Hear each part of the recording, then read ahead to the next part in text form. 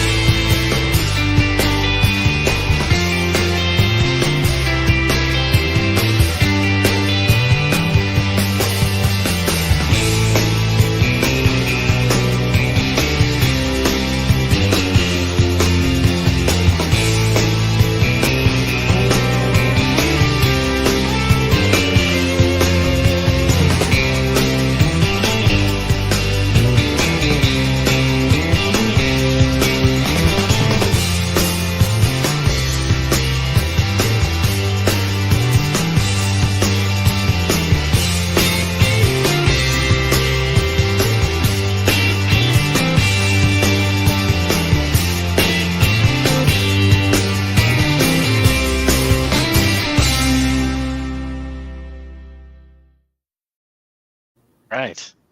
Yay. At least the music ends at the end of the video on that one. I'm trying to think had to, what like- episode I started playing, and I'm like, I recognize the deck now. Yeah, it was somewhere in there. We did a lot of one-shots in with the Red Dragon Tale Adventures beginning the year. It's hard to believe what a year it's been, 2024, and here we are at the end of that year on but we're using it's so weird that the core rule books came out at the end of 2024 and we're using new rules. So we're going to start a new campaign using new rules, new characters, and try to homebrew it into a little bit of Acquisitions Incorporated. So if you know anything about PAX Unplugged, which is this weekend, I would say watch sometime this weekend. They will do a live stream and 50-50 shot that Chris Perkins will be the DM and Jerry Hulkins will be there, Omen Drawn, who has hired you guys on this adventure.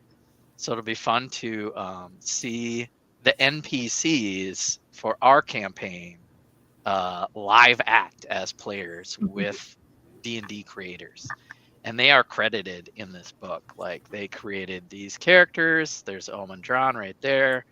And all of the fun characters. Yeah, all the fun characters. So I'd love to lean into that a little bit, homebrew it a bit, and rewatch. It'd be fun to watch the PAX Unplugged thing with you guys or something. Have a watch party. That would be a lot of fun. It's just watching people play D&D, but here we are. We got a couple people watching. I don't know who's out there. We got comments. Nikki's there. It's probably you too. It's all good. We're here just to have fun, interact as friends from other states that can use our Lego and D&D. So without any other further ado, do you guys have any questions or comments outside of game? How's life? What's going on? No, I'm good. Okay. I don't know. I just got back from my wife's work Christmas party, so I had some like really cold food. Like, they made the food like probably like an hour before, you know, like mass quantities of food, and by the time we get it, it's just like lukewarm and gross. Oh, So it sucked, but yeah, I got it out of there. Free food. It's probably Yeah. okay. Yeah. And yeah, don't get crazy drunk with your coworkers or significant other coworkers. Just stay home and play D&D and have a Yeah. beer. It's awesome. There you go. Perfect. As long as you're not allergic to it. Yeah. Drink something else. Don't jinx me. I think the trick is I need to do beer, water, beer, water. There you go. Nikki, what's up? How's your week going? Good. Super busy. Still working on convention stuff, which I will be doing forever and ever, which is awesome and possum. The website should be up this weekend. Fingers crossed. Yep. Yep. Can't see it. What else? Oh, we just got done putting our installation for the Inglewood Holiday Express in yesterday, so I will be posting pictures. Brick It's a Brick Slopes 10-year anniversary glass. We'll have to get more glasses and more. Yeah, look for Brick Slopes, Colorado, coming to the website, coming to ticket sales. Look for season pass. Buy a ticket to both Colorado and Utah. I think that's a cool promotion. And gonna have to build something for that. Yeah. I've got my D&D collab, so I'll probably rebring the boxes, and I'm hoping if Eric makes it out there, I've got his module to get back to him. So Eric's definitely coming. He said he was coming. Nice. So we'll plan on putting that together if you guys still have it together at a minimum, and then we'll go from there. All right, well, let's play some D&D. Last we left our heroes. Yes. If I watch I haven't even watched Aqua Heroes in a long time. A lot of quotes that they say, and I think that's one of them. It is. Yep. When we last left our adventurers, they were blah blah blah. You guys went into a fissure. An earthquake happened, and you're investigating 2 missing city watch guards. Your mission is to find these guards, dead or alive, and report the findings of their condition and what's happening with the earthquake below. And so far, you have encountered quite a few traps and rats and pools of water. Yeah, that was fun. Perfect for level 1 characters. Although you guys are level 2. Through the next series of paths, you will find a maze of tunnels. Great. And this complex maze is going to force you one way or another because of collapsing rock and other weak exposed areas of walls because of the earthquake. And you are searching for tracks and signs of the trail left by the 2 city guards. They have names: Sergeant Tishi and Constable Boot. And Tishi and Boot are leaving a trail, but it is going to take a survival check to pick up the trail. So can I give you can one of you roll a survival check? Ooh, I rolled a 20. I think you should go because mine won't work. 20 is pretty good. Yeah, you find safe passage through some of these trails, clearing the path, finding some boot prints, and definitely feel like you're on the right path. You find these boot prints leading directly through this freshly debris area. So to clear the way easily, I need a strength or athletics check. Now, I have a question. Can I use dexterity as my strength saving check, or do I actually need to use strength for this kind of stuff? Right. I'm asking for a strength, and you usually can opt for dexterity, Put that- I'll allow it. If you just want to do a straight dex check. But that is That's it. dexterous attacks, though, so I don't know if that would be for like combat-related strength, maybe. That's what I was thinking. I mean, it's your use. You can use it's like using your positioning and your nimble. It's more kind of more nimbleness, but like, just go ahead and roll. Okay, I got a 20 again. All right, I'm using all my guys, good rolls on early. fire, yeah. Just doing Not all bode the well. good rolls as you clear the path, shoring up the passage and climbing through an area.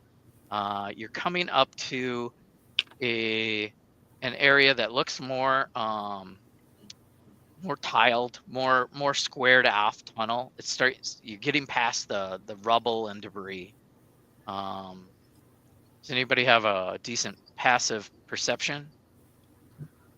I do. I have a 15 passive Same. perception. I do too. That's not bad. Both of you together with a 15 would recognize that in front of this last passage is a trap. And hinged to the floor is an outline of a trap, and it's percolating some acid around the seams. Fun. It's not a magic trap, so correct? Do I know? Well, you can use investigation or survival to notice more about you've seen the trap. Now Yeah. you need to investigate. Okay, I'll investigate it. I don't want that die. That will be 20. 30, 20. Nice. Wow, full of 20s, you guys. I was gonna like skip this part and you guys are like rolling through it. So you figure out a way using your thieves tools to cleverly disable the trap. Okay. Jam the lid closed or shim it by, and you guys can step over or safely around the bit of acid trap. Obligatory. So in the next area, it opens up to a chamber. The chamber is a passage that extends into this like natural cavern. Cavern is a ceiling, a high ceiling. You can barely see the ceiling because it's obscured with thick, dusty webs. Uh-oh. From this webbing, you see 6 web cocoons that hang down from this large mass of webs, and the bottoms of these cocoons are dangling 10 feet above the cavern floor. There are 3 that have a suspiciously humanoid shape. Bet you 2 of those are the city guards. That was my thought.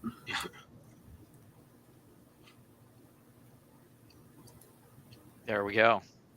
And you guys are in the spider cave. Oops. I mean web cave. What?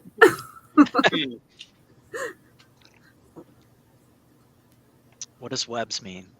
Right. What do you guys want to do? Not get eaten. That's a good call. I mean, are the other webs 10 feet up too? Or are they just on the wall? Sorry.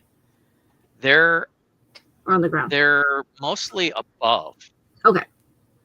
And the cocoons are dangling 10 feet above also. So this is a large cavern. Right. I don't know. I think we need to, because we're looking for people, right? So I think we need to determine if these people in the cocoons are the people we're looking for. There's only 3, so yeah. I figure like the second we make a movement on the web, the spider's gonna like know we're here if you're not already. I don't know if there's. Are the cocoons like opaque? Can we see through them at all? No, but there's three. The two in this chamber before it kind of separates into a secondary chamber. I would say these two definitely have humanoid shapes, and you can make out another humanoid shape and other like large mass shapes of figures or something, cocoons. How would you like to approach? You think we could? Do we want to bother these cocoons? Like, do you think we just cut one down? I mean, They're 10 feet off the ground. How are you going to cut them down? yeah. Right. That's probably the bigger question. Let's see something really quick. Sacred flame. I don't have any cool ways other than throwing something. Yeah, I just have it's a glow dart gun. But that's not even gonna. That just poisons people. All right. I'm thinking. I have a torch, but we still have to get up there in order to use it. I do have rope. I would say with your thieves' knowledge, Yep. you would know that webbing is flammable. Yep. So if you're trying to see the remains of what's in these cocoons, you may not want to just burn them. Oh, not those ones. The other ones, though, for sure. But you get, Yeah. So, Is there any type of way we could hook a rope onto something above a stalactite, stalagmite, with a really cool lasso? yeah. Yeah. I mean, you can certainly try. There's a lot of webbing, and I mean, if you want to pull these down, I would probably just try to lasso the cocoon itself. Just lasso the cocoon. Yeah. We can try that. Because really, like, we can see the webs, but he said the ceiling is really high up. So I don't know if we'd be able to even see what we're throwing the rope at. Yeah, maybe let's just try lassoing a cocoon down. That's what I'm wondering. Unless we're lovely little. Oh, sorry, not little. Cleric has something special. Oh yeah, you've got Dust Rock with you. I'm looking. I haven't opened his character in a while. He's probably got some gear. It doesn't have anything special. You can ask him if he's got any ideas as a.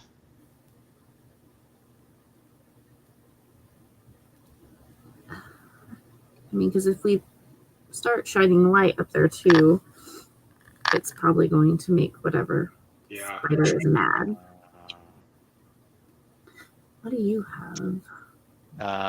He doesn't really have anything to help, but he has detect magic. So if you guys are like worried about something, he's going to go ahead and concentrate on a detect magic spell, and he notices on the webbing in the humanoid figure below, to the straight ahead and south of the screen. Okay. That some magic seems to be glowing all over the figure. Interesting. Could I parkour myself, jump off the wall and get some elevation and just try to grab my weight and pull the cocoon down? Hell yeah. Because I am pretty acrobatic. That would be in athletics. Or if you want to use your dex. Or acrobatics is dex. So yeah, if you want to use your acrobatics. Okay. We're both quite acrobatic. Versus athletics. I got a 14. 14's not bad. You swing up there, and now you're which you're going for this one with the magic on it? Yeah. You swing and swing, and after about the third swing, it detaches, using just your weight. Mm-hmm. It finally pops down and falls onto the floor. So there is some mat. It's just glowing. So I wonder if we could try cutting it open. That's my thought. You Sure. can use a dagger to do so. Yeah, I got a dagger. Since I'm already there, I'll try to cut it open. Okay, Carefully. you cut the dagger. You use the dagger and slice carefully through the cocoon's webbing. Cool. Just kind of doing like an Amazon opening, kind of. Yeah, just box knife. Yeah. That's not a good idea. I Well- take out my box knife. You pull the wrappings off of the cocoon, and you find an elf-like character, and this elf has no name, but has a player. Yeah. How'd that happen? I had a feeling we'd find you down here. Can you hear me okay? Yeah. Okay, good. So you're waking I'm on my up, wife's computer, so yeah. Larry's gonna play this elf character, and he starts slowly waking up as you rip him out of this cocoon thing, and the dwarf notices that the magical aura is his armor. His leather armor is kind of giving a glow, and you guys are like, "This one's still alive." It's alive. Quick question. Yeah. Are we doing voices? It's up to, My voice, you've already heard my voice. I'm doing my normal. I don't have. Technically, like if we want to get real technical about everything, like I probably wouldn't talk that much because like I kind of lived in silence. So, but I don't want to do that. Oh, cool. Nice. This will be Larry's character as he wakes up out of this cocoon. I want to learn about this elf that we picked up. Mhm.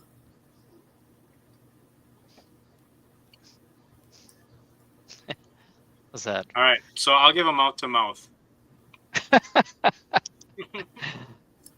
No, we need to revive him. Can the cleric? You Oh, smell hello? like the alcohol on the monk's breath as he approaches your face. We cannot hear you now. No. We were just hearing you just fine. The elf is mute now, and he's trying Now to he's talk, but he's lost his mute. voice. Now you're on mute, so we definitely can't hear you. Now he's actually on mute. Yep, Right. there he is. So the monk is getting close to your face with resuscitation measures. I'm hiding in the shadows. That's what I'm doing. Away. I'm just looking at all you guys, just feeling, oh, Lita. All right. Let me try to perform some monk resuscitation on him. A 1-inch punch his chest. Try to get that heart work in. There you go. Perfect. Well, it doesn't take much. Like before you punch his chest, you know, the fresh-ish air is, you can breathe. I wanted to punch him anyway, so I knew it wasn't gonna do anything. I just wanted to punch him.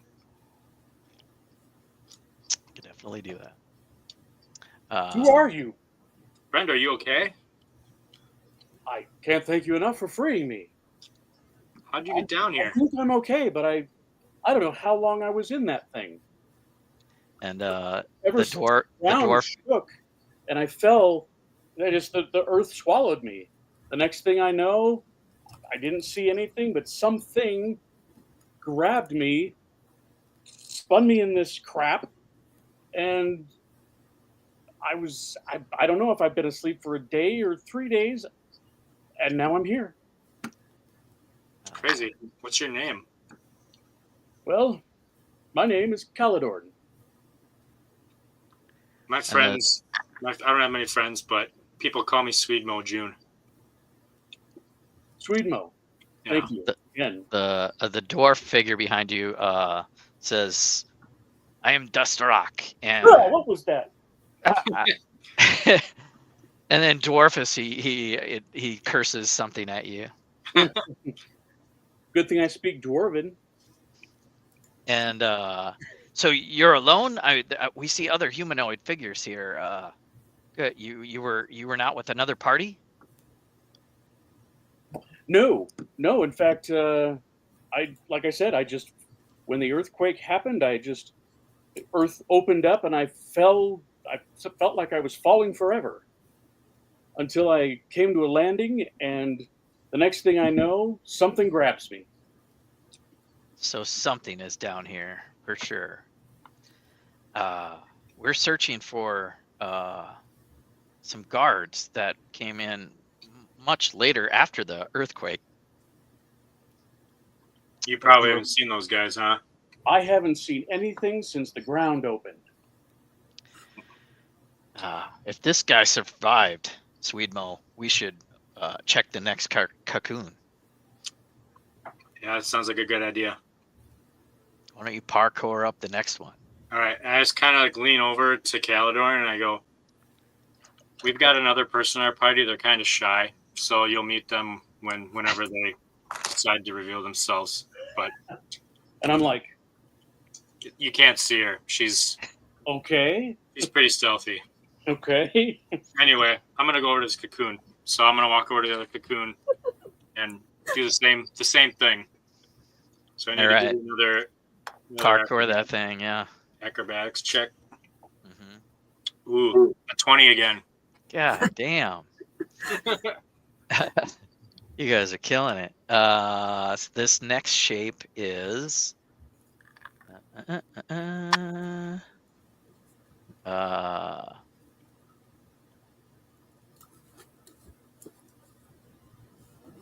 definitely one of the guards.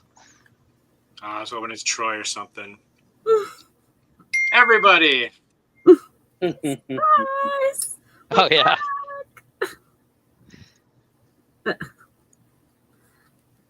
Guard. So one of the guards, the city watch that you're looking for, is Constable Boot, and this guard resembles. You could see even like a badge. If you search his body, you'll see a badge or some sort of identification on him. And deceased Boot. He is also carrying a flask of holy water and a potion of healing. Is he alive? No, this character is dead. Wow. Quickly, cleric. Revive him. Let's take a look at him. I don't think you have that at this level. Yeah, anyway. I'm only level 2 or 3. He's got a card that says I'm level 2. I'm only level 2, guys. Whatever that means. I can cast Spare the Dying on somebody before they die. Does anybody want that? Sweedmo, if you're going to go up and keep clearing these cocoons, I can't save this poor fellow, but I can cast Spare the Dying on you. And with an action, he places his palm on your shoulder, and you now have a custom feature that if you ever fall to 0 hit points, you don't die. You stay stable. This is just like a one-time spell? Yeah.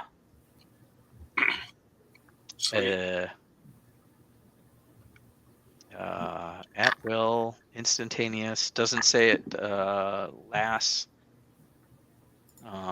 But yeah, you went unconscious before. We don't need any more death saves. So he's gonna give you Spare of the Dying. Nice. Thanks. I think we should pick up these 2 flasks. Yes. Anybody need a health potion? I think we took a long rest before, but we should just grab them. Yeah, Is we that a health potion and a flask of holy water? Yeah, I'll let you guys long rest after you started through the maze. Before you started through the maze. we did. At the end of last session, I think we did that. Yeah. Yeah. So you have your spells back, but the cleric is now, well, he's used a cantrip, and he's used detect magic, so he's down one slot. I don't know if his magic would detect health potions like that, but he's. I wonder if that would. I mean, it's magical red fluid.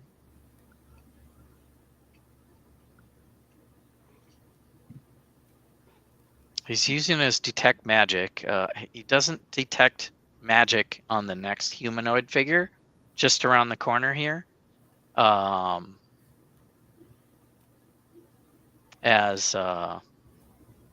you can approach this next humanoid cocoon. So we're on the third cocoon now? Mm-hmm. All right. I'm Alright, going guys. to go over to the dead person. I'm sneakily going over to the dead person and just chilling out over there watching things still. Okay. Is there anything I can loot off his body besides the potions? You can rummage through this normal City Watch guard. Get his security clearance key or something. Yep, I shall. You definitely get like his identification and stuff, and you are there to bring evidence back to headquarters about these characters. So you probably would grab some personal effects, so you could unfortunately report that this one is deceased. Just cut his head off, put it in the bag. Yeah, right. He's in the guard. There we go. Brutal. We don't have a bag holding yet. I've been watching too much Walking Dead. Caladorn. Yeah. I have a question. Yes. Did I see her? Give me a roll. Why don't we do a contested roll? So this would be your perception versus your stealth. Yeah. 23.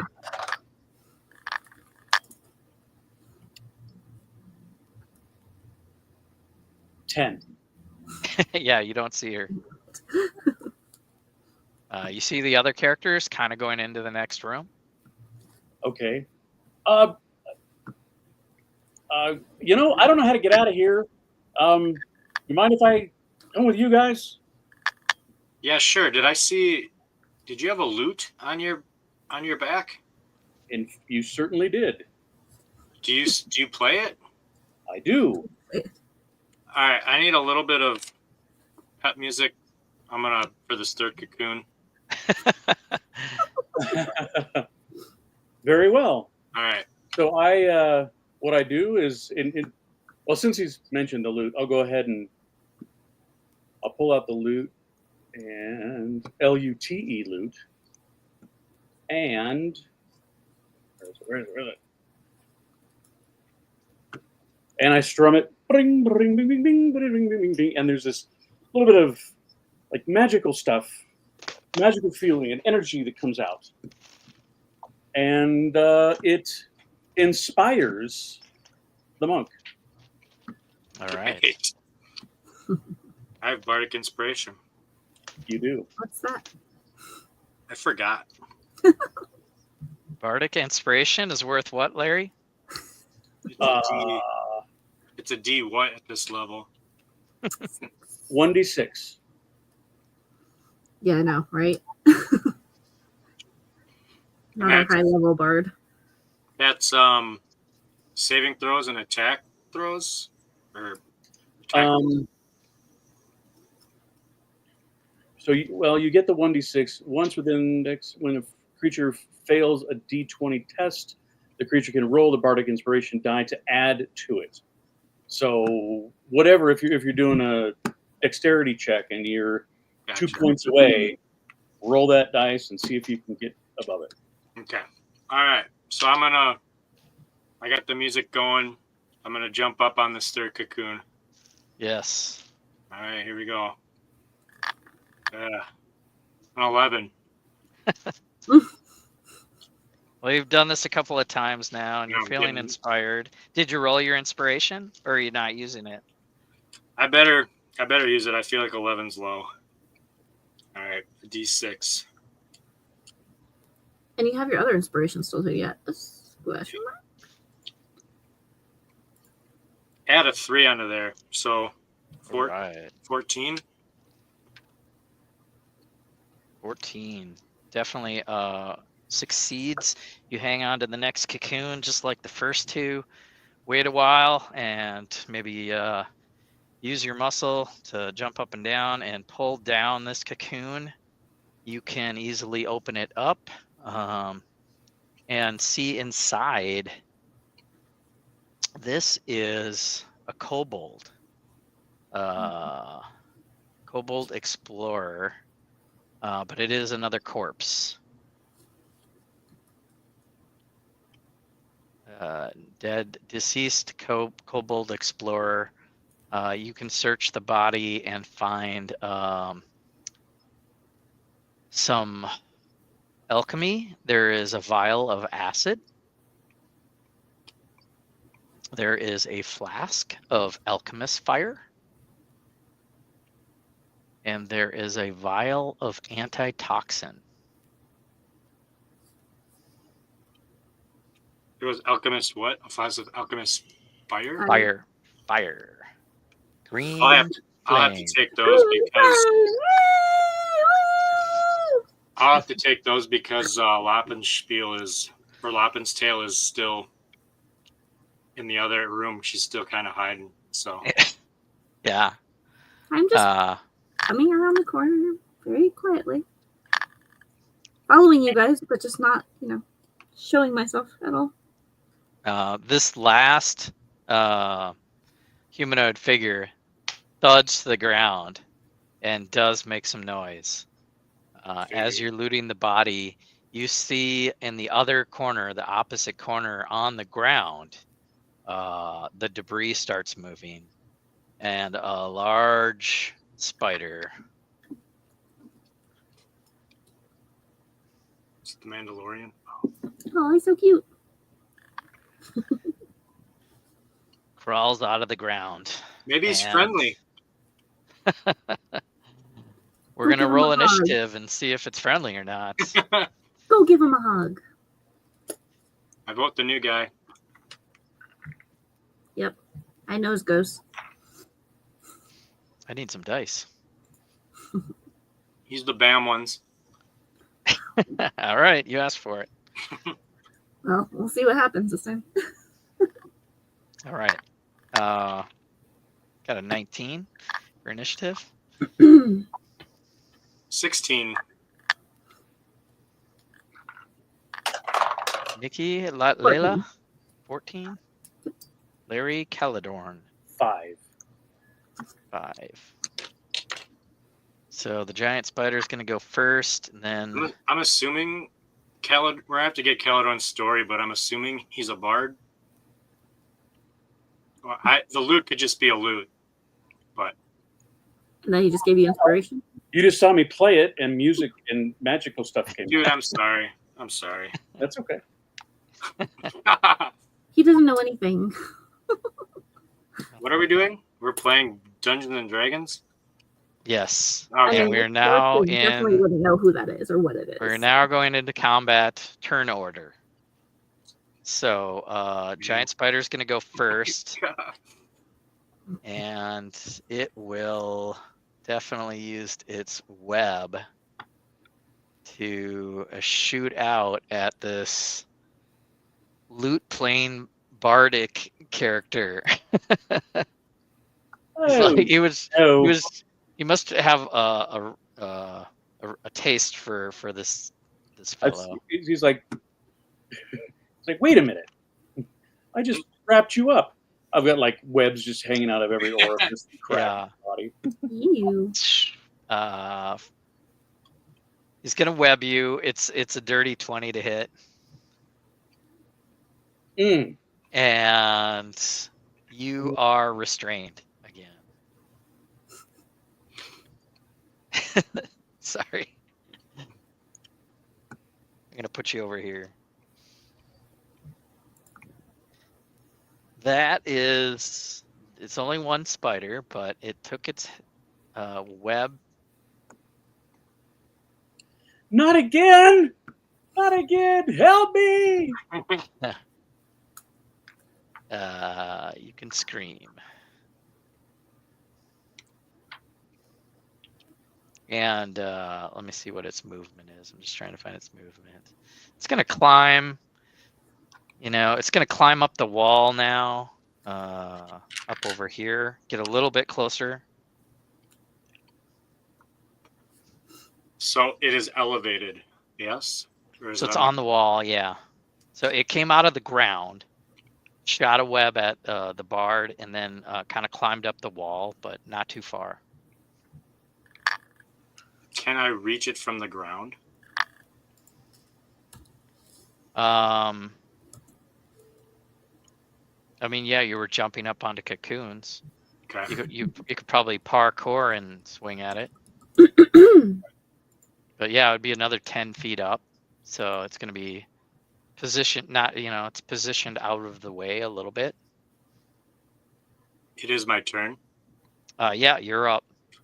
Can I get up to it and try to grapple it? Sure, why not? You take a running stride and jump and try to grapple the giant spider. Give that's a attack roll. Yeah, that would be one of my unarmed strikes. So I would need to. So I rolled a 19.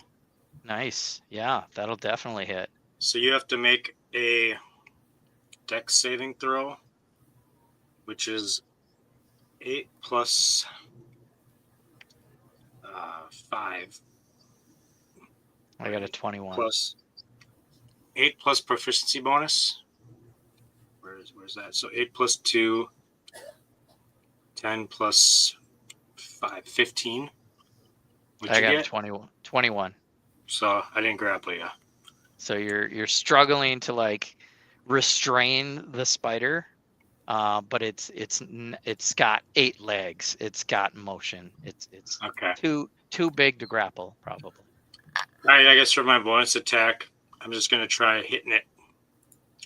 All right, so you're hanging on with one arm, and you're gonna. Yeah. What are you gonna use? Hit it with just my fist. Arm, a headbutt. Yeah. Okay. An 11. 11 does not strike true, and you feel like the brunt of its like exoskeleton. Do I have any movement left over? No, you took all your movement to get there. All right, that's pretty much my turn. You can be like hanging there, trying to ride this giant spider. I'm just like grabbing onto one of its arms or something. Yeah. Okay. Because you were trying to grapple it. I'm sure you could hang on it, but it's not restrained. Okay. Dust Rock is going to go next, and he's going to hit this thing with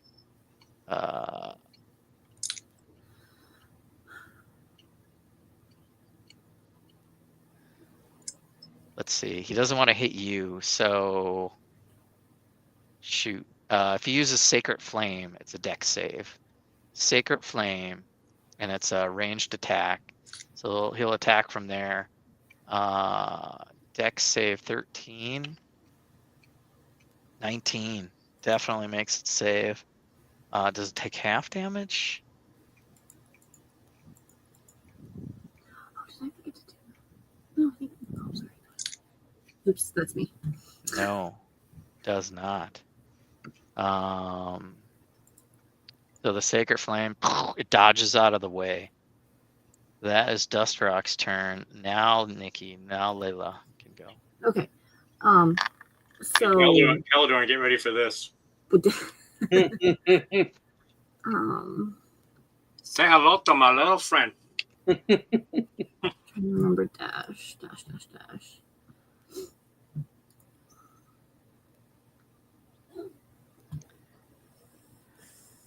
So I can take my dash action, which is my cunning, to go double, yes, because that's what dash does. Yeah. So will 60 feet get me to the spider? Yeah, you want to be up right on it? Yep. Yeah. 10, 20, I'm 30, zooming 40. fast, everybody, really fast. And I 50. take my dagger and stab it in the head. Plus it's up on the ground. So yeah, all your movement to get there, and you jump up and stab it in the head. Go ahead and roll to attack. He hops. Son of a monkeys. That's a 7. But, oh yeah, hold on. What's that thing? Is that only damage? Sorry. There's things I'm still learning. Once per turn. That's just the damage itself, not if I actually don't. And did I get any inspiration off? I don't think it did. So I miss, sadly. What did you roll? 1. Yeah. Well, I'm you very rolled a much 1? so.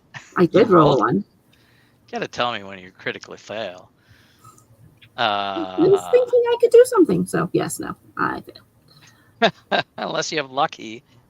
I do have a lucky foot, but I don't have feet? that. Feet? That's something different. It's if I Yeah. fail a dex. Oh, you have saving throw. lucky footwork. Yeah, you don't have the lucky feet. No, I don't have the same thing that Matt has. No. I thought rabbits had something. Yeah. You're like you're wishing you did, because rolling a 1, jumping up and hitting this spider, it's going to react and take a bite at you. This is fair. And I rolled a 1. So you take a bite out of it. Yeah. I counterspell your counterspell. Yeah, we'll call that a draw. You're doing great. What just happened? This is that alleyway ambush all over again. Yep. Everybody's missing everything. What do you have anything else left, Layla? Bonus action. I used my dash to do my bonus action. Yeah, I don't think you do. So nope, I have nothing. Okay. We're gonna go to Caledorn. Hmm. You're webbed up.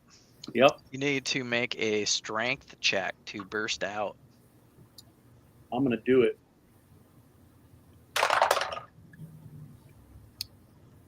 I'm gonna use my heroic inspiration, which Okay. magically appeared. And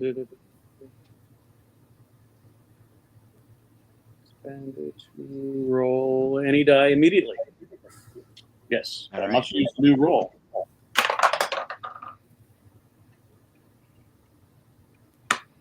Three. Mark not that heroic. Mark I'm that not- heroic inspiration off, and you are still restrained, my friend. Sorry.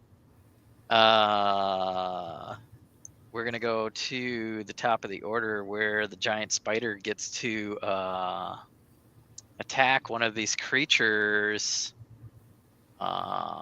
It has a bite attack. It's gonna bite the monk That's fair. because it's right there, and the shady rabbit was just kind of falling into the shadows. Non band. I got a 19 to hit. Oh yeah. You're gonna take 7 points of piercing damage, and I need a Constitution saving throw.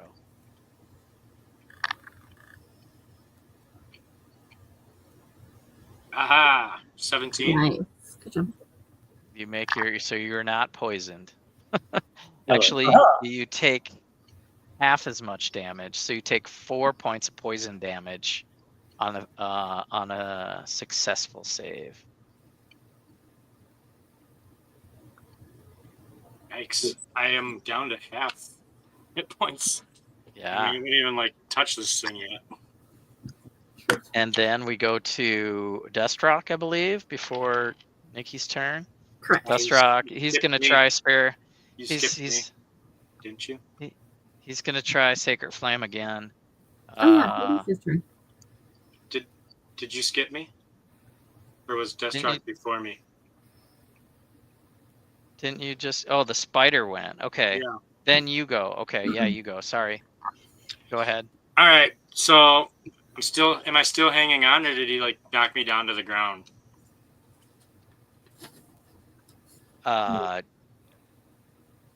It bit you, and you guys can be locked together. Okay. All right, I'm gonna reach out of my back, and I'm gonna take my oar, and I'm gonna try to spank this guy in the head. Okay. Oh man, a 10. 10 does not hit. Use all my rolls up. All right. Bonus action. I'm just gonna unarmed strike. Okay. I technically can I use a? Yeah, I don't know if you can because I can't. you're hanging on. Sure. And now you pulled your oar out. Can I try to like swing my foot up and kick him? Yeah, you can use your kick. All right. Come on. I miss. Miss? Yeah, I got a 10 again. 10? Okay. I'm gonna die. You are done with your turn, and then Dustrock tries to do Sacred Flame, so it's gonna. Wait. You?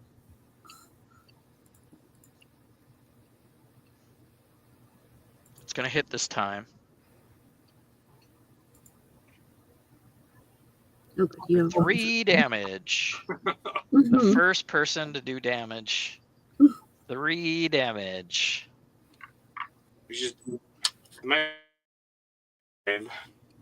And he's going to. I don't know. He's gonna kind of take cover around the corner here. Sorry. Nothing to do with this. And then I gotta keep track of turn order. Now, Nikki? Yep. Okay, so for my bonus action, can I go behind the spider? Like jump off the wall and onto him to do a sneak attack? Well, you don't need to because the monk is there. He's within 5 feet. So I can still do a sneak attack regardless? Any hit it's sneak damage. You It's gotta just think not of it. fun if he's right there. I know. Well, he's distracted by the monk. I got it. All right, so you can strike with a stealthy, but you can jump up and down at it. It again. That's my dagger. Okay. What did you roll? I haven't rolled yet. Okay. Better than a 1, but a 3 plus. But Oh, man. 3 plus 13. No, 6. I can't add 9. Good grief. 9 does not strike true. Absolutely not. You try your darndest to hop down and purchase. This exoskeleton is too hard. I will get through. Anything else? So that's just my action. And for my bonus action,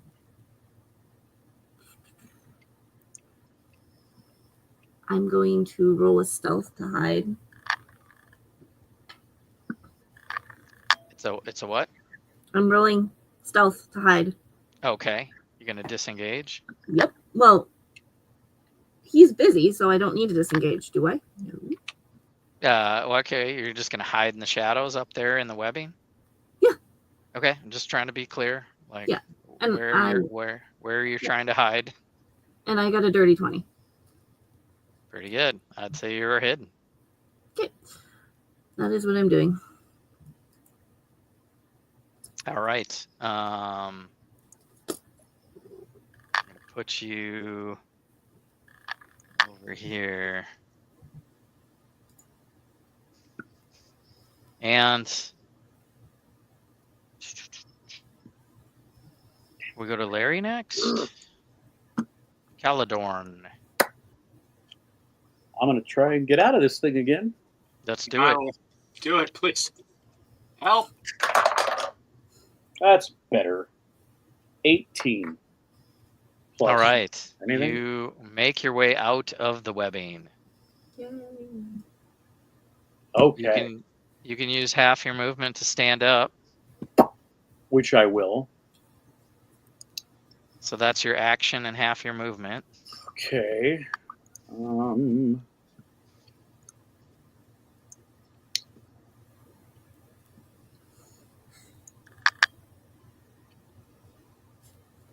Yeah, I got that. New character, I know. new stuff. All of these are. I don't have enough action left in my bonus action. Too. Bonus action is Bardic Inspiration. Yeah. That's about it. How That's many of those about do you it. get at level 2? Say again. How many bardic inspirations do you get right now? 3 per long rest. So you used one. Mark that off. I did. Okay. And then- let's see. Well, that's a reaction. I guess I'll just use the rest of my movement to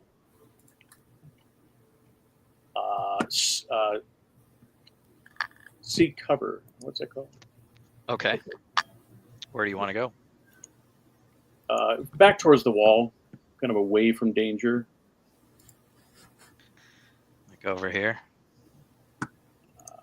Yeah, that's fine. I mean, in the next turn, you could maybe even get more stealthy with it. But you can get over there as you break free on turn 2.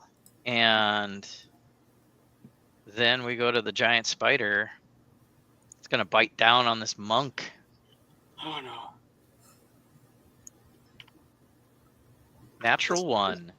That's a I'm going to fail. say it reaches out and loses its balance and topples over onto the ground.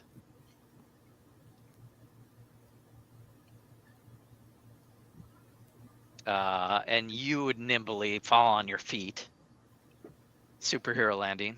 Or however you want to do that. Mhm. And that's its turn. One Punch Man. Sweedmo, you're up. I kind of look over at the cleric, like,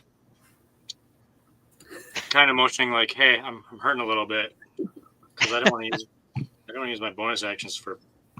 All right, I'm going to paddle him in the head again. Paddle Paddle him magic? in the head. Okay. 16. You don't want to waste that magic. You're saving that. I got a plan. It is the first encounter tonight. 16 does hit. All right. 5 points of bludgeoning. 5 points of bludgeoning damage. All right. And then for my bonus action, I'm going to do Flurry of Blows. Okay. Nice. Let me check that off quick. Use a Pop, focus pop. point. Use a focus point. So I rolled a 16 and 19.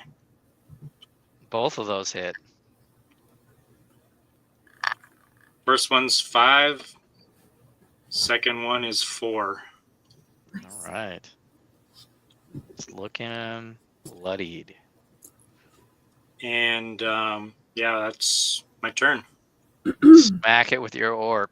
It like kind of cracks its carcass a little bit, and it's like exoskeleton. And then I do like a punch and a spin kick. punch and a spin kick, Yeah. and whack, whack. It kind of starts oozing some liquid out of its neck. And that's your turn. I believe we go to Dust Rock. He's hearing your request for aid. And seeing that you are definitely doing more damage than him. So he'll go ahead and, I mean, he'll stay. He's going to keep his distance, but he's going to cast Healing Word towards you. And that'll be, oh, it did all the math. 6 points of healing to you. Thank you, Dust Rock. Wherever you are, I can't see you. Yeah, he's just like around the corner. Yeah. Healing Word. And then he hides again. And then we'll go to Nikki's turn, I believe. Layla? Yep. All right, so I come out of the shadows. I saw where he's oozing, and I'm going to stab him directly in there now that the exoskeleton seems to be broken apart. So hopefully Cool. this will work this time. Yes, much better. We have it worked out perfect. 25. Nice. Big hit. Yes. Right Okay. in the target. So now we're gonna do 1d4 plus 3. I'm gonna roll again based on the whatever that feature is. The You also have sneak damage. savage. Yep. So can roll weapons damage twice. So I'm gonna roll my weapons damage for 7 attacker again because I only got a 1. Okay. And I got a 1 again. Okay, fine. Be that way. And now we'll roll sneak attack. Sneak attack damage, which is a d4. My goodness, we get 2 damage. Yay! Your sneak attack's more than a what? What did you say it was? I got a 1. But it's. Oh yeah, it's a D6. Oh wait, so 1d4 plus. Oh yeah, okay, 1d4 plus 3, so that's 4 damage for my actual damage, and then my sneak attack was a 1d6, so 5 total damage. We're doing great. It's looking pretty rough after that. Like, you hit it exactly where you wanted, but it like. He's a bastard. Yeah, it doesn't take it down. You want to do anything else? You'd be like over here now. Bonus action, I'm gonna go hide again. Okay. Disengage and move. Where do you want to move? I'm going to go back into the shadows. Or so you're just gonna stand right there and hide in the shadows? He's still busy with him, yes? He hasn't Yeah, attacked I'm just me at asking all. if you're gonna move. So I'm putting you, like, you had to go up and hit that part of his like jaw or whatever, his neck. But I already moved. Okay, fine. So I have you like in the center of the room. The other area with the webs. Okay. I'm like, you can hide. You like just like hide in the center of the room. Well, and see because what I happens. crit, and yes, I would hide just in the middle of the floor and nothing would happen. As a stealth. Okay. That's what you want to do. All right. You're hiding in the floor. Yep. Because you have movement. Oh, I and know. you can disengage. Is Layla the same size as we are? Or is she like super small? Layla? I'm just curious. She's super small. She was the mother. Yep. But she is small. Yeah. Small humanoid. You're like knee high? Or? I hid behind a rock. That was on the floor. Okay. Hey, I crit. How can it just magically happens? I'm just saying you can move also, is what I'm saying. I shall move behind him then. So behind him, okay. Yep. Crawling on the ground. Stealthy as hell. That is my turn. Okay. There we go. That is your turn. And Larry. Mm-hmm. You want to go for the kill shot? I'd love to, but dashing is an action. Well, I mean, I've got. Where you can get. if It's I about straight 30. at it, how far can I get? You could get right up there with 30 feet. 10, 20, 30. Barely. Put me. I'm gonna kind of flank it. If Layla was there, you wouldn't get there. Okay. You would have stepped on her. You would have stepped on Layla. All right. Well, terribly sorry about this, guys.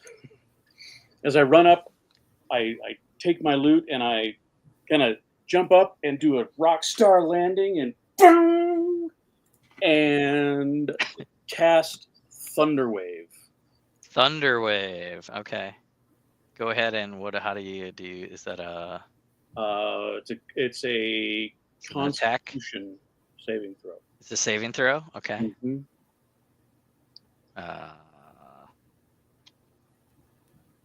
That's not going to do it. 2 + 1, 3. Full damage. Full damage of 2d8. 2. 8. It is toast. How do you want to do this? And You strike that chord, and it reverberates the sound, this thunderous wave, and just and everybody's pushed back 10 feet. yeah, But blasters. as I it just all of its segmented body just flies apart. I'll say Spider parts everywhere. all the webbing and the cocoons fall. The remaining cocoons. And that is the end of our combat. Yay, I did something. First try. I did a thing. Sometimes as a bard, that's how you feel. Like, yeah, I did something today. Like, sometimes I feel like I don't do anything. What's up, Chris? I know you were there a while ago. Oh boy, that's a long email. Read that later. All right. This guy. So you guys can search the other cocoons. There are the remains of other giant rats. And that's the end of combat and everything in this room. So we still gotta try to find one more guy yet, guys.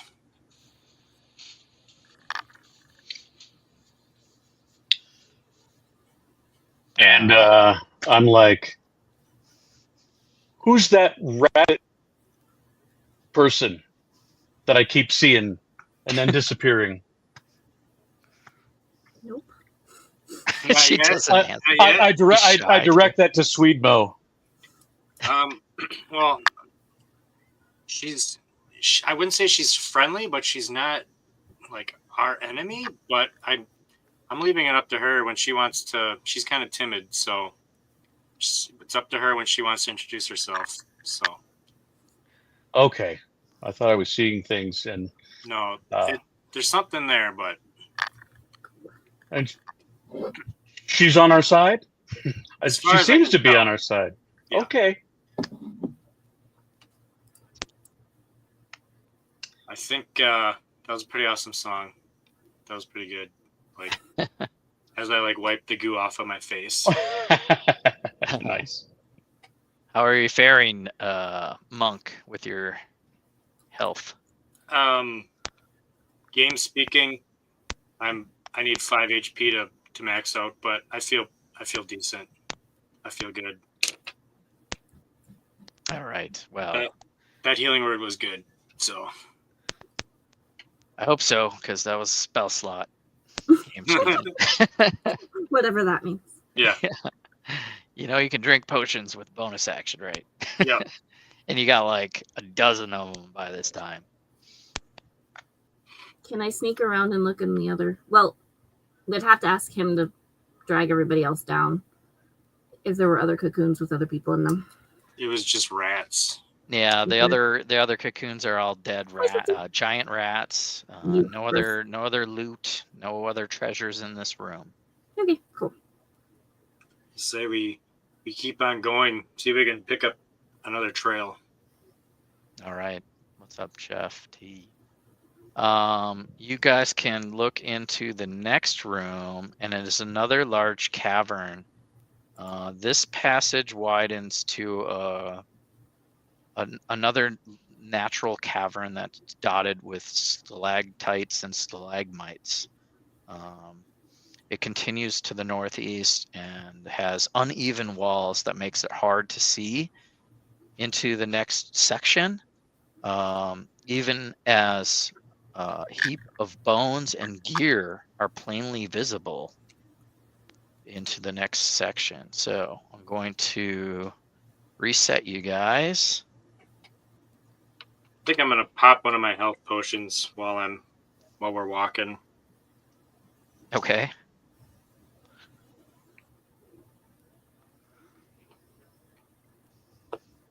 Gotta just figure out what die that is again. So there's loot. 2d4. +2.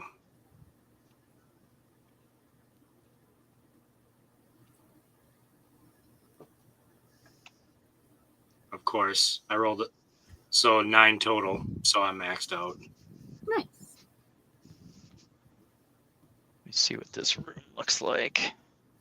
Oops. It's gonna be.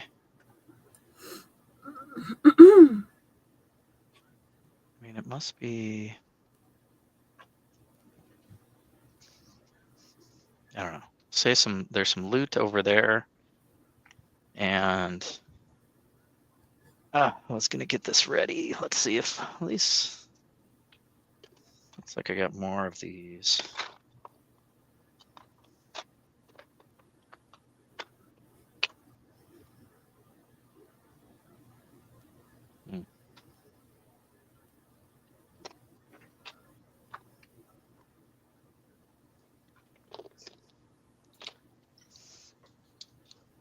If there's loot over there, I'm already starting to kind of sneak over there.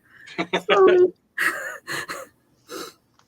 Passively perceiving any traps that may be around. Okay, so which way are you gonna go? Around whatever those are. So you're gonna go to the north and around? Yep.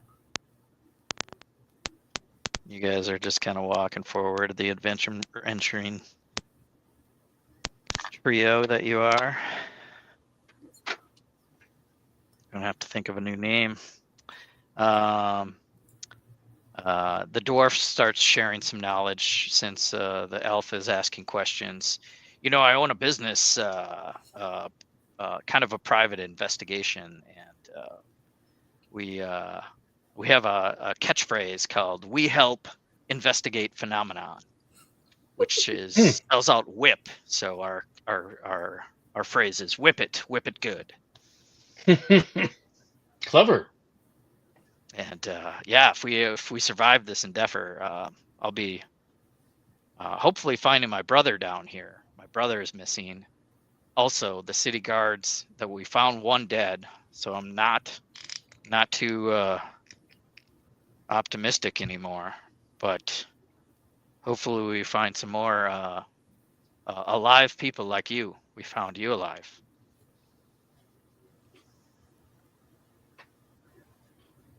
Very well.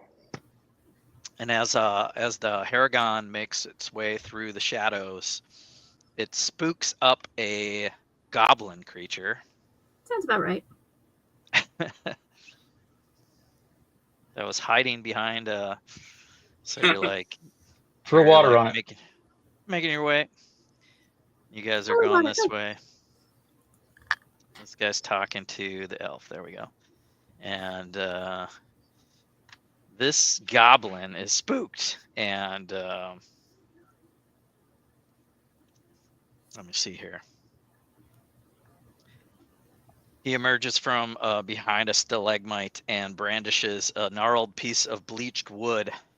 I am the powerful wizard. My wand annihilates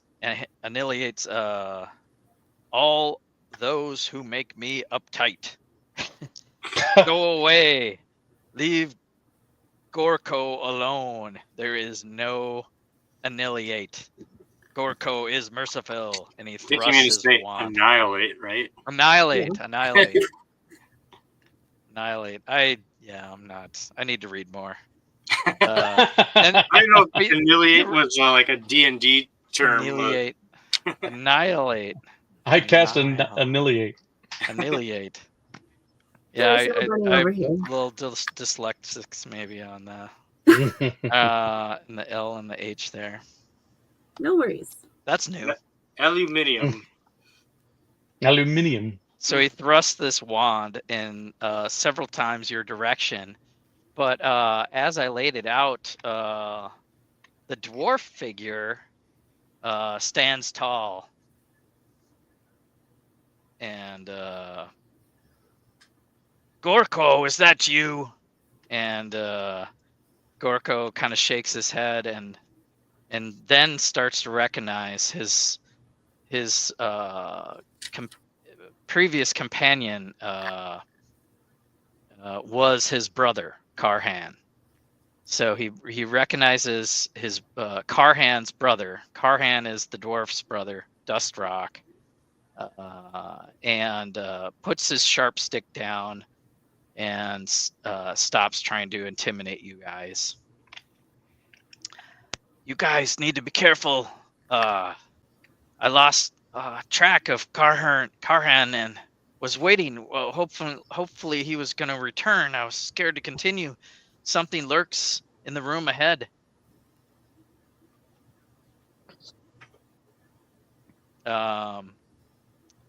Anybody want to do perception? Yeah. Or investigation? Or I rolled a talking? 24 perception. Nice. Okay. I do all my good rolls on the crap that doesn't matter. Gosh. But it does matter. Yeah, kind of. So, I'd rather hit. yeah, with that high roll, you would notice there's no creature visible in the next room. You see the gear, you hear the warning, but you notice like between the walls here that separate the two rooms, there are sharp stalactites in the passage that are weakened by the earthquake. And you see kind of a danger zone above.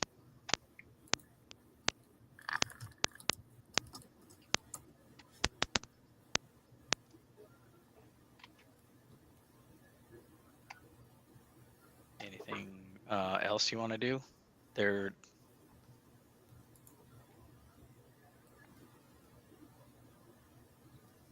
What's going on there, fat monk? I kind of point up and I go, so those stalaggies up there, they're kind of weak. We should just make it known, like we should probably, I don't know if we'll be able to go through there without doing something. I don't know if we can like run fast or if we could maybe check for a trap or something. Maybe there's something that's going to set these off and they're going to fall. I don't know. I have an idea. And I pull out my lute. Oh, no. Can you hear that? A little bit. Sounds out of tune. Mm-hmm. Yeah. You know, that was a huge disappointment. Yeah, KO. Anyway, I'm borrowing my wife's AirPods. Danger They don't work zone. like mine. Okay, anyway, I'm strumming my lute. Are you playing Highway to the Danger Zone? Yeah. And a bright blue hand, glowing hand, appears in the air. I cast Mage Hand. Okay. It's a cantrip. And I go and I use the Mage Hand to push the stalactite to get it to fall. And the dwarf catches you in mid song. He's like, whoa. Shouldn't we get through there first, or that would be a mess if we can't get by there. Well, I don't imagine all of them are like that. Maybe we can just find the loose ones and make sure they're not going to kill us. All right. I don't know. Well, if He does bring up a good point. We're just worried about it falling as we go underneath it, though. Could we use Mage Hand to like catch the stalactite? I don't think it can hold that much. No, it can't. It's and nothing more than 10 pounds. the dwarf goes up to the goblin. What kind of creature is over there? Come on, give us more information. And he's like, it's like a big worm. Something's crawling around the earth. Nope. Not a purple worm, huge thing, but it's pretty big. Maybe we could lure that worm to us and push the stalactites down on top of it. There's a way to. That's a good idea. Well, I'll keep my spell up. All right. Ready to drop stalactites. Sounds good. Now we just need to figure out how to get that thing. Who Maybe we gotta go wants by it? the loot. Maybe, Layla, you think you could like stealthily, maybe not so stealthily, I don't know. Gorko, do you know anything more about this worm? It's just that it chased me off. Garhan got past it, but I got left behind. So if we make noise, will it actually cause it to come near us, do you think? Yeah, let's see here. Let me look it up. DM's gonna look it up Because now. if he's already using his loot, wouldn't that have caused vibration, including the thunder, before? The dwarf speaks up. I've got tremor sense, and I think you're onto something there. This thing probably has tremor sense also. Ooh. I can make tremors. Do you think that'd help? Use your thaumaturgy. Mm-hmm. You're holding the hand, though. I can drop it and recast. What do you think? I think there's 5 individuals here. You don't have to do everything. You should have the hand ready to go. Yeah. At a split second's notice. Just And the hand somebody- concentration. Somebody that's fast and stealthy should probably go in there and get its attention. Yeah, mage hand is concentration. Come on, Layla, and the dwarf is going to try to persuade you. Or wait Go a minute. for it. So I'll use persuasion versus I don't know what you want to do. I can persuade back. Persuasion versus persuasion. Got it. I like it. I got a 8. 18.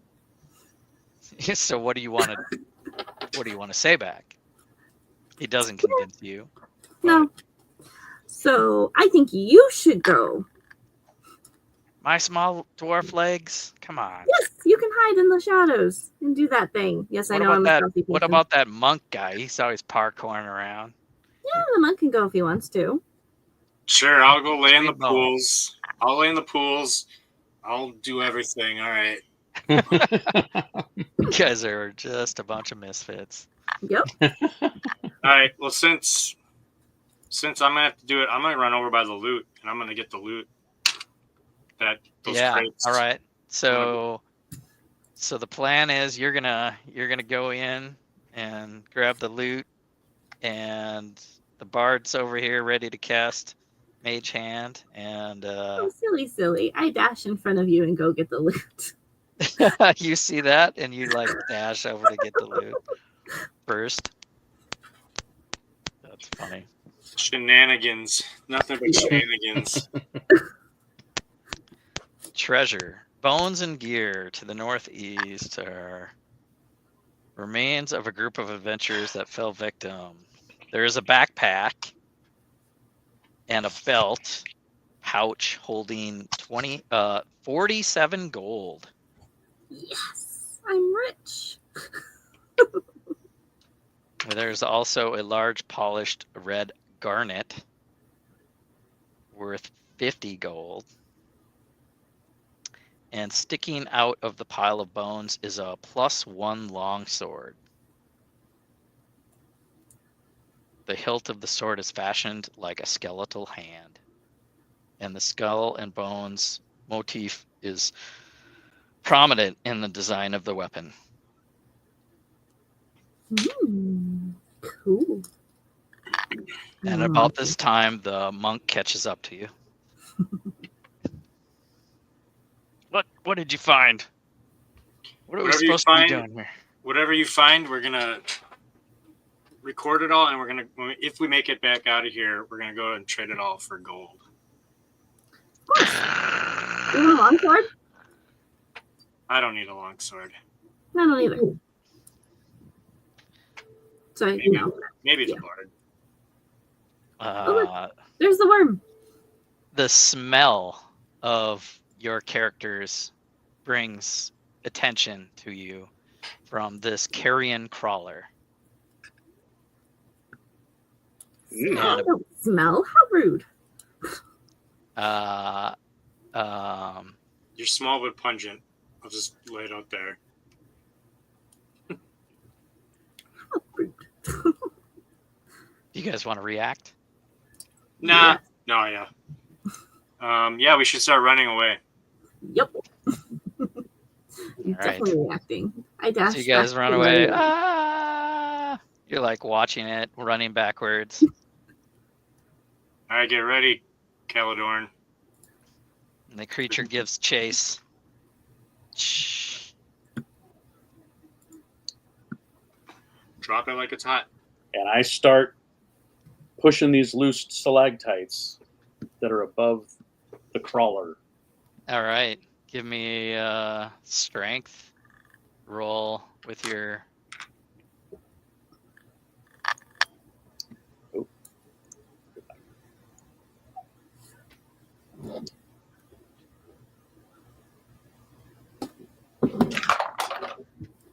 Rolled a 15. Not bad. Not bad. It starts to bring one of the stalactites down. And Dust Rock's like, isn't that thing stronger than that? But he has nothing to help. But it will drop down.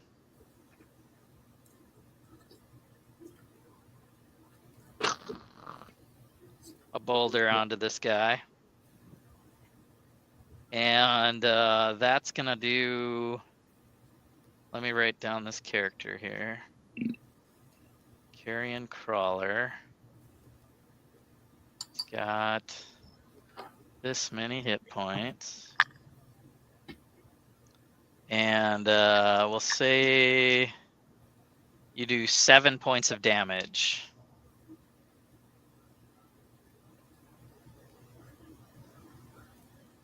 Now let's roll initiative. Ooh. 21. Nice. Layla. 18. Caledorn. 7. Dust Rock. Carrion Crawler. All right, you guys are going to get first attack. Steve, Sweedmo. Let me put you in order here. Sweedmo. Then Nikki. And me, Dust Rock, and then Larry. All right. First thing I'm gonna do, I'm gonna take out my oar and give her a crack across the head. All right. That probably misses. A 9. 9 does miss. And then So I you're up guess, here. Oh yeah, You're sorry. up here. I'm gonna move towards him. And then for my bonus action, I'm gonna try to grapple him. See you later, KO. Okay. Gonna wrestle this giant carrion crawler. 18. I mean, that hits. So yeah, you have it grappled, I guess. So now you have to make I don't know how that works. You have to make you must succeed in a dex saving throw, or then you're grappled. So like, I Okay. guess I rolled to make the grapple. Is that how Yeah, I it works? rolled low, so it's kind of stuck between the rock and what you're trying to do to grapple it. Okay. So it is grappled then? Yes. Okay. But you're like positioning it, up against that stalagmite that just fell down. Okay.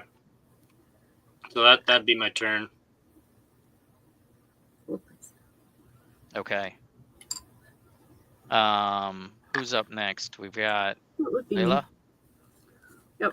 Okay. So let's move out of the way so I don't hit him, and I'm going to use my short bow. Just trying to think what actually happens when you are grappled. Where do you want to move? Map. 320 feet.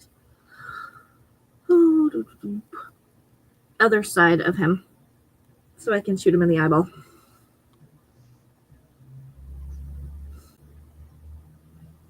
Yep, that works. At least attempt to. Go ahead and roll with advantage. It's kind of restrained and grappled here. Okay, so that's 16. We're 16. 16 is the answer. All right. Yeah, that'll hit. And I'm not close enough for a sneak attack. But the monk is. It's a friend. A friend So has to be close. Oh.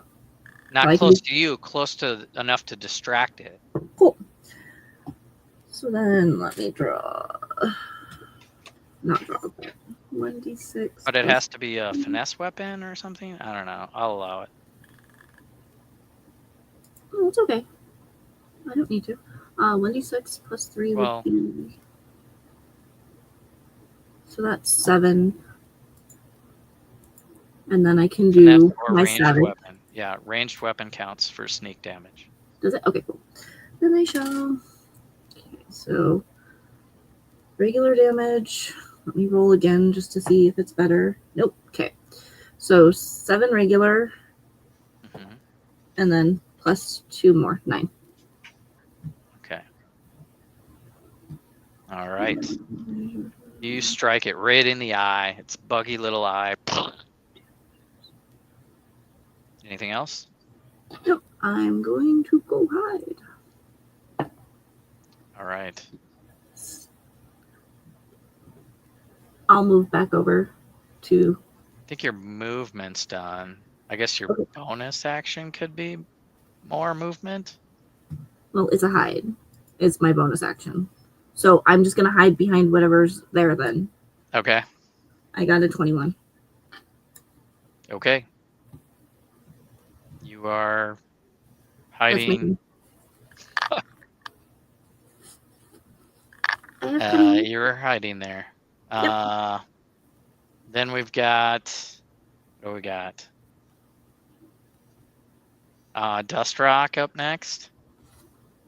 He's gonna try that Sacred Flame, I think. With the monk right there, he doesn't want to hit anyone on accident. So, dexterity saving throw. Misses.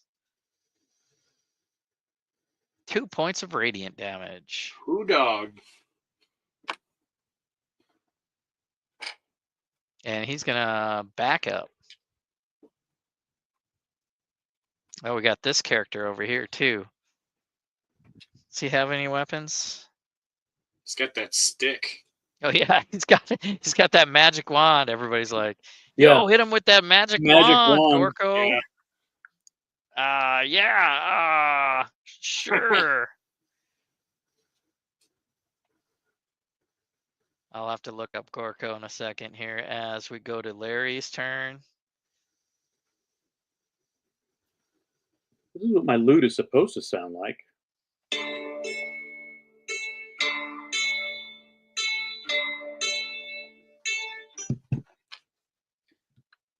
All right. As I strum, I cast. Well, it's a cantrip. Ray of Frost. Ray of Frost. All right. Ray of Frost. So I've got to do a spell attack. God damn it! All the hell. 2 + 5 is 7. It's not bad. 7 to hit. Yep. Oh. Does not purchase. Ray of Frost. Somehow you're like aiming at the tail or something. Did you roll with advantage? Because it's pinned down. Jesse, when you're grappled, you just have disadvantage on attack rolls. Okay. I'm allowing advantage. I'm the dungeon master. Gotcha. Okay. Gotcha. If you want advantage, Well, Larry, this thing is if you say he's restrained, then attacks have advantage, right. and his attacks have disadvantage. Right. But I don't know if that means like handcuffs. I think it's a little of both with the boulder falling down and what the monk I'm is gonna roll trying again. to do. This time I get a 17 + 5 is 22 to hit. It would be pretty hard to miss this thing. Pretty hard to miss this thing. Go ahead. Roll some damage. 2. All right. Gotta love monsters at level 1. Guys like going from level 15 to level 2. It's an adjustment. I keep forgetting that these things probably don't have a lot of hit points. But I'm not also not doing a lot of damage. All right. See you later, Chris.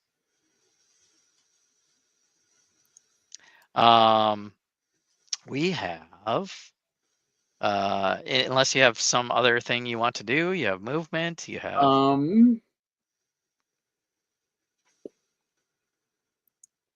I do have movement, and I'm going to come right up next to the monk. Okay, so you're gonna get closer to this thing. Sure. You want to be in its face, or you want to be behind the monk? Yeah, I like it right there. Right there. Okay. Dude Jude, what's up? First time here. What's up, Dude Jude? You found the Dungeons and Dragons channel. give us a like, and I'd appreciate it. Thanks for being here, Dude Jude. We have that's turn. That's the turn. That's the turns. The goblin, yeah, he's got nothing, but he sees that thing restrained, and he's gonna go over to that longsword. Unless Nikki hid it away. I don't think she touched it. Did you grab the sword too, Nikki? I didn't need it, so I left it. Yeah. So it's gonna go over there and loot that sword. But that's his turn. He's going to find a weapon. And I think we're at the bottom of the order, which is the carrion crawler's turn. It's going to try to break out of the grapple. Sweedmo, what does it need to do?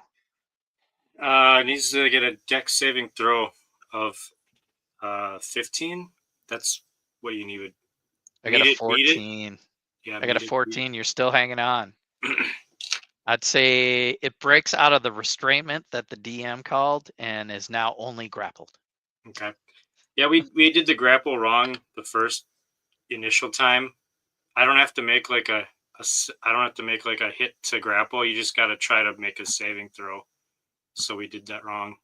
Oh, okay. Yeah, you don't. It depends on how. Yeah.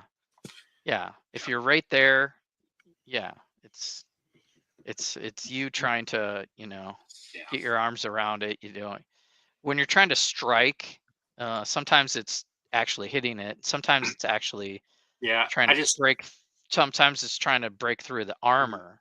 I got confused because in my description it says you can make an unarmed strike, you can damage, grapple, or shove. So I was thinking I had to like. You can make an unarmed strike or grapple or shove. It's not all of them. Right.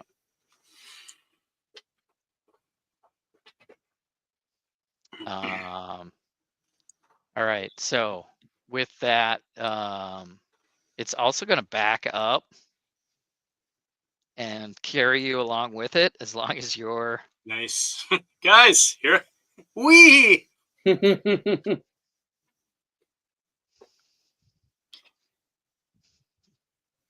Did you guys see Joon? No, not yet. Yeah, sweet nothings. Man, Z's full of all. He would be a good bard. It would be wild. All right. Where are we at? That was the creature's turn, so we go back to the top of the order. I think it's Steve Sweedmo. You're up. So can I make? Did Larry get a turn? Yeah. Yeah. Can I make can I do an unarmed strike and a bonus action unarmed strike? Can I can I punch it twice, or do I have to use different limbs for each strike? So. Because I could use a knee too. You can just spell it out to yourself, Steve. You can use an action to strike it. You can also use a bonus action to strike it. Okay. Sorry. You can also use your focus points if you have any left to add a flurry of blows, which is another strike. So, all right. Did that answer your question? Yeah. All right. So I got it. I got it in a chokehold. So I'm gonna punch it. Okay. Which probably missed 7. Yeah, you miss. All right. I'm going to try again for my bonus action. Kind of hit some of hard shell. 19. 19 hits. For a big old 4 points of damage. Woo. And that's my turn. All right. And from there we go to Layla. Yep. Right. So I pop out of the shadows or wherever I'm hiding, and I line up another shot with my crossbow. If the rock's in the way, I want to move to have line of sight. So if I need to move to the right or whatever. Sure. So you'd probably come over here and maybe take some cover. Yep. Short bow, not crossbow, but yeah. That would be a 14. 14 actually, hits. Okay, very good. All right. Now I do 1d6. That's a 3, but I'm going to re-roll. Okay, so 3 plus 3 is 6, and then sneak attack. Okay, so 6 normal and 4 sneak attack damage. 10 total. All right, it's looking bloodied. And as you strike, it's like almost a dead eye shot. Arrow in, your arrow pierces your other arrow and further into its brain. Awesome. And then I go back to hiding, and I got a 23. Okay, you are hidden. Caledron still hasn't seen you. Just a brief glimpse of me. I am a ninja. Yes.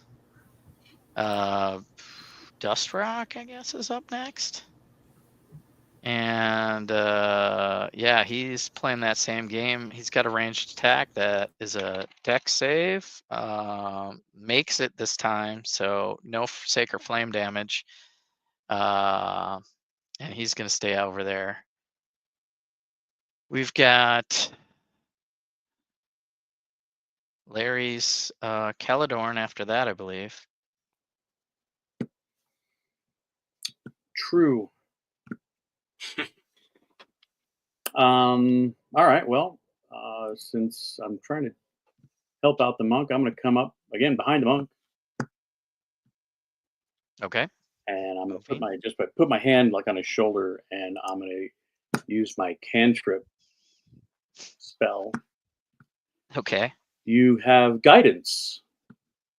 Until the spell ends, you add a 1d4 to any ability check using the chosen skill. Did you get that, Steve? Looks like you're writing something. Ability check. Yep. Affirmative. Thank you. You have guidance. Anything else? No,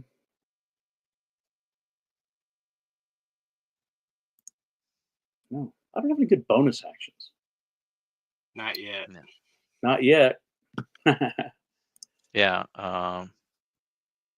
Bonus actions are that's my kind of turn. rare. Kind of That's rare. All right.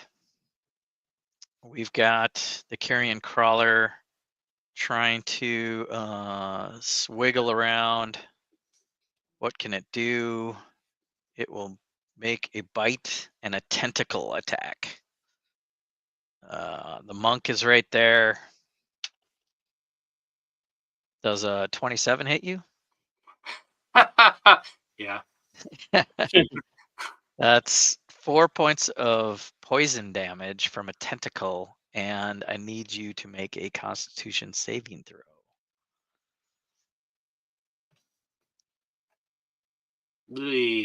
Can I add the guidance onto that I just got from Larry? This is a saving throw, not a skill check. Oh, okay. 7. 7 does not save, so you are poisoned. Ooh. Yum. All right. And paralyzed. Oh, so I can't. Okay. Can I talk, or are my lips paralyzed too? No, you can think, but you can't move, and you fall prone out of your grapple condition. That's a bummer. I don't know how the rules for table talk go now that I'm paralyzed. Can I tell people about something that we might have in our possession? No. Okay. You're paralyzed, buddy. You guys can strategize before and after the paralyzation. That's why I give you guys chances to talk. Okay, so you also are going to. It likes that and sees the bard behind it. It's going to take the bite attack on the bard. Damn it. Does 18 hit you? It hits me. You are going to take 7 points of piercing damage. Okay. That's it. The poison was part of the tentacles. And that's its turn. Steve, you have D&D Beyond up, right? Yeah. Yeah, up in the upper right where the conditions are, below your hit points, you can read up on paralyzed. Okay. And poisoned. And you can click it to make yourself paralyzed.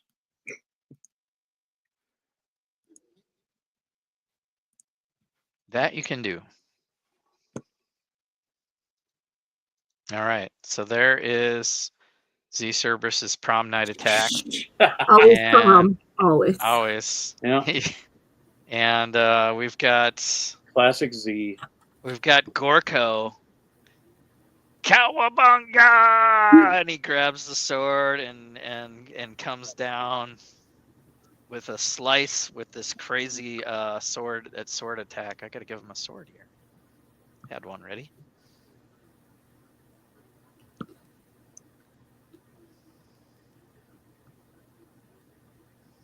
Gorko the Gremlin. I know, he's straight. Looks like a goblin to me. That's gonna be natural 2. So yeah, he's like king. He misses, and that's his turn. We go back to the top of the order, which is Sweedmo. I don't think you can do anything. No.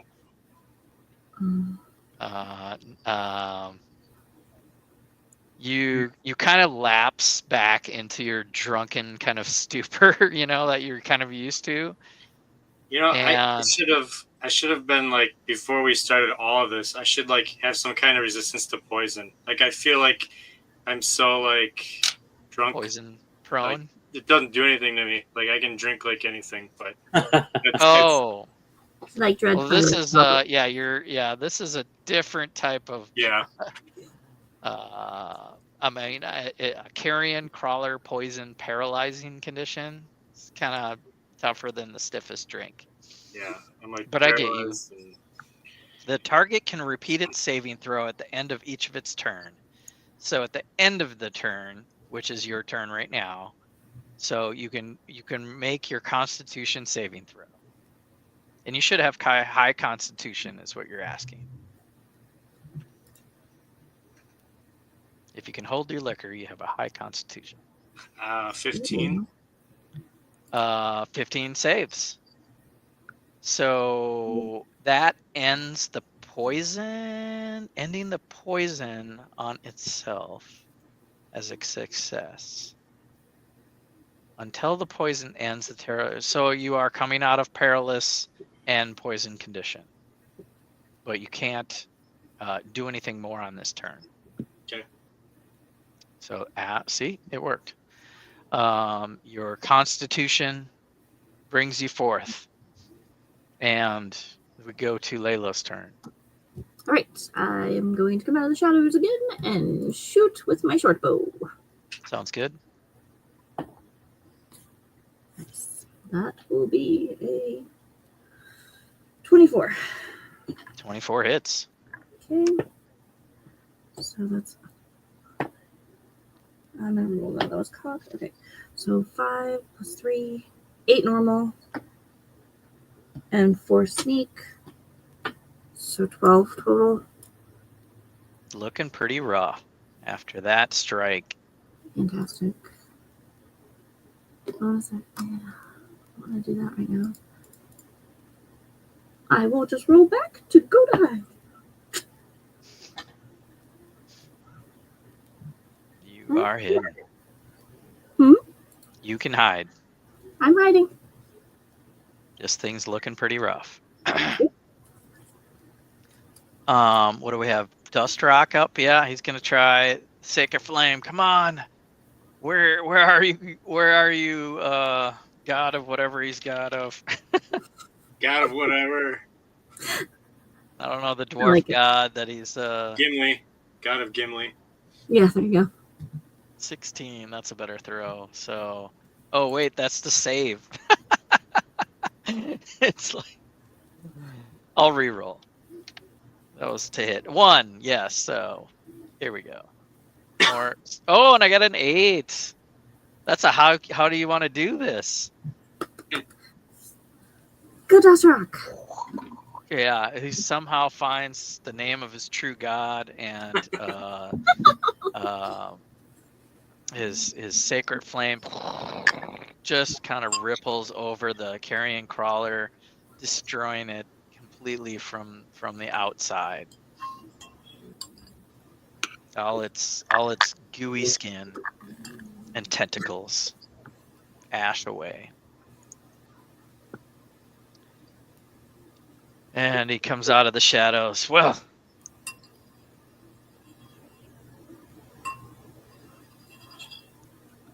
Guess I saved the day.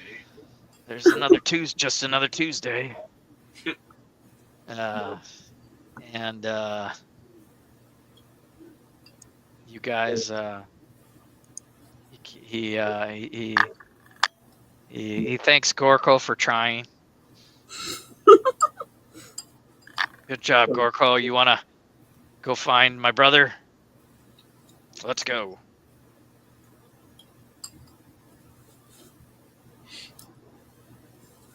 So we've got this goblin coming along with us with this like obnoxiously way too big long sword. Yeah, He's like, whoa, whoa. it is. Sounds about right. It's all about the visualization, you know. We are a party of misfits. More so than the Chaos Crew in this case. There might be a rabbit with us. We don't know.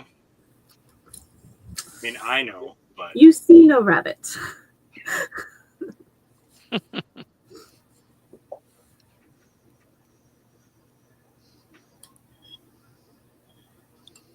All right, I'm gonna reset the room. Can we Same. reset our bladders? Yeah, we can take a bio break. If that's what you're saying. find some Grab it. real food. Yeah, grab a snack, grab a beverage, take a bio break. We'll be back. I'll play the video for a moment, and in case you missed it at the beginning of the show, it's kind of cool.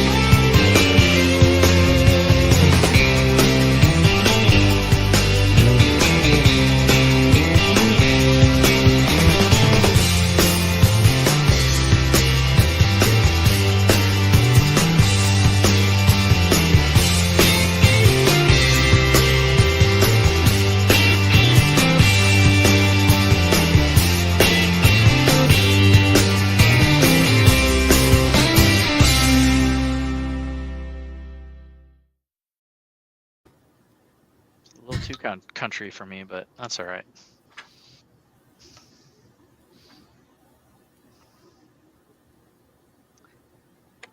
All right. Dude Jude's taking off later. Mark's got to go. Expecting a Mark's got to go song for some reason. Yeah, we all went to the bathroom at the same time. No, don't. Later. You know, last week when we played for 5 hours, we didn't leave at all. We went straight. We went straight through. Wow. It's true. Yeah, if you don't ask, I forget. I barely needed to go, but Well, we were Oh, fine last probably. week. Or, yeah, it was last week. Wow. I definitely had to go after. I was like, oh boy. It's like, it's been 5 hours. Wow. All right. I'm sorry for being so hyper last week. What's Don't know that? why. I was really hyper last week. And I don't remember why. I don't know. Hopefully you're doing better. Being hyper, of course. It could be just part of your character, your Layla character. True. I mean, Lulu was very hyper. And very bouncy. I'm not as bouncy. Mm-hmm. I'm more strategic and stealthy. Yeah. Sneaking in and out, total ninja. I like it. Nope. Yeah, I just call you out. Like if you don't use your movement, you just want to like sneak into the shadows. I just have Yeah, to keep it's remembering. fine. I'm just like remember to move. And if you're out of movement, then yes, you need to try to hide in place. Okay. But I would say as a ninja, you would be like trying to find a place to move and hide. Yep. Can do.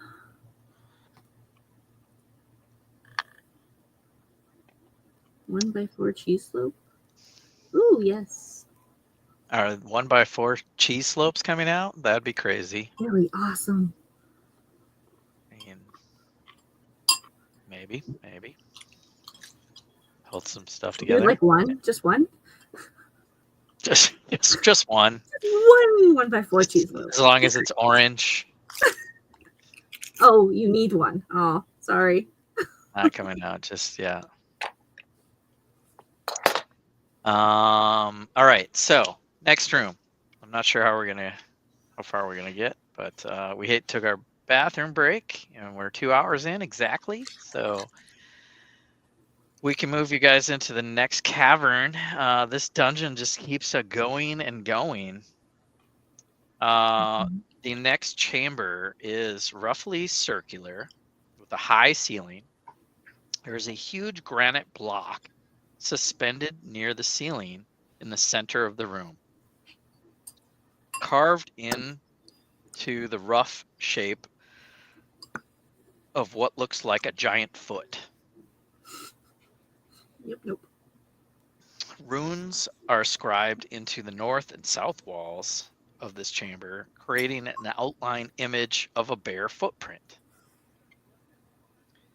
And scattered around the room are hundreds of rotting, severed feet from countless types of humanoids. Yes. Perfect. All the Somebody's got a feet. fetish. Yeah. Are we fighting Buffalo Bill? Right. It's a bunch of bare feet, hundreds of bare feet. Despite the horrid wounds that are severed to the feet, you see no blood anywhere. So, since Z Cerberus is talking about cheese slopes, we're just gonna do that. Feet. So many feet. That's a lot of feet. This room stinks. Ugh. And those are 1x1 cheese slopes. Thank you very much. No.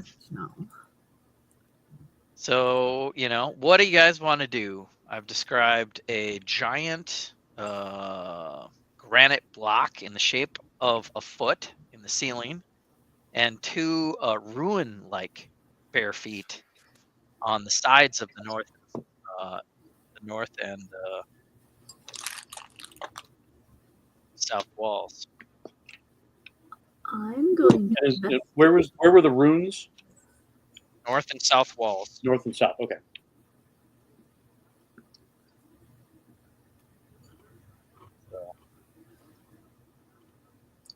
Here. Is there a way around the feet without running into them? I mean, they're just scattered all over the floor. Okay. There's hundreds I check of for them. traps. Check for traps? Yep. Yeah, it's probably how they lost all their feet. Yep. That I'm running investigation. That's a 19. 19 on investigation.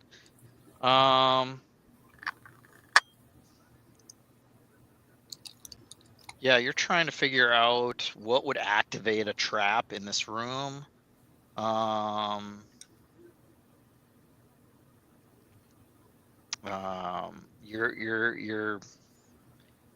You're not sure what's going to cause the Bigfoot to move. It seems like an Arcana check on the runes might be a possibility. Nothing physical is giving you evidence. Dust rock. Magic. Dust rock? Dust rock. Magic. Check. Where's that voice coming from? What the? Yeah, who said that? Are the feet You know talking? You know my voice. Oh yeah, it's that little hairy one. More hair than beard on my face. Okay. I'll go check out the footprints on the wall. That's an Arcana check. Nope. Nope.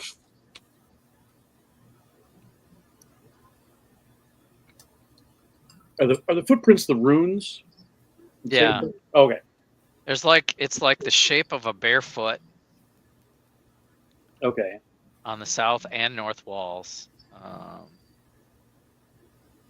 Got any ideas? Can I pick up a foot and throw it at one of the runes? Before you do that, I cast Comprehend Languages. Okay. All right. Yeah, I like it. I go up to the rune and I touch it after I cast the spell. Yeah. Well, your intuition with that spell would be, I should put my foot on here. On the wall? Oh, no, on the footprint of the ruin. Okay. Who needs some rabbit's feet? Some lucky rabbit's feet. Not gonna. Can we pick up Layla and move her over to the rune? If you can find me.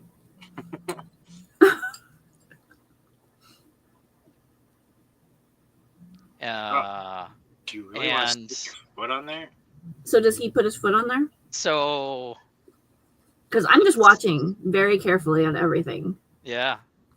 So the dwarf went to check out this one, and Larry went to go. Calderon went to go check out this one, and the goblin's gonna stay next to the dwarf, and you're just hiding in the shadows and watching. And I'm just kind of mesmerized by the feet. You can put me by the pile of feet. I'm just kind of looking at the feet. You look at the feet. All in the feet. And some of them start to move around. Larkin Darkin. And you know how there's crawling hands in D&D? These are stomping feet. So we have crawling feet, like the Thing. It's Thing's uncle. Relative and but at the same Caledorn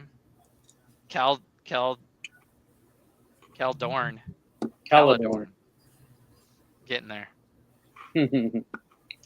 Trying to do it from memory, and then I gotta look.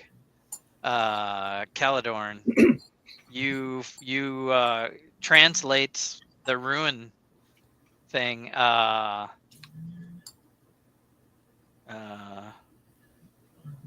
But I think we're gonna go to initiative.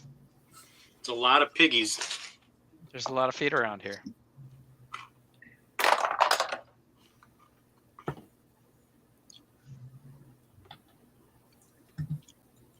$19. Okay. 13. Okay. 13. Okay. I have a +3 dex.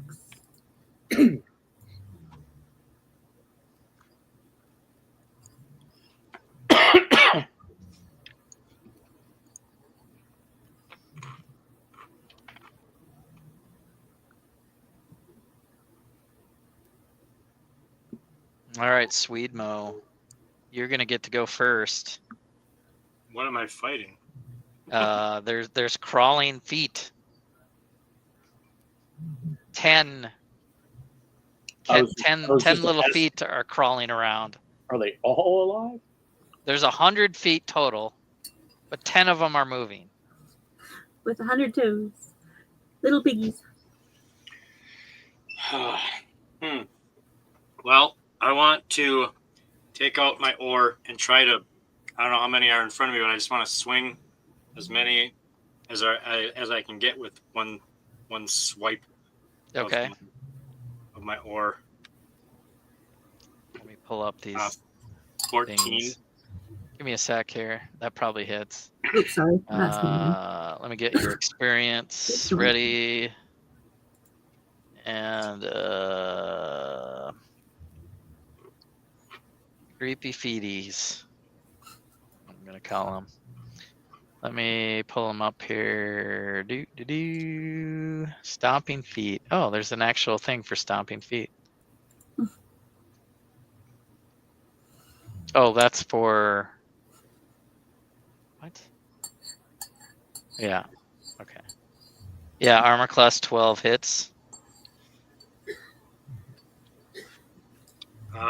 7. All right. I'm gonna say you take out 2. If I was to ask how far away I am from the dwarf, would you tell me 100 feet? No, it's 1 stud equals 1 foot, and that's 48. 40 feet. He's not getting it. He's 100 feet away from me. Mm-hmm. Oh yeah. Yes. That kind of went over my head. I should have gotten that one. There are 100 feet between the 2 of your characters. I'm going to bonus action. I'm gonna unarmed strike. I'm gonna try to kick a foot or whatever. Just try to kick some feet. Mm-hmm. 7 to hit probably misses.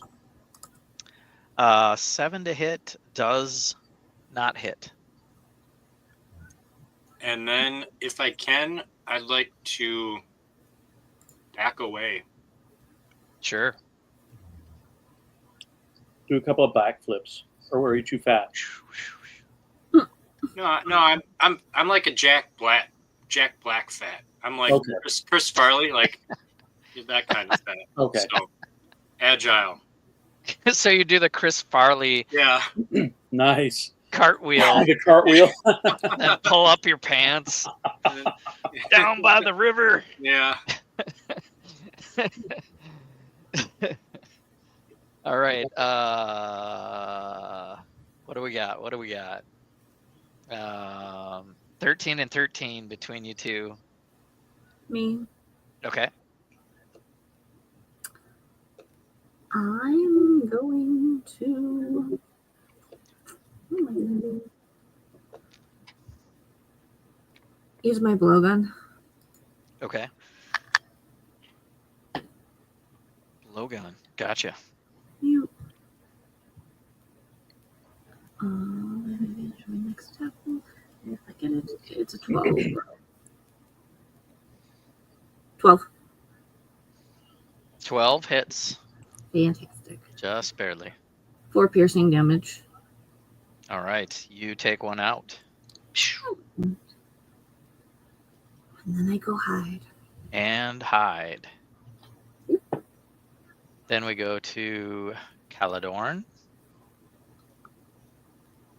Are you going to tell me what I read on the wall? Yeah, you're thinking that putting your foot on the wall will trigger something. So I triggered the feet? Did that happen at the same time? Mm-mm. No, okay. You haven't put your foot on the wall that I recall. I told you that the comprehend language indicates to you that you should put your foot I see. on the wall. Okay. I was unclear on that. Well, what the hell? I placed my foot on the wall. All right. And some runes like light up. And let's see if Cal, the other guy, the dwarf is up next. He's gonna do the same thing. He's gonna take your cue, and he starts taking his boot off, and he's having trouble. As a dwarf can do. Yeah, and he doesn't quite get it undone here on his turn. as the giant foot picks one person in the room and descends. So we'll do a random person. It actually moves and picks. You don't have to be in the front. Let's see. The big foot suspended granite block activates. Should we do some kind of roll, maybe? Once you pick somebody.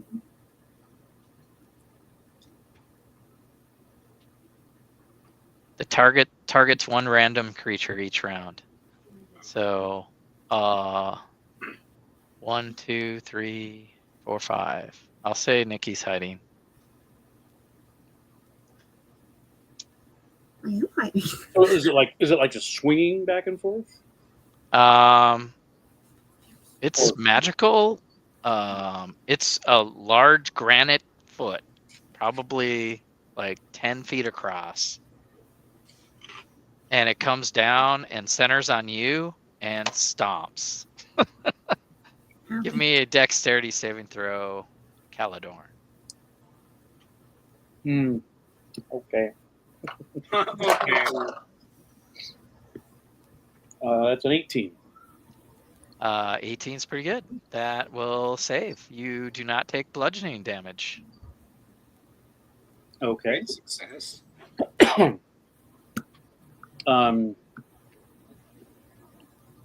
So is putting my foot on the wall, that's my action? That was your turn. Did you have more you wanted to do on your turn? Well, I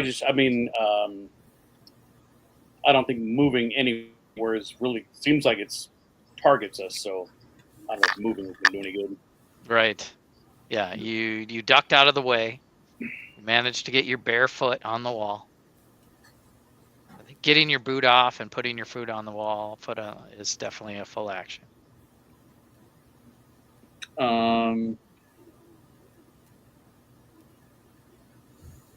I will. Let's see here. Who's where? I turn to the monk and I say, brightest day and darkest night, help this monk win the fight. And I give him bardic inspiration. All right. Fight. All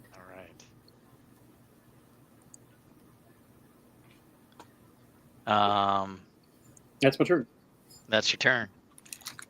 And we go to the top of the order. Well, the carrion crawler, or no, the stomping feet, crawling claw figures probably try to. They can move around, so one's gonna come at the monk there and try to stomp you with its tiny little foot and 10 to attack. Does a 10 hit you? No. All right, it's gonna try to hit the goblin guy, and hits 3 damage to Gorko.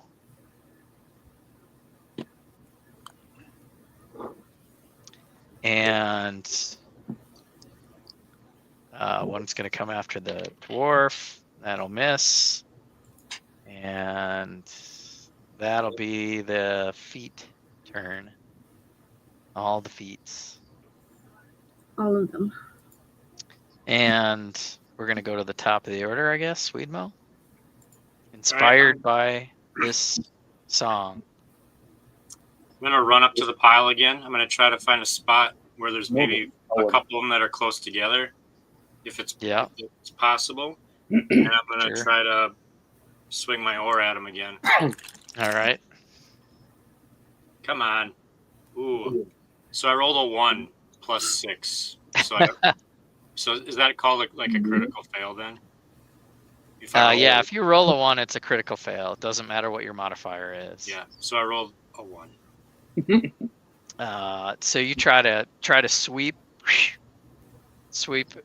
stomp, or attack. Oh wait, can I? I do have a tavern brawler feature, so I can roll that again. Let me just find it for you so you know what I'm talking about. What Tavern is- Brawler damage rolls. Whenever you roll a damage. This Die. isn't damage. This is to hit. Okay. Never mind then. Yep. Yep. All right. You critical fail to hit, and find yourself face to face with a bunch of severed feet. How does that work? You're prone and on the ground In a Face pile of to foot. spitsies. in a pile of 100 severed feet. Spitsies, spitsies, spitsies. In real life, I hate feet, by the way. So this, This sucks. It's a nightmare for him. Ha ha ha. so I All can't right. do anything else, huh?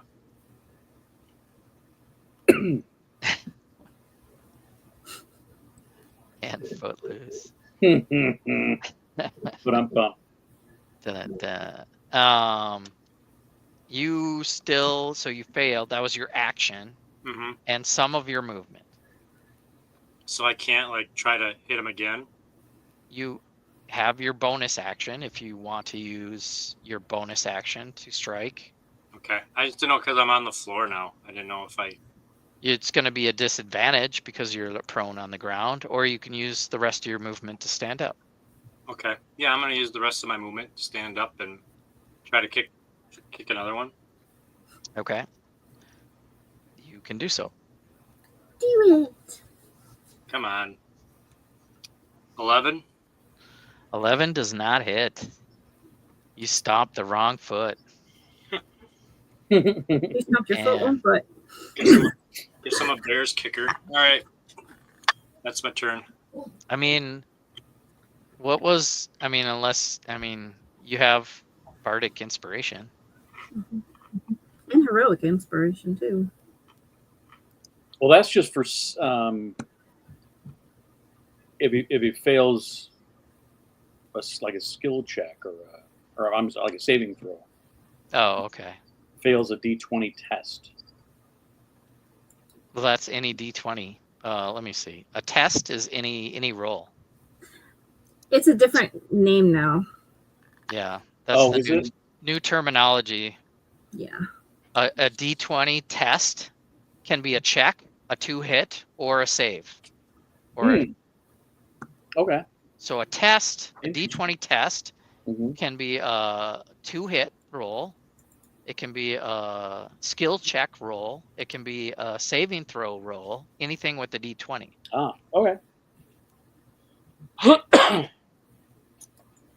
Well, we'd have to retcon. Well, it's still Steve's turn if he wants to use bardic inspiration to improve his roll.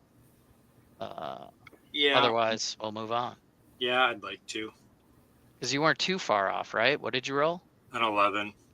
11's not bad. No. So I rolled a D6 then. Yep. Mm-hmm. So I rolled a 6, so 17. Boom. That smashes a foot. Nice.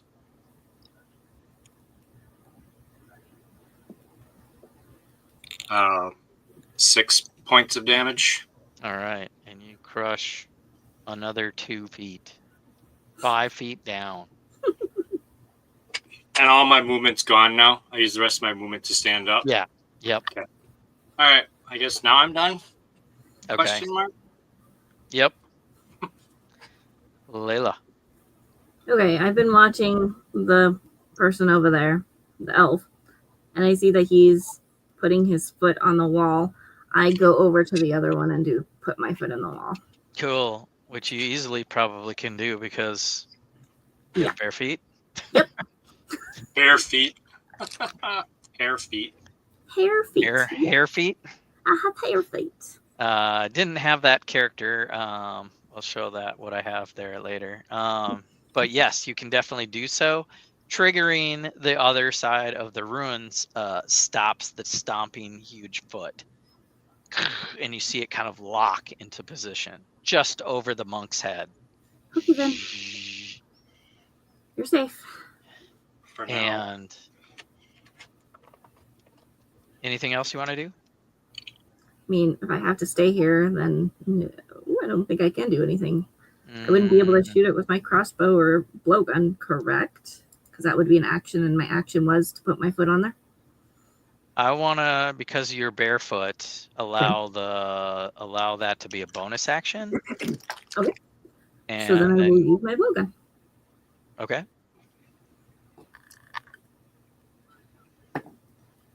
That's only a 6. That does not hit. Nope. So yep, you got 1 foot on the wall, and you're trying to blowgun behind you and miss, hitting some of the other severed feet. And Larry's Caledorn is up next, I believe.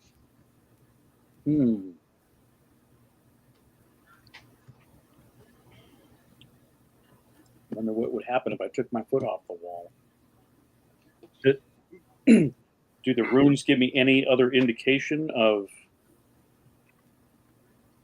what would happen if I take my foot off the wall? Yeah, I mean, you would gather that, it looks locked into position now. You have deactivated the foot. Oh, okay. Because both of you hit both sides. Gotcha. In that case, 1 foot was not enough. Gotcha.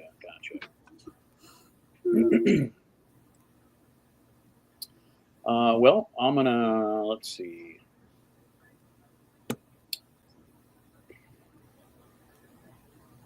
How high is the ceiling? You Probably- can't levitate, all right? Haha. Maybe 20 feet. Wow. Yeah, we're underground here. Use mage hand and tickle the foot. Don't do it. There you go. I'm under it. There's 5. Oh, let's see. Does deactivating the thing do anything to the hands? I think it's the other way around.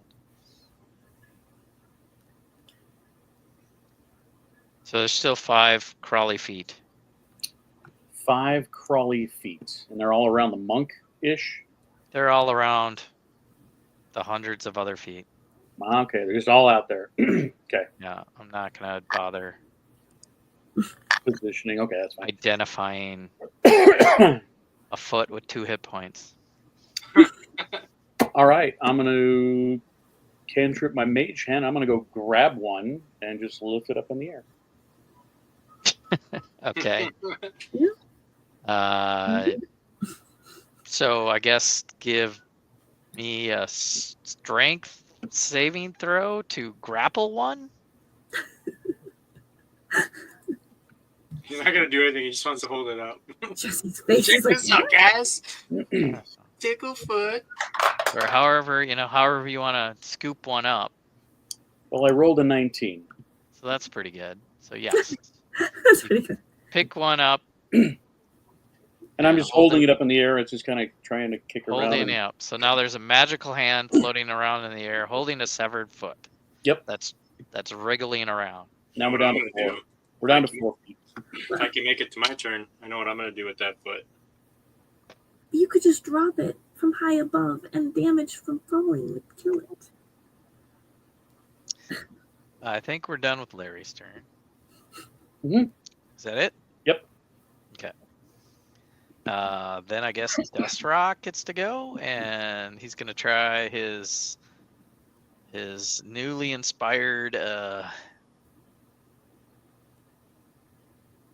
Sacred Flame.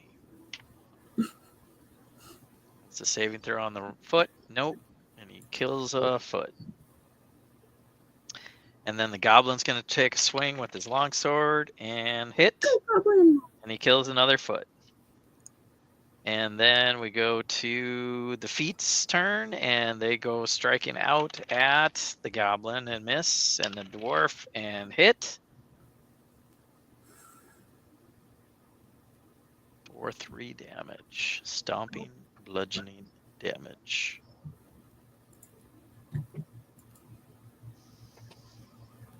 I've got to track Dust Rock's hit points.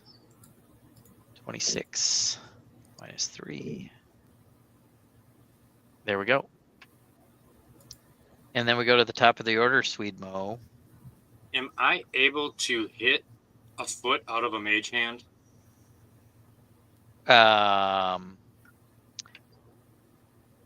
It's how high in the air, Larry? Right about here. Right about 4 feet or so. So you're pitching it almost. Yeah. Slow pitch. A little It's like T-ball. You just T-ball. You T-ball it up for the He monk. could probably, Okay. with mage hand, I mean, he could probably just whiff, through the mage hand. It's not going to block his. I just didn't know if like mage hand was like this transparent type of thing that I could hit through, or if it acts as a solid. I mean, if we go by Vox Machina, Yeah. it's a spectral hand. So I mean, that's what the description is. Yeah, I don't think it has any hit points. You can definitely try to hit the foot that's in its So I'm hand. just, and it's in there's position 2 other feet on the ground. Okay. I think I'd like to use some movement and run over to the mage hand and try to hit the foot like a baseball with my oar. Do it. Go ahead. Roll with advantage. All right. First one is a natural 20.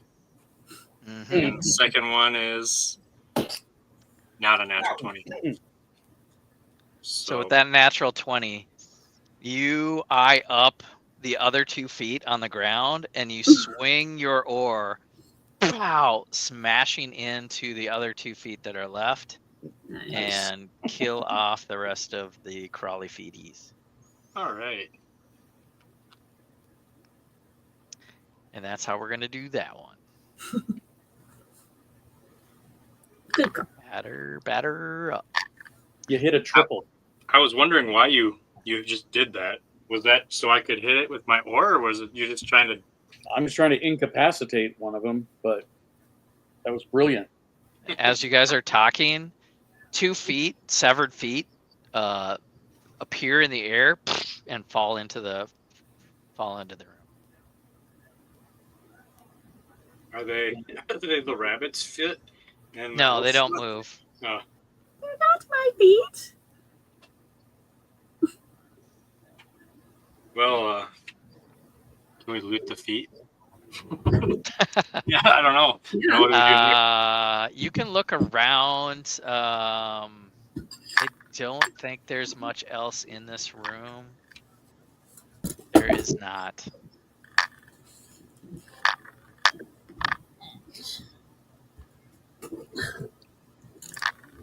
Nothing else in this room. Can we just? You guys just want to keep going?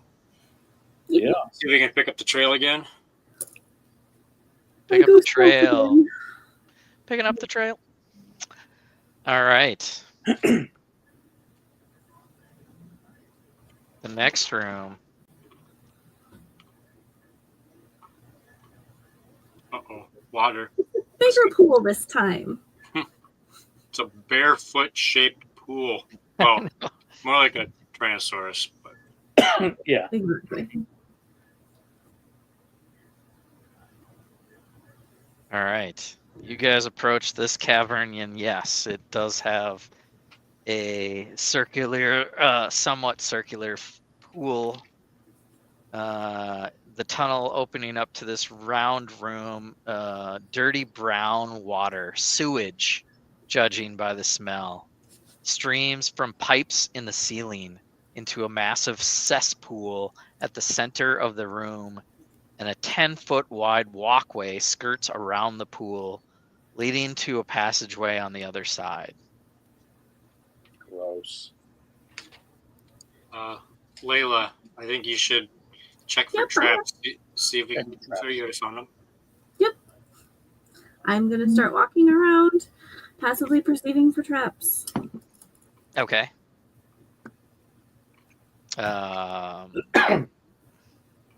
My perception's 15. I don't know. 12. Roll If I'm 12. passively perceiving.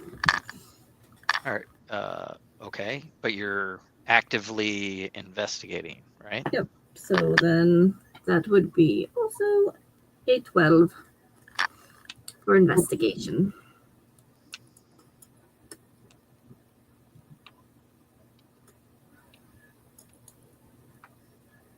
Yeah, you don't find any traps along the walkway.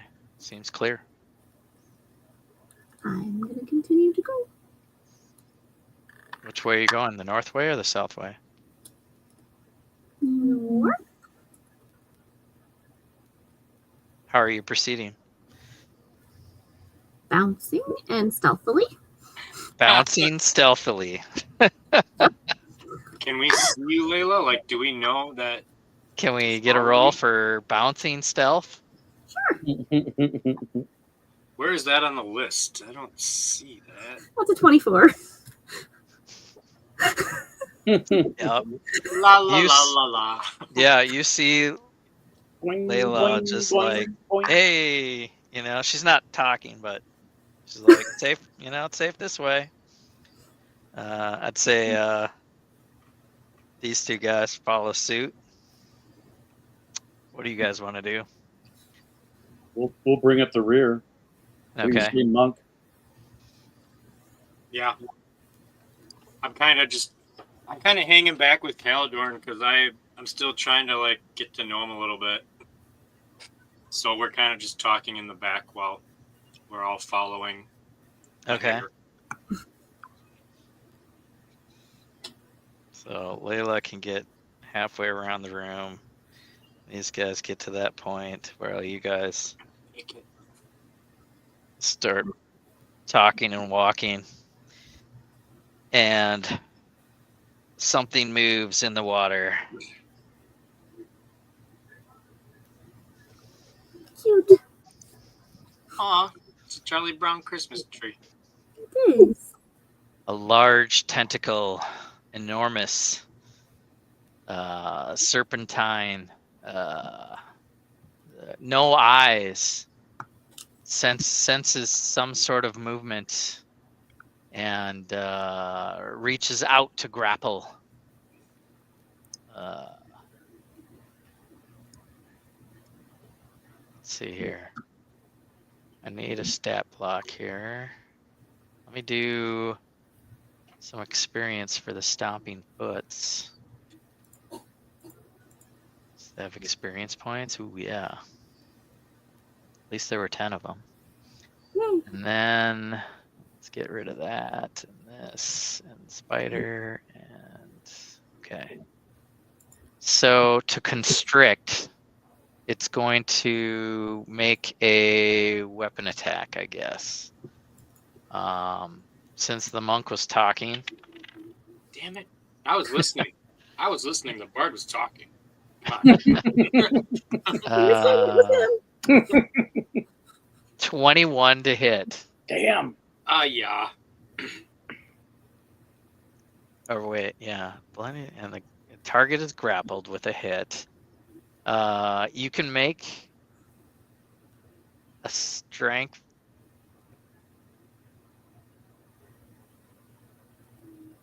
I don't know if you can make a strength save right away. I mean, you should be able to challenge it right away. Sure. Why don't you make a...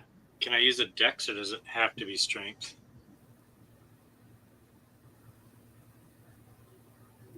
Well, you got to read up on your monk there, buddy. I know. Well, I got a 12. Strength. So it shouldn't be too hard to find. It's probably your first feature as a monk. It says I can use strength for the attack and damage rolls. Okay, but not a... And you I can can use use it. dex instead of for attack and damage rolls. Okay, so not for saving throws. Okay. Instead of yeah. And that's just talking about the grapple option. So it's there. So you're trying. I see you trying. So you rolled a what? I rolled a 12. I think I just. You are grappled.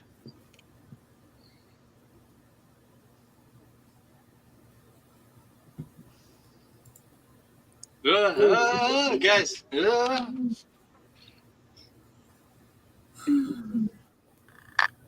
Humans. Let's roll initiative again.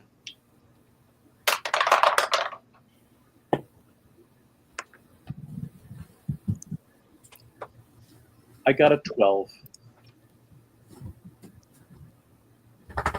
Okay. Next. 14. Okay. Steve? I'm just trying to see if grappled affects initiative rolls. I don't think it does. I know incapacitated did. Yeah. We still need a turn order. 18. Okay. It's all about turn order. It's just a game mechanic. So you are going to get to go next and likely try to break your restrainment. You are restrained. So strength again. Mm-hmm. That's not going to do it. Less than 12, so I'm still. No. I got an 8, so. Okay. Yeah, that doesn't make it. As you are started to pull down into the sewage. Ew. Been there, done that. True. Not as bad as the feet. No. I spent years on a ship, so You're used to it. I've seen it all. All right. So that's Steve's turn. I guess Nikki, Layla's next. Yep, I'm gonna try to shoot it with my short bow Okay. without hitting him. So obviously, wherever I need Okay. to shoot. Sure. Yeah, you can pick a part that's not entangled.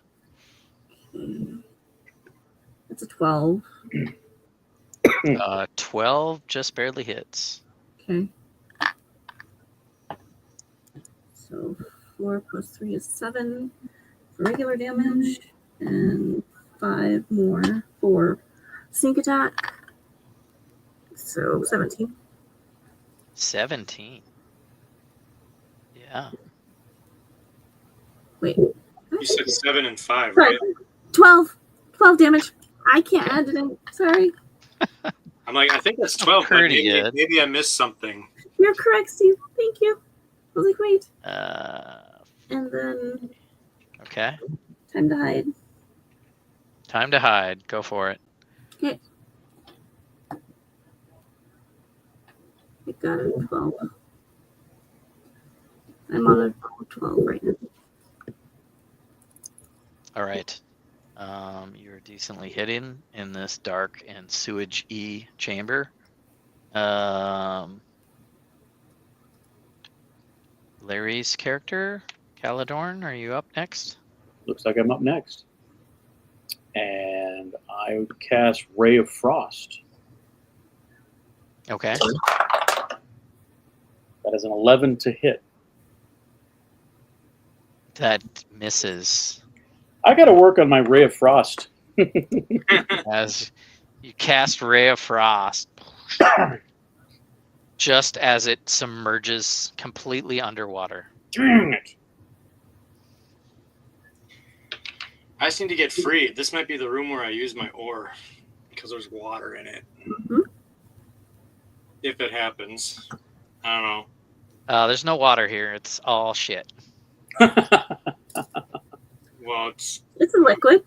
Yeah, it's liquid. Gross. Pipes of sewage are dumping into this chamber, and the enormous tentacle is.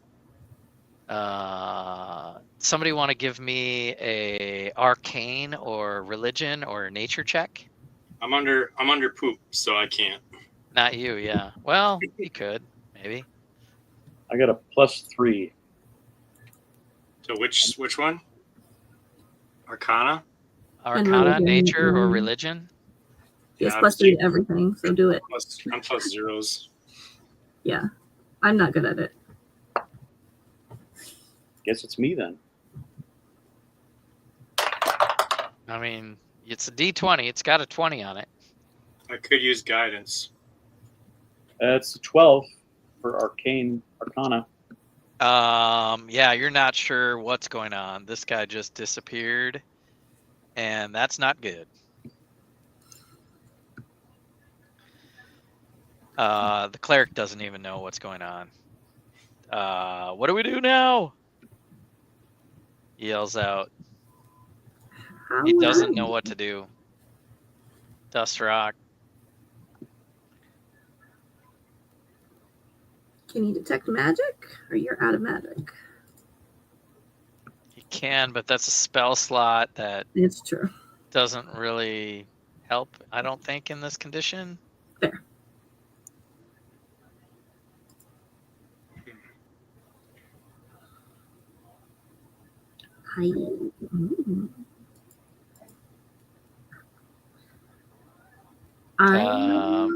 Hearing nothing, they skip their turn, hold their action. And we go back to the top of the round, Sweedmo. Can I do anything, or like I'm under poop? So yeah, can I still make a strength saving throw? Try to like swim back up to the top. Yeah. Yeah. Go ahead and make another strength saving throw. Do it. So yeah, 16. 16 is the DC. Yay. You find yourself loosening yourself from the grasp, but running out of air.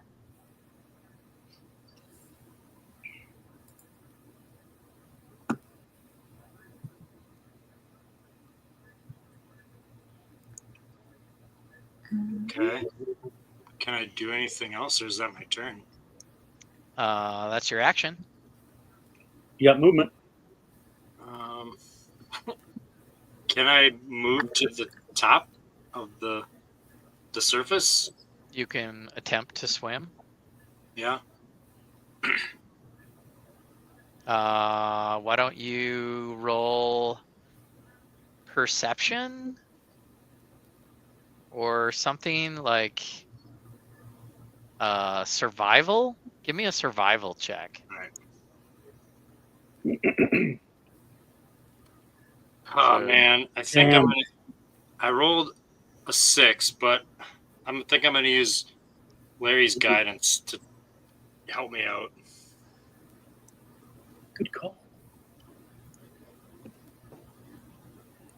Which doesn't do much. I got a 1. So 7. Yeah, you're trying to find what direction is up, and you start swimming a direction. It's but not the direction of the corn. You do not find the surface. That's not good. Next up is Nikki. Okay, I'm going to start looking around on the walls or anything to see if there is anything to stop the sewage from coming down. There are dozens of sewage pipes. Okay. Just open-ended, draining feces into the pool. There's no faucets or anything around that would cause it to just turn off. All of them. Let me share my screen. Okay. I know there's a door over here. That's all I know. Right. Does that look like you can turn the faucet off? Yep, of course.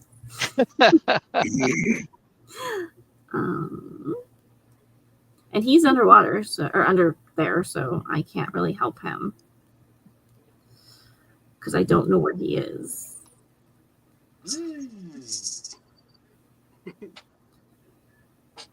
Yeah, I could throw a rope in there, but I don't know exactly where you are. Do I see any bubbles that would say it's him trying to breathe in the sewage? Make a perception roll for that. Okay. 17.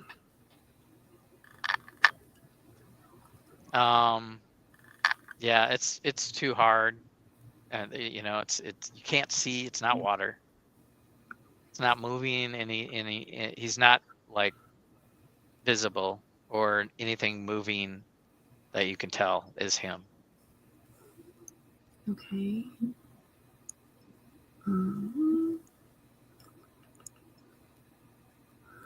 What else could we do? Does the sewage seem flammable? Don't set me on fire, please. You're on fire. I'm trying to set everything up. What a way to go. Suffocation and burn. And there's a door behind me now, or at least an exit. Yeah, there's an exit on the other side of the room.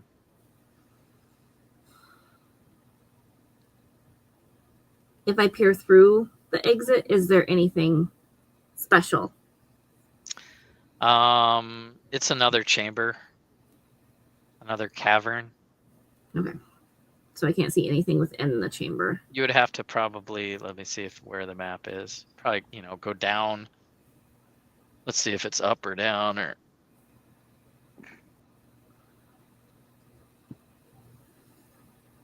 I don't know which way that's going. Do they have? No, you don't. You'd probably have to go through a tunnel that's 30 feet long to the next chamber. Okay, well, we're not going to do that. Check, okay. Not going to jump in there. It's dumb.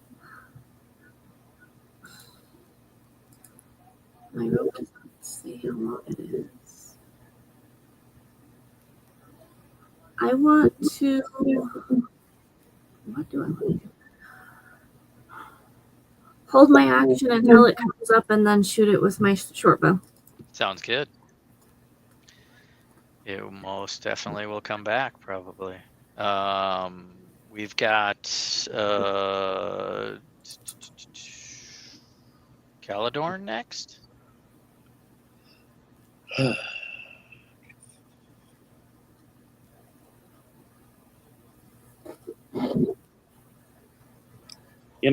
Like one time you should have gone and, properly stocked your backpack.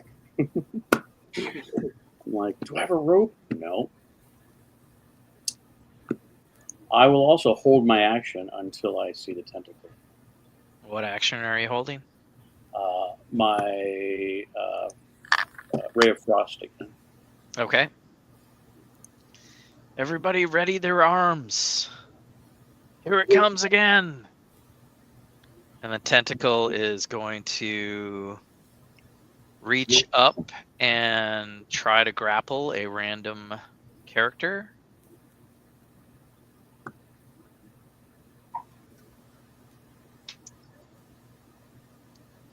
And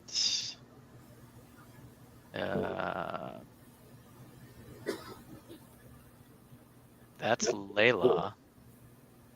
It has no eyes, so it's using tremor sense. Maybe it can hear your heartbeat. Okay. And reaches out to grapple you. Going to make a attack roll. That's a 21. Definitely. And you can make a escape attempt immediately. So I'm rolling a d20 and doing what with it? What am I adding to it?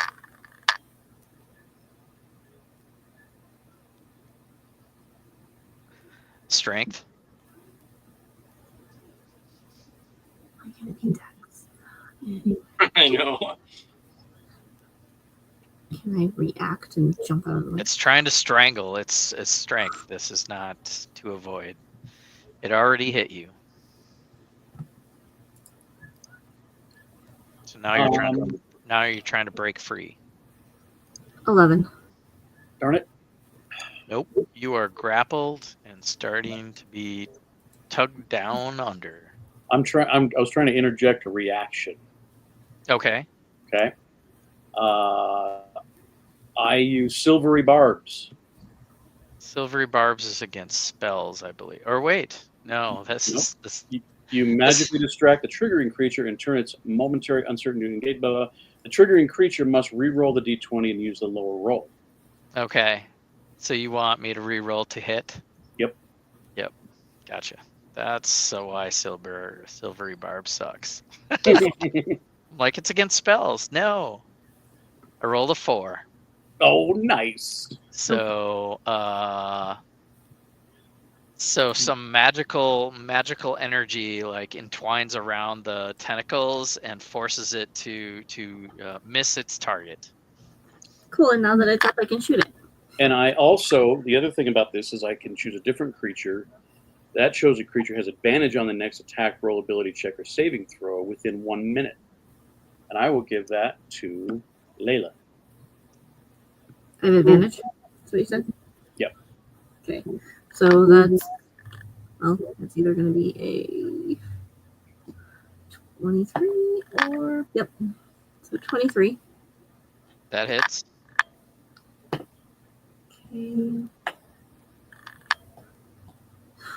That's 9. And I don't think there's sneak attack damage for this one. Correct? That one I'm No. not sure. No. So that'll be 9 Okay. total damage. Got it. Then Uh, going to disengage okay. and move to the corner, the other corner, way at the bottom. The bottom. Okay.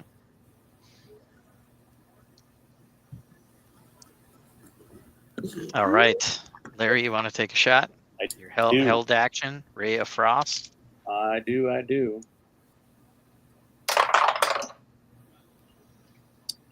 21 to hit. Yeah, that hits. Takes 1d8 cold damage, and its speed is reduced by 10 feet. Where's my 8s? I'm doing piercing damage if it matters. Sorry. Didn't even say that. That helps. 5 cold damage. Okay.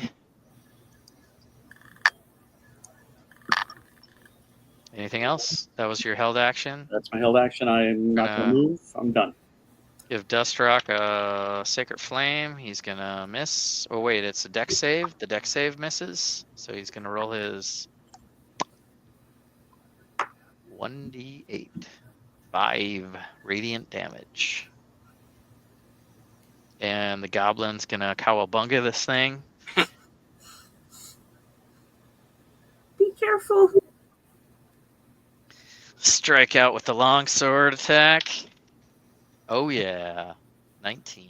So he's going to roll. I don't even know what a longsword does, but this thing was kind of crazy. So that'll be a 4. So that I would say is all the held actions. Mhm. After it took its turn. So now we go back to the top of the order, Steve. Sweedmo. You want to swim around? What do you want to do? Yeah, what do I want to do? I don't know what can I do. I'd Can I say give me another survival check to see if you know what direction up is. I think I do this time. 21. Nice. Yes. You figure out which way up is. Follow the shit bubbles. Mm. Follow Unless the you- corn. Unless you want to swim down, you know what way up is. Yeah, I So want to really- get to this. I want to get to the surface See because where I'm this out. thing's- I'm out of air. Yeah. Nah, his air would last a long time. Because you figure if you can hold your breath for 5 minutes, that's how many rounds of combat? Yeah. No. Well, you're gonna make your way to the surface. Mm-hmm.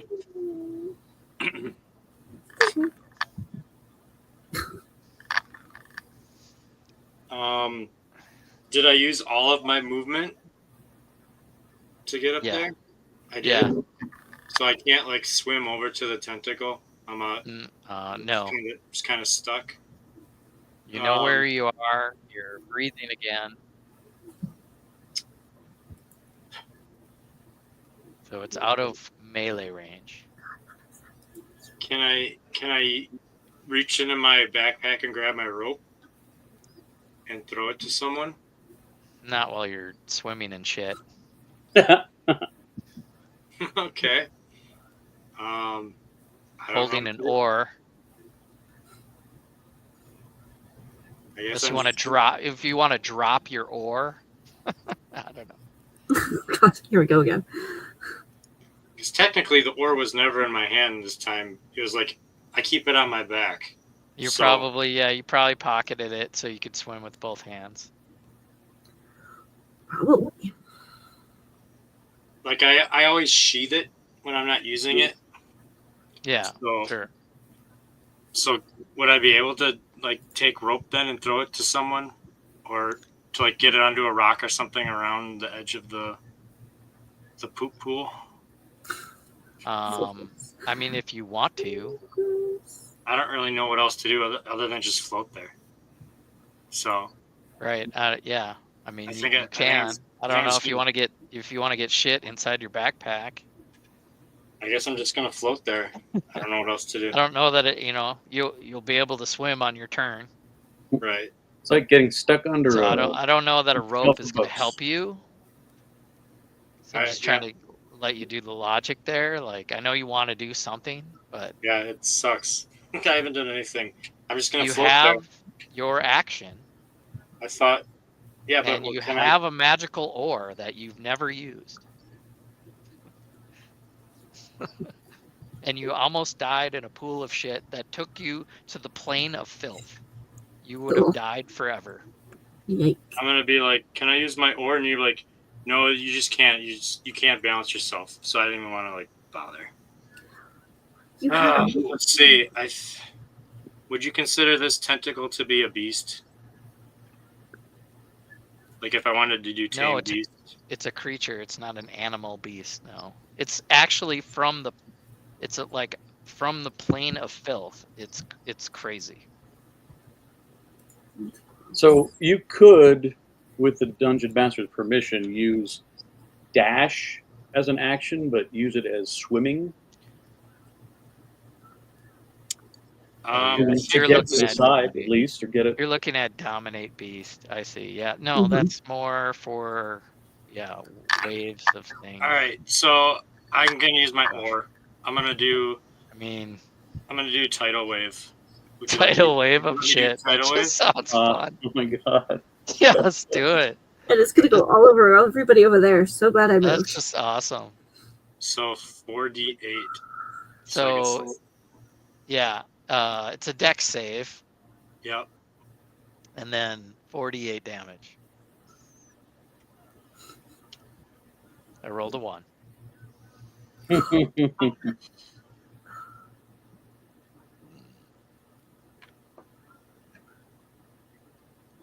That'll be 24 points of damage.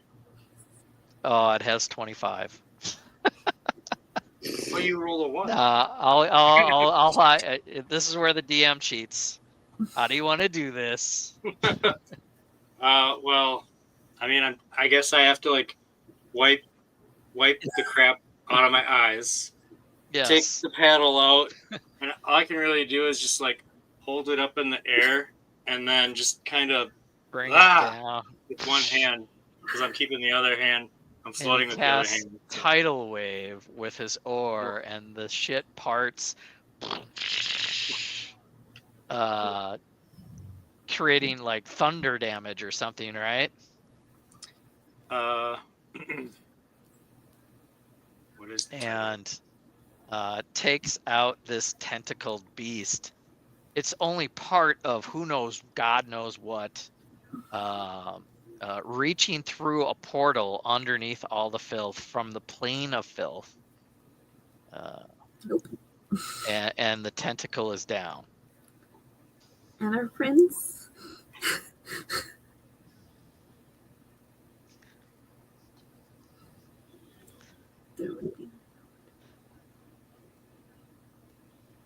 There we go.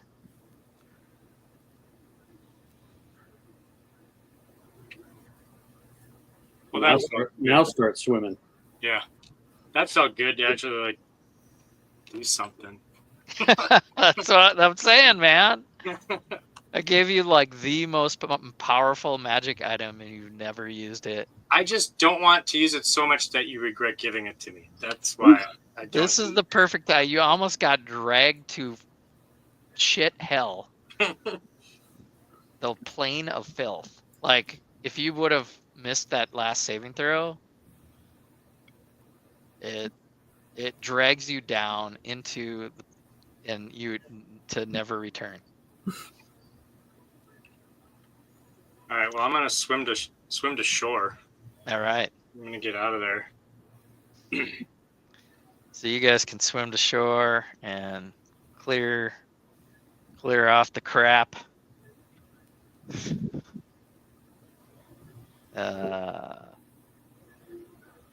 Walk down the direction of the next room. How's everybody doing? Great. Peachy. Tea. Just great. I smell ripe. Yeah, you do. More than ripe. The next room has a small brass-colored dragon thrashing madly at the far end of the cavern, and it's trapped between two large boulders that will block the northern tunnel. And there are two dark creatures resembling flying squids darting just out of the little dragon's reach, harassing it. Another northern tunnel is also blocked with rubble, and only a tunnel to the east stands clear of debris. So this is a brass dragon wormling trapped under boulders, being teased by floating squid-like creatures. Well, I know what Sweedmo would want to do. Sweedmo would want to help the guy, the dragon. The wormling. I read a story once about a legendary group of adventurers Oh God. called the Chaos Crew, and they didn't fare very well when they ran across a wormling. But that's because they attacked it. I think we should probably do something else. There was something about elven pudding. Do you remember? It wasn't you. Do you remember in this lore what color that dragon was? Blue. Not brass. Well, this is a metallic dragon. If you said it's bronze. A brass wormling young dragon being harassed by two squid-like creatures. Go all of the animal handlers. What do you guys want to do? I would like to try to rescue the wormling. That's my vote. I'm with Stinky. We wouldn't be in this situation if I wasn't trying to get to know you. You know. I'll answer your questions, but stay way over there. All right. Fair enough. Any type of, well, I don't know. That's...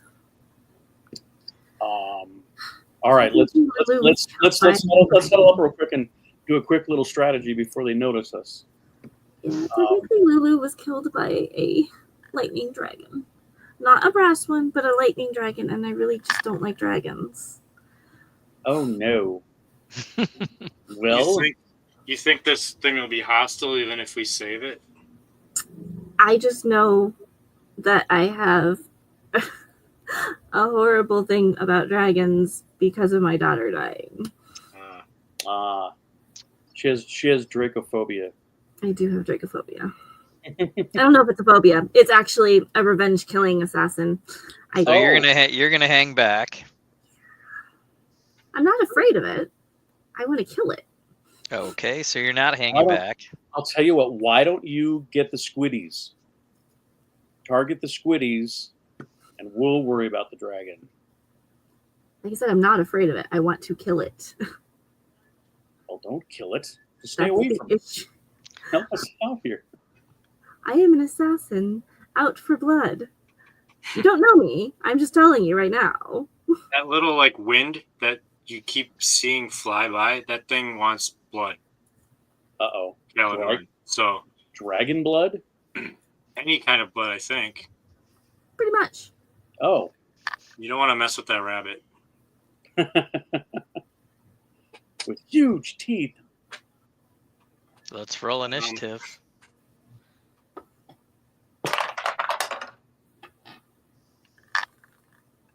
19. 12.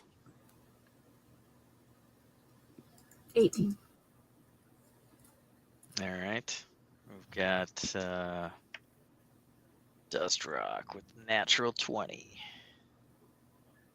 And he's going to go hand in hand with Gorko and the Dark Mantles.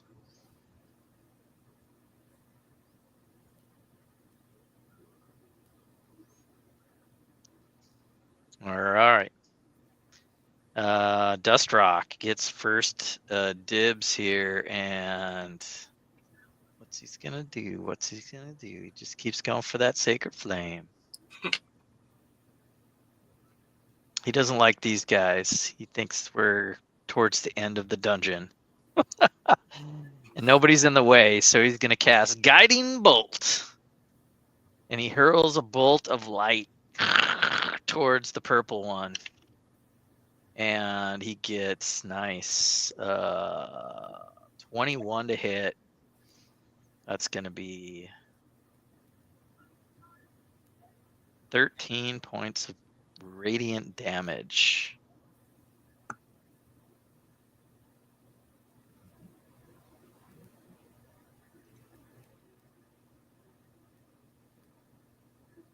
And Gorko chases after the guiding bolt and tries to cowabunga this guy, swinging his sword. Yeah, that's pretty good. Yeah, he hits for 6 damage. So that's going to be... All right, that guy is looking bloodied. And then we go to Larry's character, Galadorn. Okay. Let's see here. All right, I'm going to... I'm going to whip out some daggers and do a dagger attack. Okay. Okay, so I can use action and then bonus action to do 2 daggers. I have what they call True Strike, which inflicts radiant damage on these things. So first, what I'm going to do 1 each of these squiddies. So the one to my left will get the first one, and that is an 18 to hit. That'll hit. Which one are you aiming at? The one to my left. Purple or red? Red. Okay. And then That is what damage? Oh, son of a... one radiant damage. 1? That's it? That's it. And then, I mean, we're low level here. How are you doing this extra attack? I have 2 weapon fighting. That means you have 2 hands that can hold a 2-handed weapon. Why don't you read it?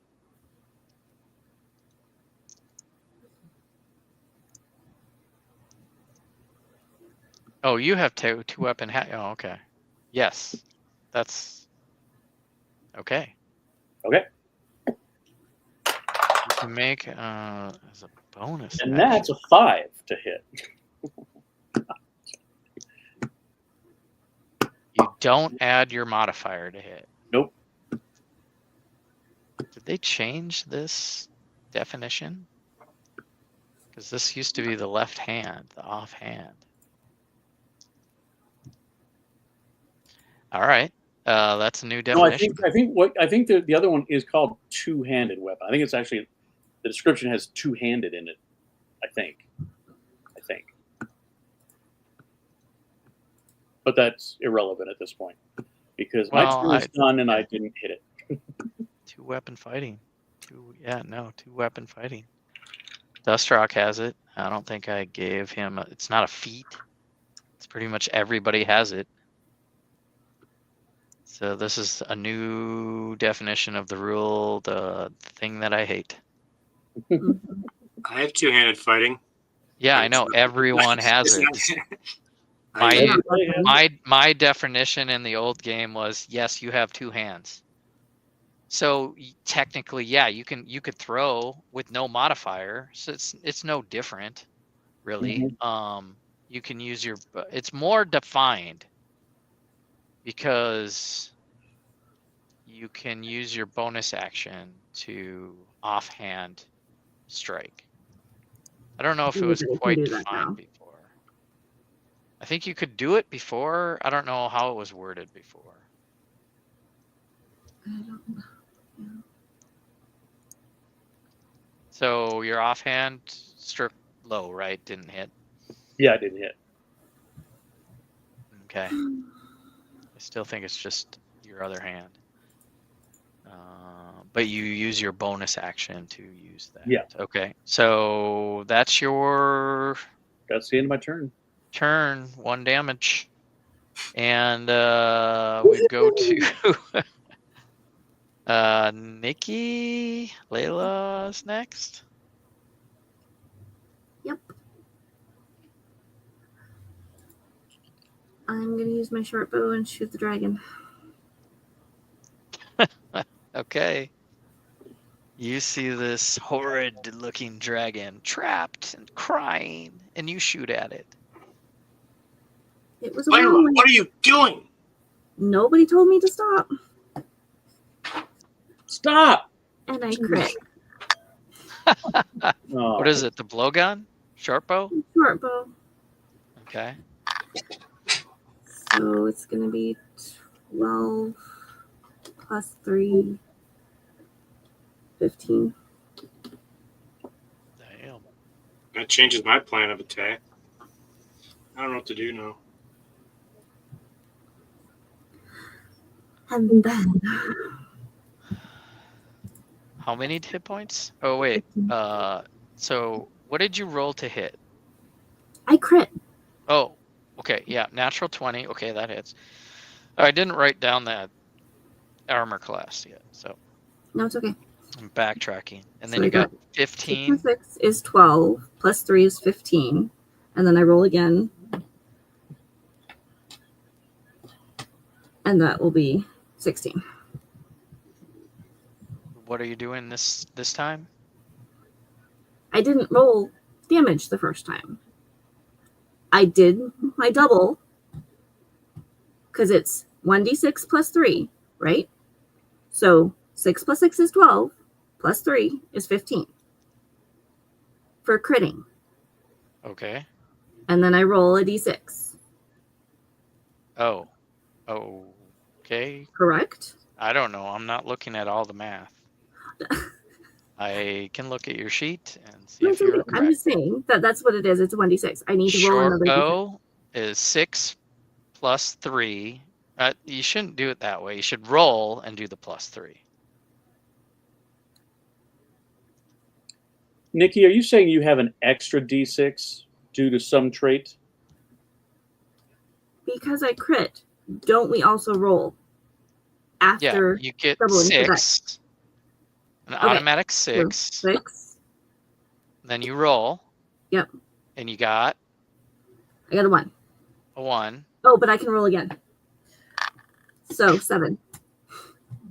You get For another savage one? attack, I can roll again. How do you get a 7 on a D6? No, she added 1.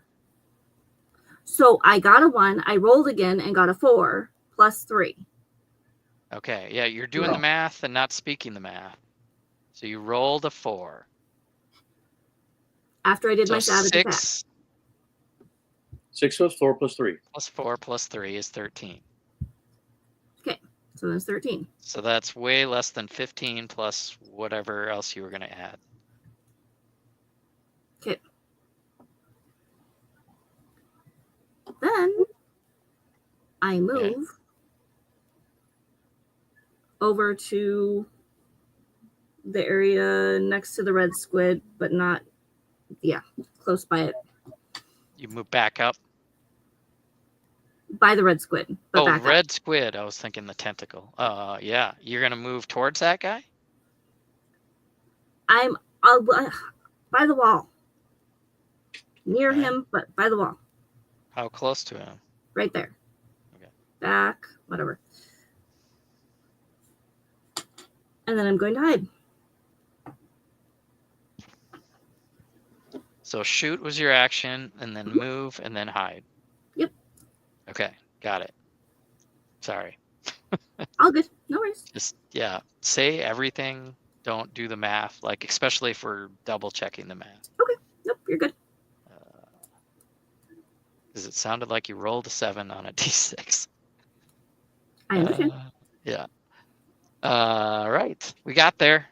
Yes. And I did the damage on the dragon, and it's looking pretty rough. Who's next? Sweedmo? See, I was gonna like attack the rocks and like save the dragon. Now the dragon's like dead, so I don't know. It's not dead. It will be. It's looking pretty rough. All right, I'm going to move in between the Bermuda Triangle. I'm gonna go right in between the wormling, the mind flayer, and the squid. Right in the middle of all three of them. Okay. I am going to.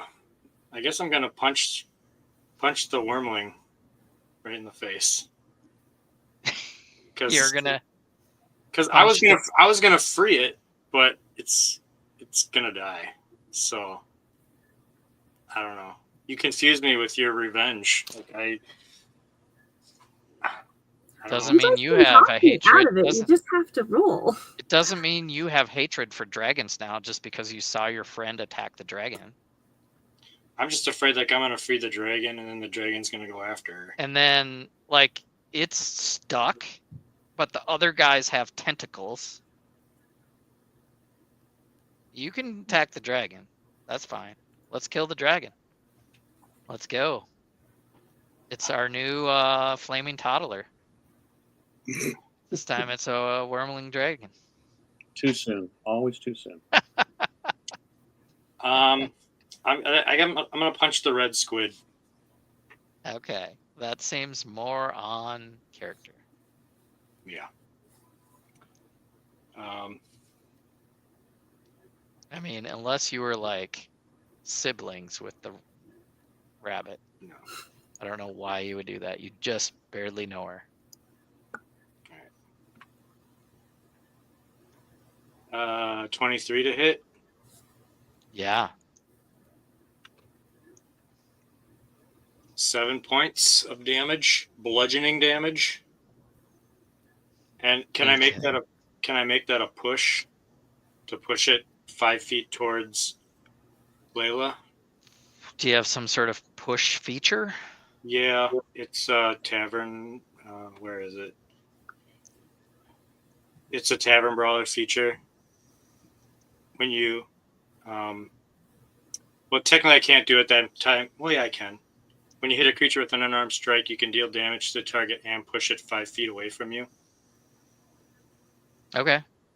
So I just want to push it 5 feet towards Layla. Okay. Then for my bonus action, I'm going to use Flurry of Blows On what? on the other one, the purple Okay. squid. I hate that flurry of blows, man. That's what did me in. So I rolled a 9 and a 9 and a 13. 9 misses, 13 hits. Okay. But don't. Yeah. Okay, that's fine. So Yep, my one yep. hit deals 7 bludgeoning. And can I push that guy? Oh, sorry, that's only once per turn. I'm done. I can only push once per turn. Sounds about right. And then, do I have any movement left? I don't think so. You ran from one end of the room to the center of all those guys. All right. I was going to position myself between Layla and the wormling, but that's okay. You pretty much are. All right. Yes, I'm done. Pretty close. If you moved away from the purple one, it would take a swing at you. Okay. Okay. I don't remember, let's see, when these guys got a turn. I don't think they did. So they're going to strike with whatever they got. I don't even know what they got.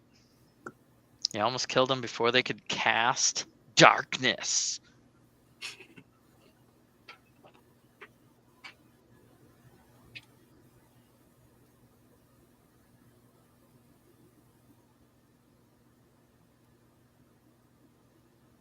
Yeah, one of them cast darkness, and the whole room on that side of the half of the side of the room is dark. Let's say this guy that got pushed around.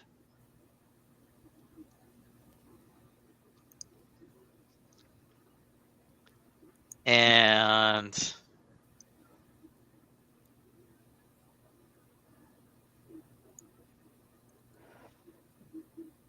the other one's going to take a crushing attack on the goblin.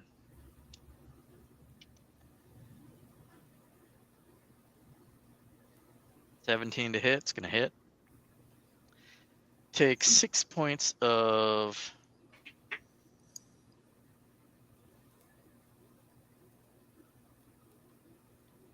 bludgeoning damage and attaches to the target and is smaller than it. Oh, well, it's small. If the target is medium or smaller, the dark mantle has advantage on the attack roll. It attaches and engulfs the target's head and is also blinded, unable to breathe. That sounds All right. So Gorko is got a squid on his head. Cool. It's like Monica and Friends baking the turkey. Yep. Oh. All right. And the dragon is kind of pissed. And is Probably going to take it out on me. Yeah, man, what can he do? 20-foot line.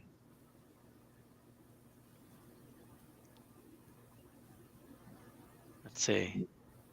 Well, it was out of range before. Let me read a little bit on this thing. Why was it trapped?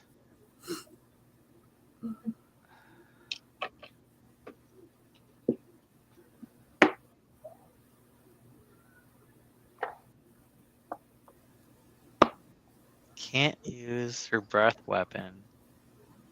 Does the weight of the boulders make it hard for her to breathe? Okay.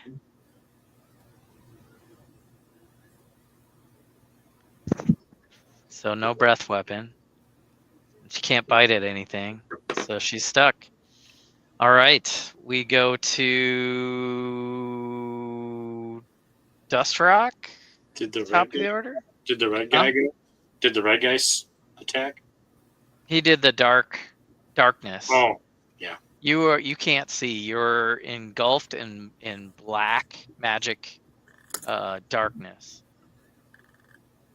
It's just out of range of Loppenstail. I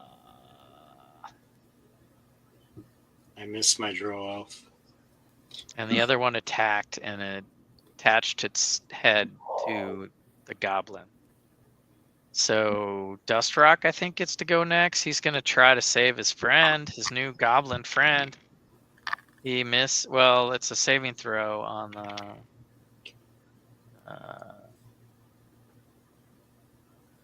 Dark Mantle.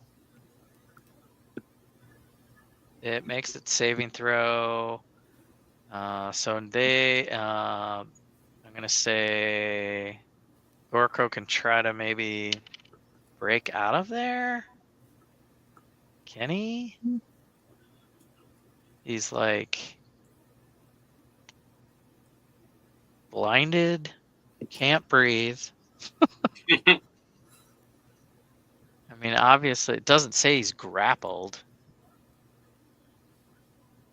because it's just attached to the head.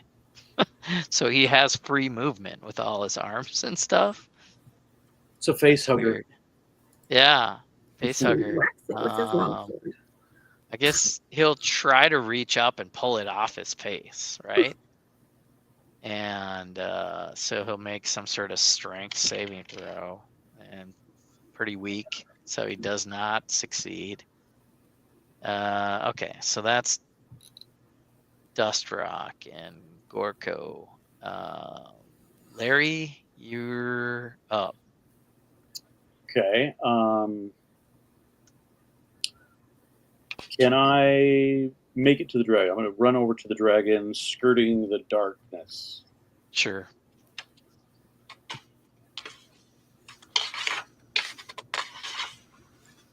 And without, in some way, I want to touch the dragon, the wormling. Okay. Hopefully away from any teeth. It will try to bite you. Okay. Is there any other? Is there a wing or a tail or a foot that I can? I mean, it's trapped, so I believe you could probably you could probably reach out and touch, Okay. try to touch it. And Depends on what you're trying to do. I am going to cast Cure Wounds. Okay. Yep, that's a touch, so you can do that.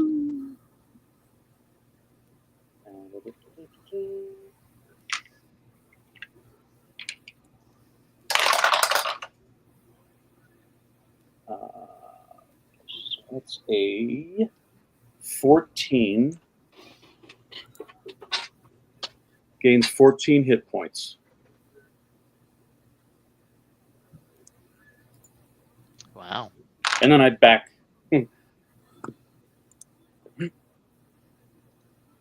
And I'm just going to stand out of reach of any teeth and just be in a protective stance.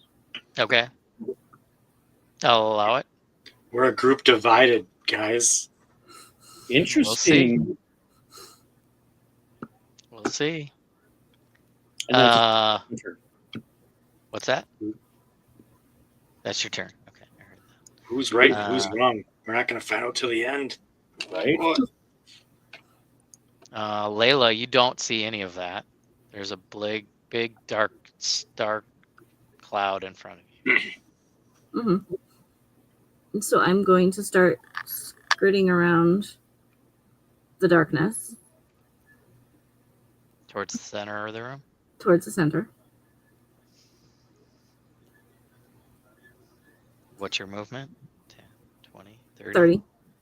Do I see Gorko now, obviously? Oh yeah, definitely.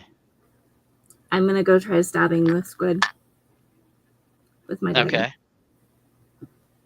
I'll allow it.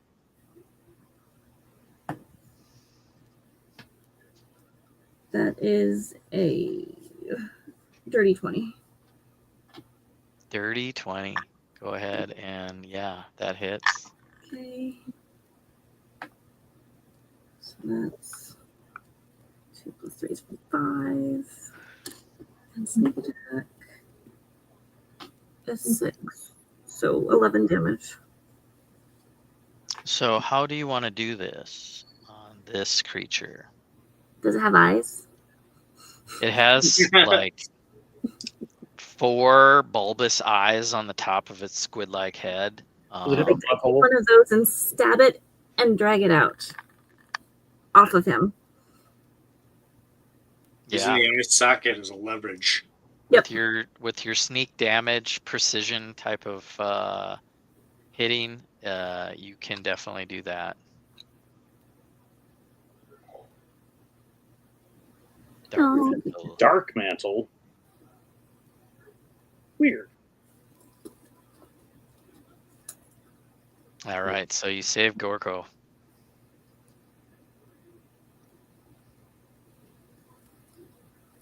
Starts breathing again, just barely. Okay. That's my movement action. Bonus action.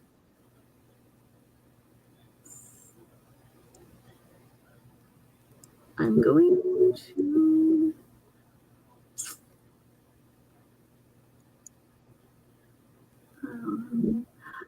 attempt to hide right there because I can't move anymore. Okay. I mean, I suppose I can go dash into Caladron, but I'm going to not do that. Or hop. It's a bonus action. I don't know if you used them But I both. don't want to jump 10 feet. Yeah.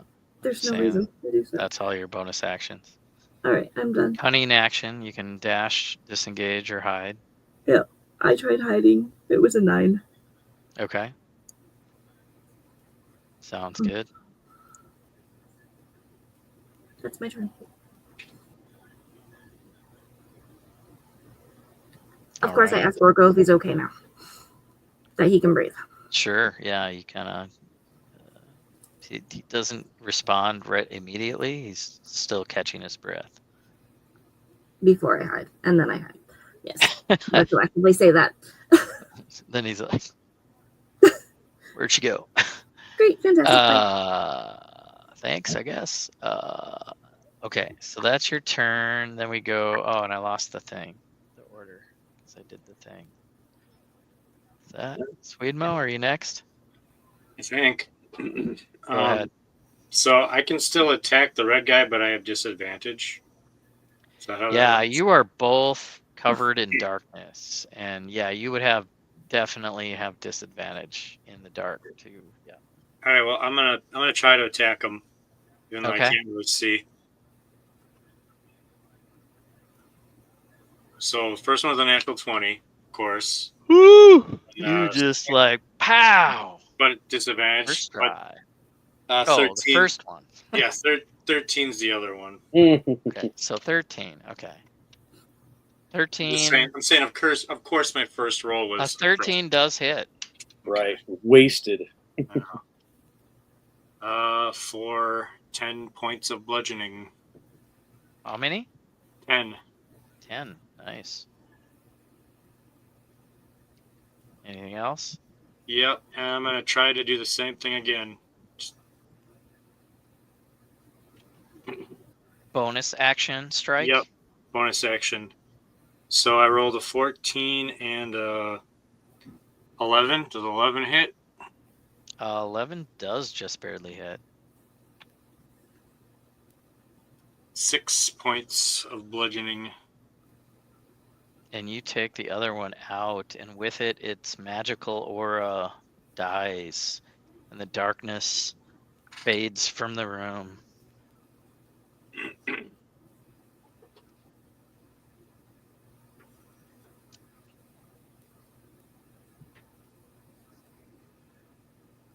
feel like after like swimming around and poop in like pools and stuff, I should be pretty good at fighting with my eyes closed. So darkness really doesn't faze me anymore, right?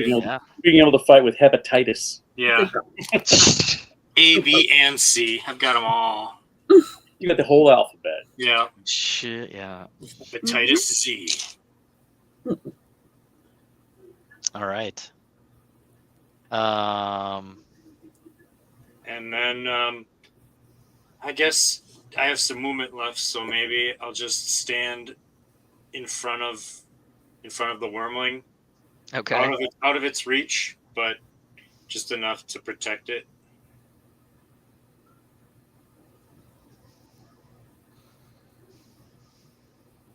That should do it. All right. Sounds good. Get the experience on the dark mantle up.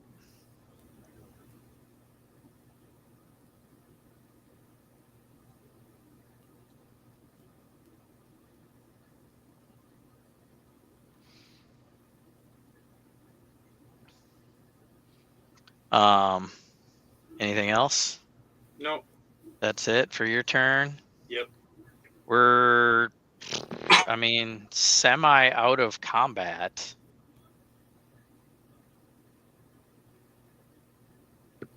Because the dragon is indifferent to you guys, being hit and then cured. It don't know what's going on. It doesn't know what's, and it's still stuck under a rock. All right. I would like to roll for persuasion, hoping that the wormling will understand me in either common or elvish, and try to convince it that we're not there to harm it. There's been some confusion, but we'd like for you to remain friendly, in not so many words.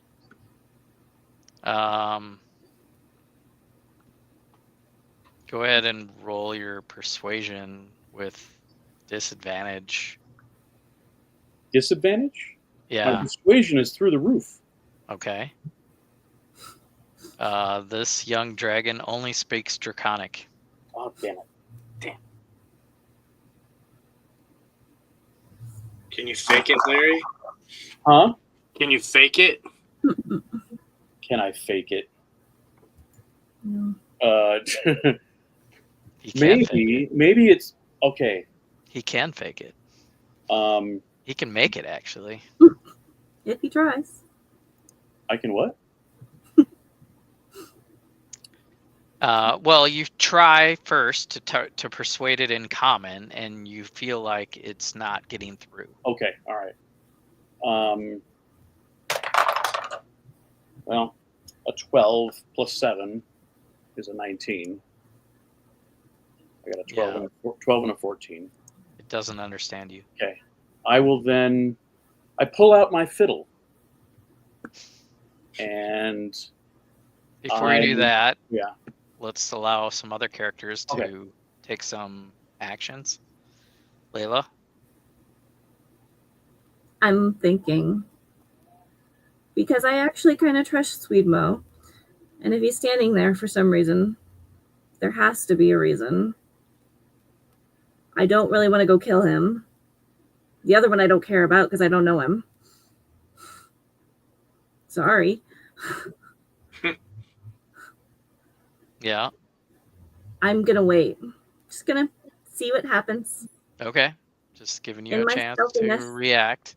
Yep. Sweedmo, what are you doing in this moment? You see this elf try to talk to the dragon, but it's not talking back.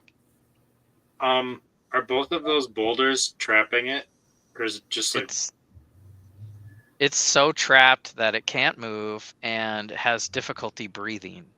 Okay. Can I try to bust one of the rocks up? Just sure. I want to let it know I'm helping it by busting up some rocks, but I don't want it to get free in case it is hostile. Okay.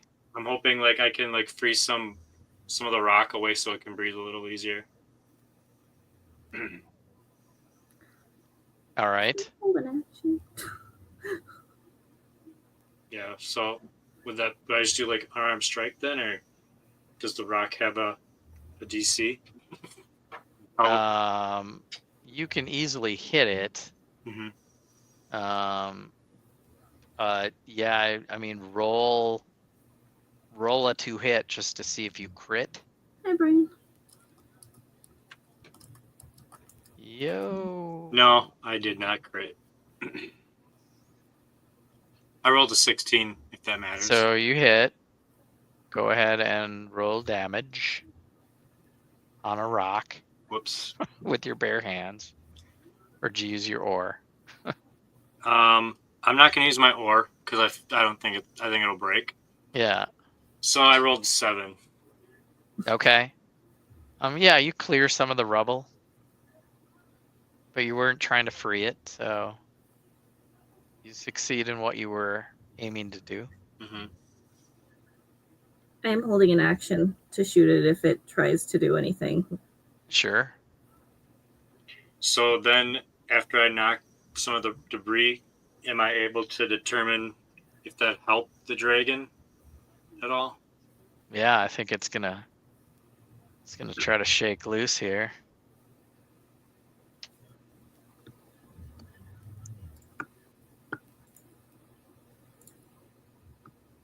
Shall I let someone else go now? Yeah, I want to say it shakes loose some more of the rubble. It's almost, almost not trapped.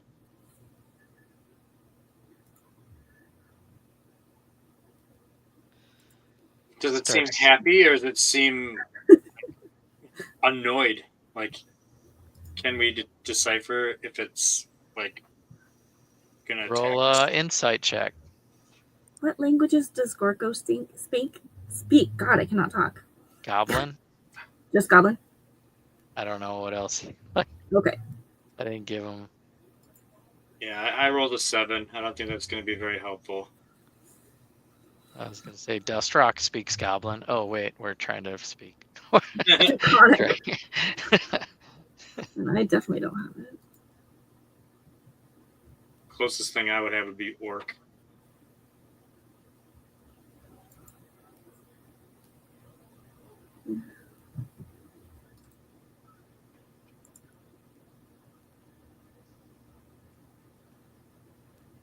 All right, back to Larry.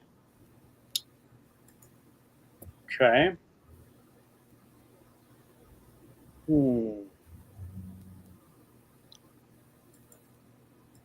Maybe trying to reinforce the kindness that I showed by curing its wounds. I got my fiddle, and I'm gonna play a soothing, almost lullaby-like tune. Okay. While making eye contact. Okay. It stares you in the face and listens to your tune. Does it do something, or is it's just I'm just playing. I'm just playing a musical instrument? How about, let's see. It looks you in the eyes, and for the first time takes a long, deep breath and exhales. Motherfucker. And sleep gas is exhaled in a 15-foot cone towards your direction, and just barely reach Layla and Gorko over there. So you guys make a Constitution saving throw. Would that be a magical sleep? It's gas. No, but it's not a spell. Well, do I get my action before that happens? I'm immune to magical sleep, so I don't know if that qualifies. That's usually the spell sleep. That's what that means. Like charming. This is not like psionic. That means like psionically, I believe. You're immune. This is gas. The monk, I'd say you're dexterous enough and out of range that if it's staring at Larry's character and pointing that direction, it's gonna stop short of the dwarf, but I want Layla and Larry to make Constitution saving throws. I got 13th, but I was also holding my action to shoot it. 13's a save. 18. 18's a save, so you guys do not fall unconscious.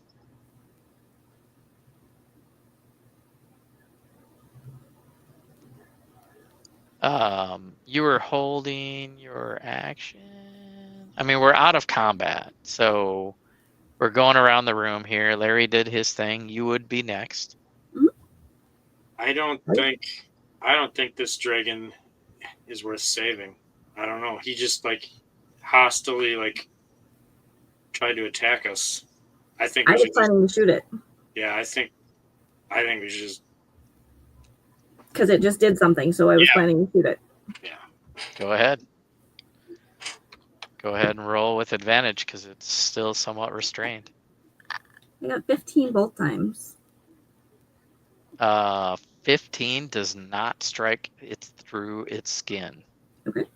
It's brass, armored skin deflects your arrow, or assuming you shot an arrow.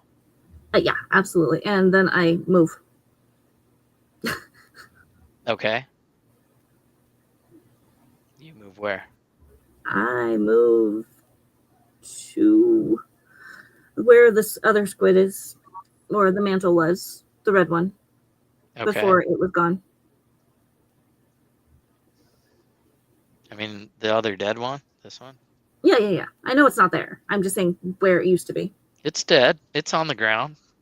Okay. Didn't disappear. The darkness disappeared. Okay. I'm just chilling out by it and hiding. Okay. 12. Sweedmo, what do you want to do in this moment? I say a little prayer to Velcor, and then I'm going to unarmed strike this guy. I would like to attack him. Him being who? The wormling. The female dragon? Whatever it is. The female baby dragon? Yep, him. Yeah. The thing we've been trying to save. Sure. All right. Do I need to roll to hit it all? Yeah, you got to roll to hit. Right. Roll with advantage. 22. Yeah, that hits.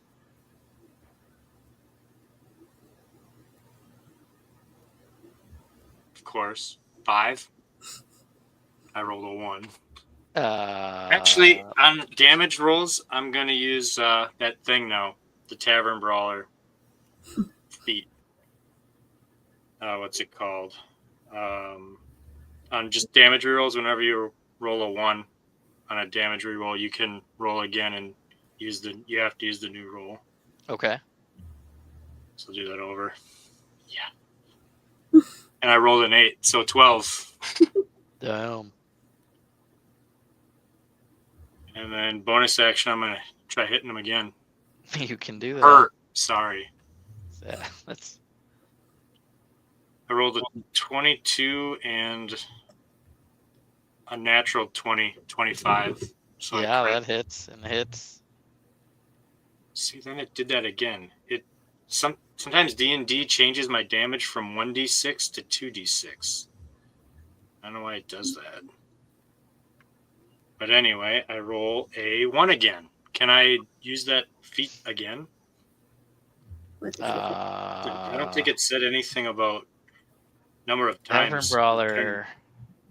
Damage rerolls. Whenever you roll damage, you can reroll 1. You must use a new roll. Yep. You can do it as many times as you want. All right. Sweet. 4. I still rolled a 1. Can I roll it again? Can I keep going? Is that how it works? So 1 is 4 damage, yep. but you hit it twice. Yep, that was my bonus action. Okay, so that was your okay. Yep. So 1 for 12 damage, 1 for 4 damage. Correct. All right. And then I just want to move. And Caladorn, you're just watching this happen? I'm watching it, and I just look at them. What is Shake your wrong head. with you people? This is cruel. I'm not going to be a part of this. He tried to put you to sleep. And I walk towards the exit. All right. Well, the way you came is the tentacle, the rubble and the trapped dragon. It did say something about some other exits, but I believe They were blocked. they were kind of all blocked with the rubble Oh. to get to the next room. So you would have to clear the dragon out to get past him. Like, I Caladorn, want to say, I don't know.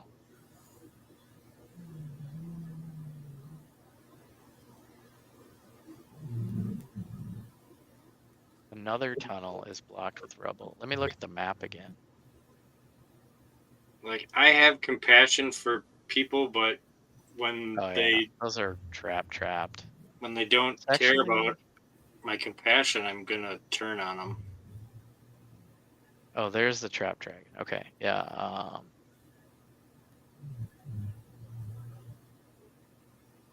Okay, yeah. Maybe you guys are gonna be called the Dragon Slayers. I don't want to. It's your life mission. Well, yes. Me as a character, yes. As a person, no. I don't really want to. Right. No, but, yeah. I want you to play your character. Yes. And if somebody could persuade me other ways, then that would have been fine. But nobody tried, so. Think of Vex and Vox Machina. She has a favorite enemy of dragons. Yep. But they end up, she reluctantly has to work with one of them or something. Did you finish that yet? Yep. Jesse, did you finish? Finish what? Vox Machina? Of course. Yeah. Right away. Okay. I watched it too, Larry. You persuaded me. Yay. Did you like it? You watched all the seasons? Yeah, it's good. Cool. All right. Well, then, what did the map say? So, there's a couple of blocked tunnels with massive rubble, but it seems more likely that the rubble past the dragon would lead somewhere.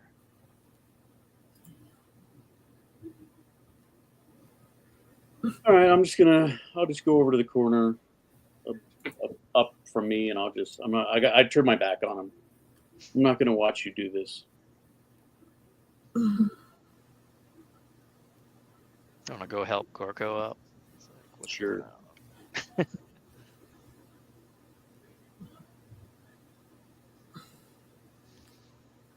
Now that he says that all the exits are blocked, I feel like maybe this dragon was our ticket out of here.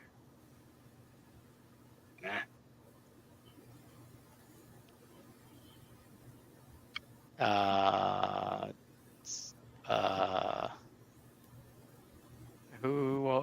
Where are we at? Is it Layla's turn? I think, yeah. Mm-hmm. Larry, yep. Larry's walking away. Caladorn. It's like, what the fuck? Layla's on the other side of the room, struggling, internal, I don't know. I am struggling internally. But now that the Sweedmo's after it too, I'm just gonna shoot it with my crossbow. Yep, probably. Good thing I'm doing horrible at shooting right now. 7. Do I get advantage? Yep. 13. 13 does not strike the armor of the brass dragon skin. I'm going to just chill right here and keep watching. Stealthily.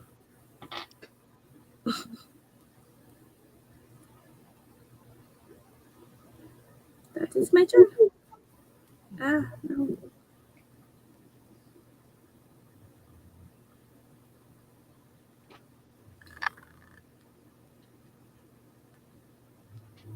Back to Larry. Back to Sweedmo. Sweedmo. Sweedmo. Yeah. So you see an arrow, but not strike the dragon's skin. See, I am conflicted as a player. Like my person is conflicted. That's why I'm like saying prayers to my God before each hit, but like I don't know what to do. I see the bard walk away. I don't know what I should do. This is like the first moral dilemma we've ever run across. Yeah. Yep. This is what happens when we bake some backstory into your characters, and How dare you? one has a revenge plot against dragons, and here we And are. other things. Not just dragons. Not all dragons, I would say, but maybe she for now seems very against any dragon. And I set up my character to like, I forgot where that was in the book. I think I set him up to be chaotic neutral or something like that. So I don't know. I think I gotta keep hitting it. I think I gotta keep hitting it. I don't know. Chaotic neutral? I think so.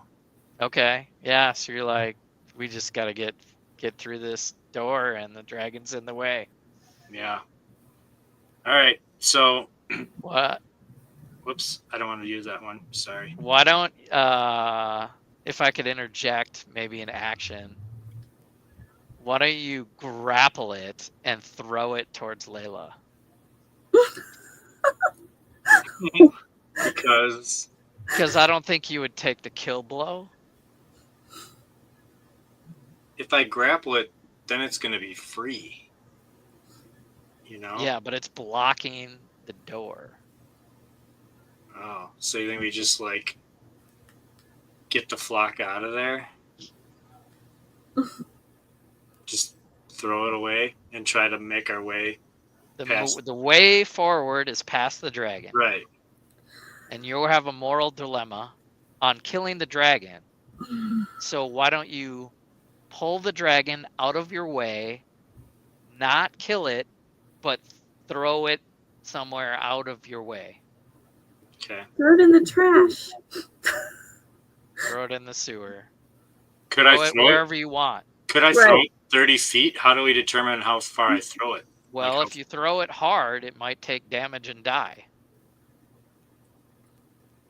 Which I don't want to do that either. All right, I'll try grappling it. Okay. So you'd have to make a dex saving throw. The dragon. Probably disadvantage being struggling. Nope.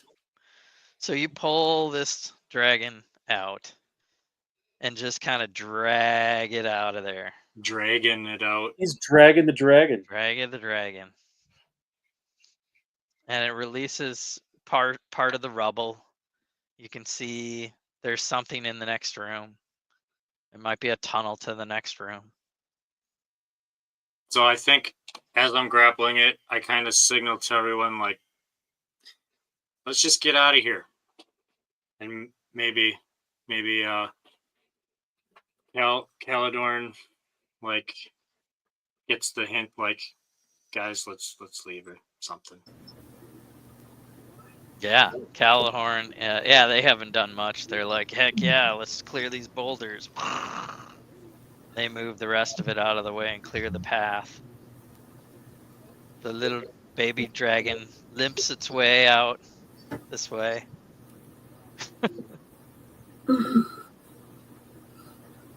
Last time, anybody want to persuade me? Layla.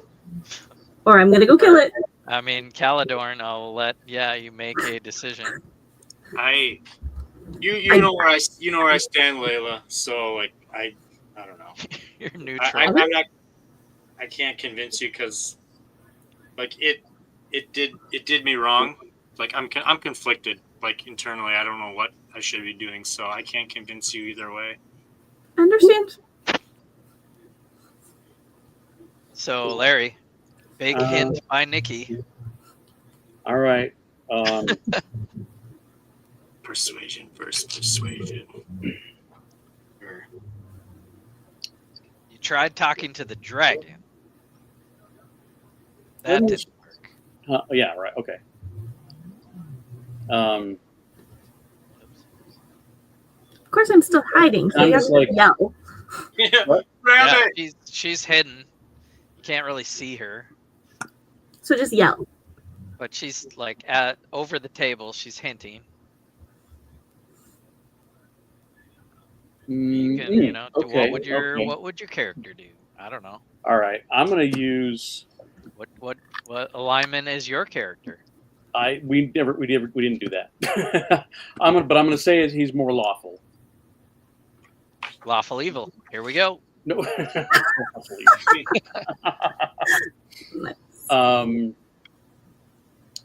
So I'm gonna use thaumaturgy. And I use booming voice. Okay. And I yell at her and I say, "What is wrong with you? This is cruel. This dragon was defenseless until we attacked it. Let it go." All right. In like a dad voice. Dad voice. I want to say with the thaumaturgy and in that kind of tone, you're intimidating her. Okay. Versus. And that's fine. Versus what?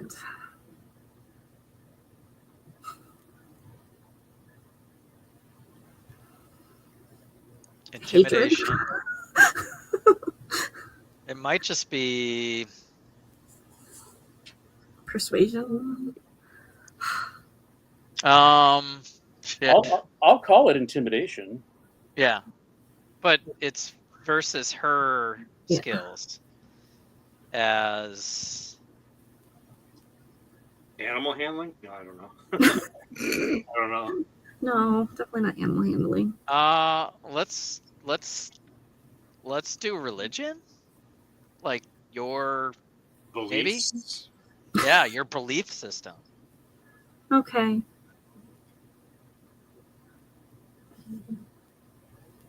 So Larry, give me -1. So we're gonna do a roll off. Roll off. My intimidation versus her religion. Layla's got a -1 in religion. You've got That's intimidation. Me in the corner. That's me in the spotlight. It's got a +4. All right. And I get to roll with advantage with my booming voice. That's a 10. And a 17 plus 4. 15. So 17 versus 15? 21 versus 15. 21. Okay. Yeah, do the math. I heard. I did do the math. I said okay. 7 plus 4. I don't know. I didn't hear it. I heard the +4. I just didn't hear the equals. Oh. So yeah, 21 beats a 15. Mm-hmm. How does that affect Layla's feelings? Does she pause now? Does she change her mind as the dragon kind of weakly doesn't, come your direction, starts leaving the room?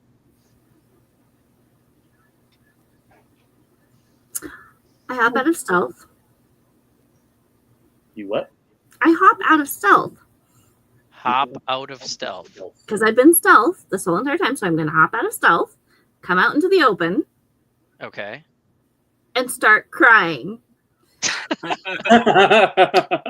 and say, the reason I want to kill this dragon so bad is there's so many wormling dragons, and one killed my daughter, Lulu. A wormling dragon killed your daughter? Yes. Well, it was a wormling that turned into a big dragon, but I don't know that. I just know a story that a wormling did it. Yeah. It'd be a weird story because it was trapped in a globe and then it burst out of the globe and it expanded to an ancient green dragon, I believe. Oh shit. Yep. So that's what I know. And I just keep crying. That's pretty much what I would do.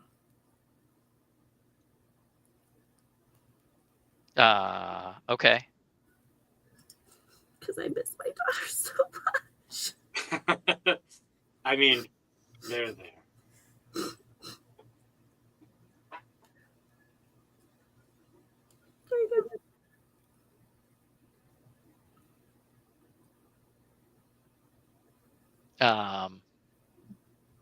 Larry, do you have any first level spells left? Nope. Oh, okay. Well, there's that. Not unless we want to hang out in this room for 4 hours. Yeah. Well, you guys probably need a rest after this, as the Harengon is crying. The dragon sneaks away. You guys clear the rubble. I don't know if we're ready for the next room. Do we need a break, you guys? Or should we see what's in front of us? I don't know, Dungeon Master. What do you want to do? So it says for this adventure, and I'm okay with it, that basically you guys can take a rest anytime. There's no timetable. There's no there's a rescue mission, but it's more of investigate and report back. So the longer it takes to do that, not the biggest deal. So you're saying we would take a long rest here? You could. Or a short rest. Or no rest. I'm saying My character-wise would probably need some type of rest. At Yeah. least for Yeah. a few minutes before we go into another room. Yeah. And then I'm just going to stealthily walk away and hide for a little while. Okay. Yeah, the dwarf cleric, he's lost a few spell slots. He could use a rest. I don't know about hit points, but we could regain some spell slots if we took a break here. Mm-hmm. I mean, I'm good with hit points. I haven't used uncanny metabolism yet. I can regain my focus points, but we could long rest too.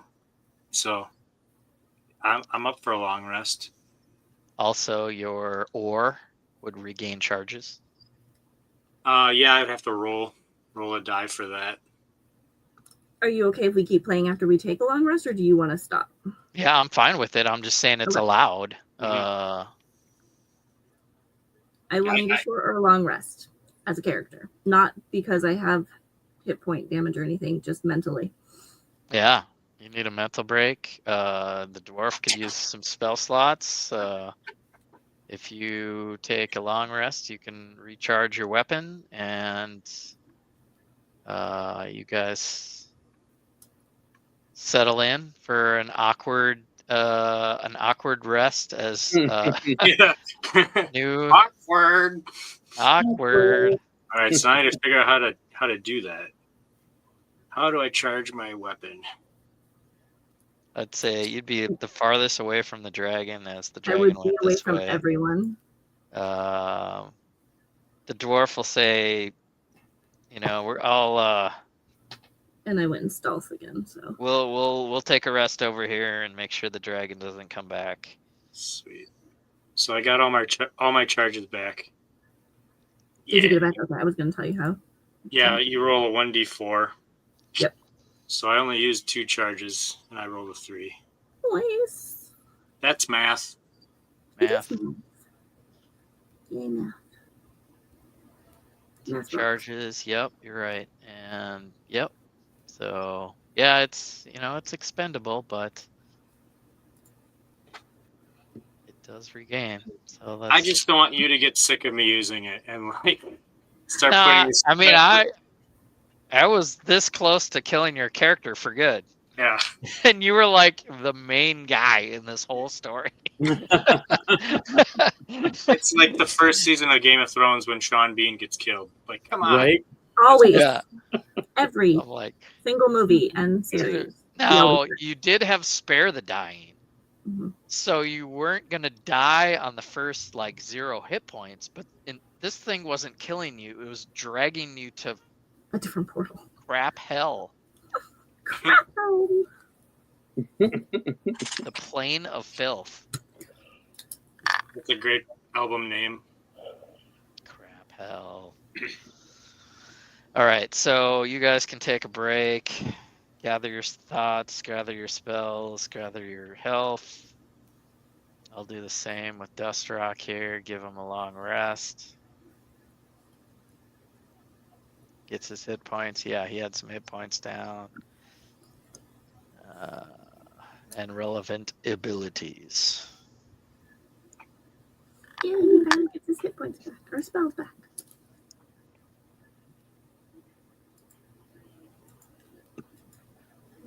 Take a look at this. You awake and Alright, let's go, thanks. Yeah, you like your back leg gets the ears and stuff. Let's go. Are we feeling better now, Layla, or what? Let's go. All right, let's go. let's I want to go. talk about it, guys.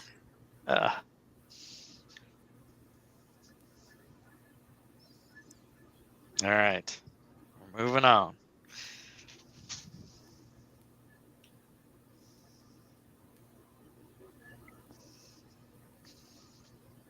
Looks like an I Am Groot chair. It does look like an I Am Groot chair.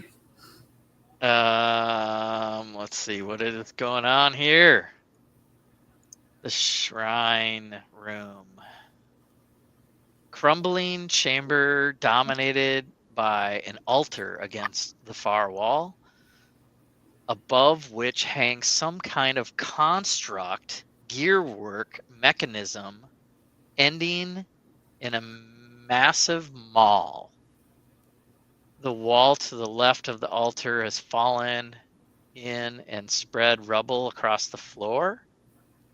On the floor near the altar is a golden device resembling an orrery housing. Orrery housing. Spell it. Orrery. I don't even know what that word means. I think you made that word up. Look it up. I'm gonna look that A up. mechanical model of solar system or just sun, earth, and moon used to represent their relative positions and motions. I used that in the last Vecno. It's true. You did. So the orrery housing is the golden device on the floor near the altar. That's the square thing. The device is battered and falling apart, revealing exposed gears and spokes. And with its exterior pieces and plating scattered across the floor, splayed on the ground next to the device is the corpse of a dwarf. And in the southwest corner of the room stands a muscular female human dressed in the livery of the City Watch. Her eyes are closed, and she breathes deeply as though resting. And is that Tishi? It definitely appears to be the next guard Tishi that you're looking for.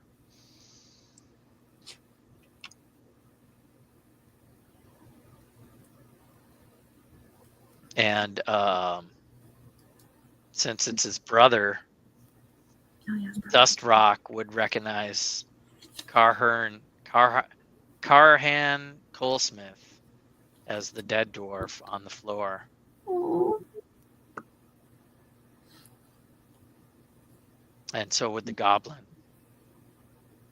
And I think they would go towards this familiar figure.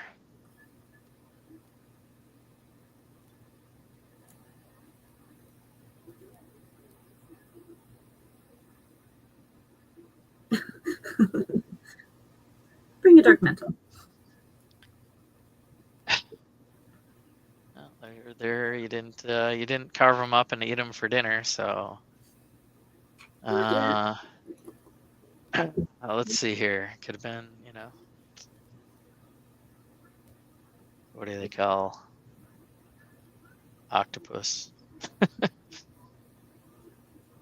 Anyway, Calamari. There you go. Dark mantle calamari.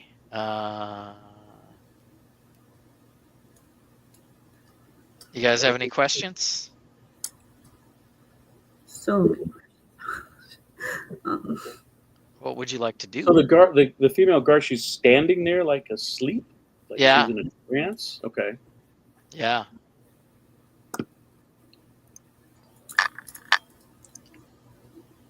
I think I want to check out that golden box. You betcha. I think maybe it corresponds with the chair. I'm gonna go in front of him to check for traps. Oh, yeah. But I mean, I have the same passive perception as she does. But I guess I in the game I have to physically say I'm using my passive perception to check for traps. No, you're passively looking for traps. She's verbalized that she's actively looking for investigating for traps. Yep. So that would be a roll versus the passive. Yep. And I got a dirty 20. You don't notice any traps. This thing's a broken device sitting on the floor. Okay. It's not attached to any strings. It's not trapped. All right. There is magical pulses of power coming from the altar and the device. I know nothing about magic. But it's not trapped. I mean, I think they're related. Like, I'm thinking maybe like it might help fix the chair. I don't know. It's part of the chair. I'm not smart. Yeah. I'm just a wabbit. Out for blood.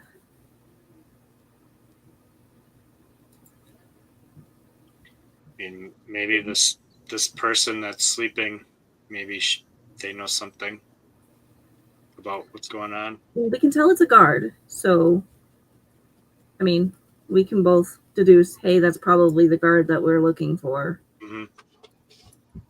And we know her name. So that's what I can tell you on that one.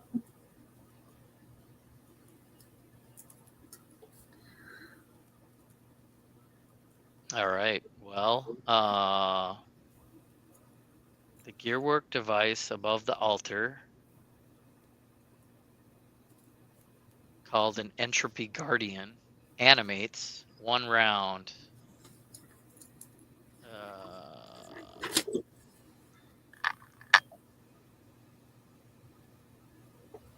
An Entropy Guardian?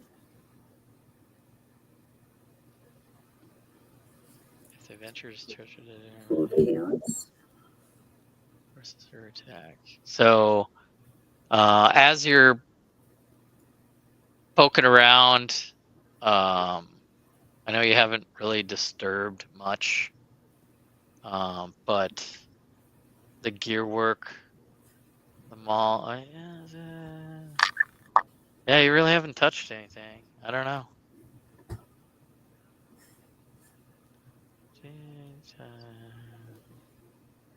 So I need you guys to do more to activate the mission. Caladorn, I think you have a way with words. Do you think we could go up to that sleeping lady and maybe try to wake her up gently and see if she knows anything? Well, I guess it'll help me get out of here. Sure. I never console my friend, Dustrock. Yeah, so I think we should just go over to her and try to wake her up. Dustrock is crying. His brother is dead. He can't think. He's out of his mind. Oh, I know. I'm consoling him. Oh, you're consoling him. Okay. Yep. All right, so I'm gonna walk over to, what was her name? Tiefly? Tishi? Yeah.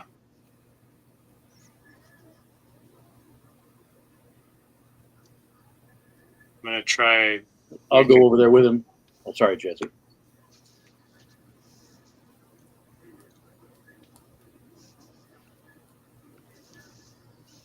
I'm gonna try waking her up. Okay.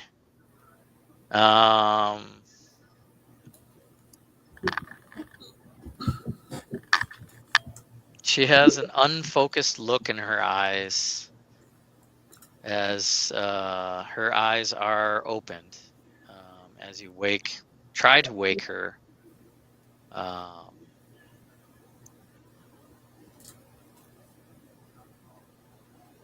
But she does seem to be possessed with a spirit. With your passive Perception. Yeah,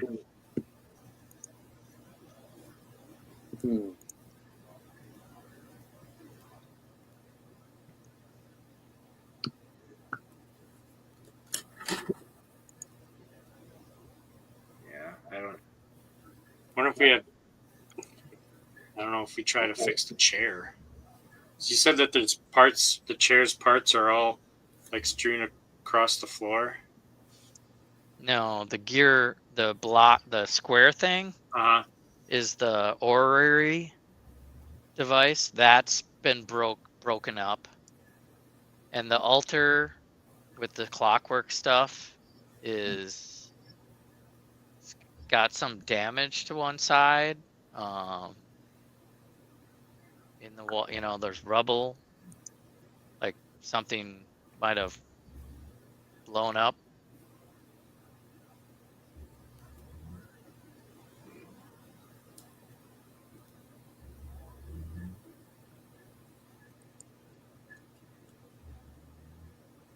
What kind of tools do you guys have?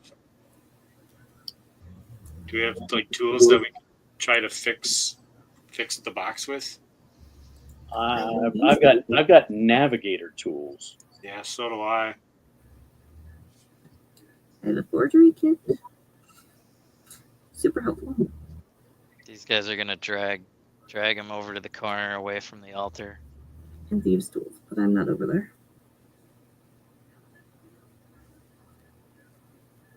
What do you think would happen if we put the dead body on the altar? Nothing.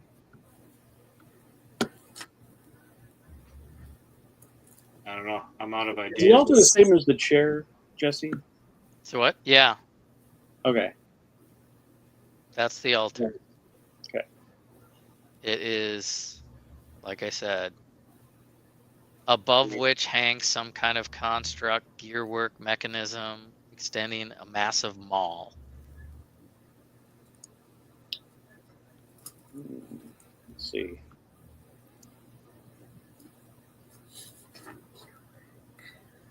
If I did a medicine check on this guard, would that help determine what's going on with her? You can certainly try. All right. She's possessed. Oh, that's a whopping 7. Yeah. I mean, she's not moving. Her eyes are open, but there's nothing upstairs. Like, she's not reacting. She's not responsive.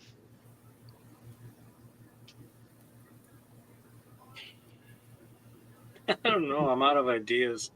And let alone just I could sit in the chair. I don't know. Like that's like my last resort. I don't know what to do. I'm confused.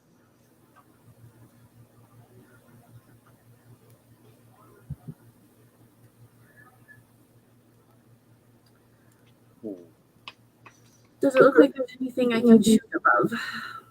You can what? If I use my short bow, is there anything in the gears above that I would be able to shoot? I mean, you can shoot it.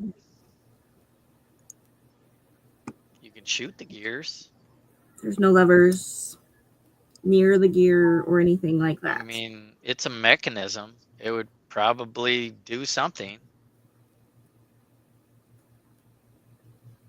You want to Let's do it. investigate it more or just shoot it? Or I can investigate first, sure. No, I can't. That's a 7. yeah. So I'm going to shoot it. All right. Well, as you begin to threaten the altar, the possessed guard does not like you threatening the shrine. Let's roll initiative. What a waste. Same thing as always. 5. 5. Yeah. Nikki, 18.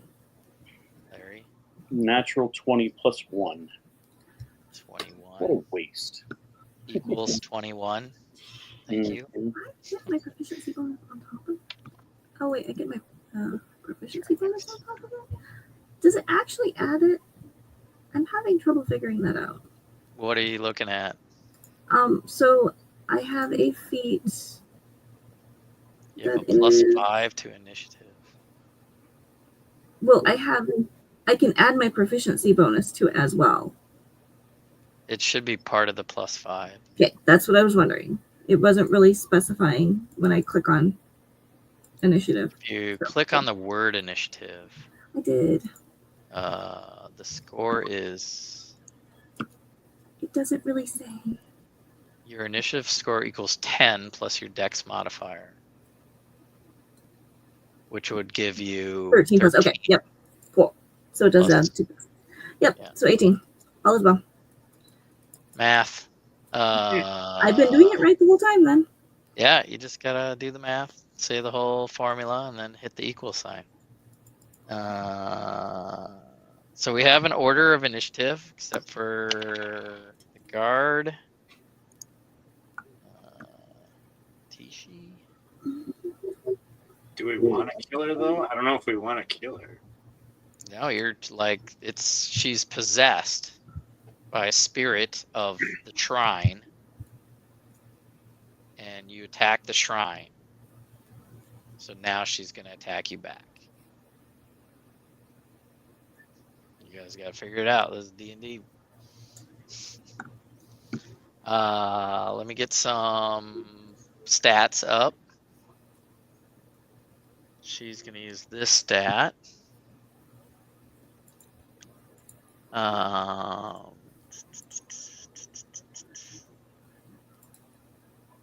And I think I should have something else here.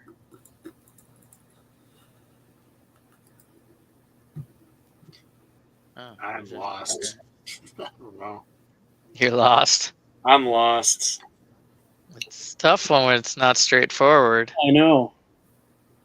And I mean, I don't know what else to tell you guys. I'm at a loss, but Nothing happened until you threatened the shrine, and you haven't touched the other box on the ground either. So you're wondering what to do. There are two things that I made out of Lego.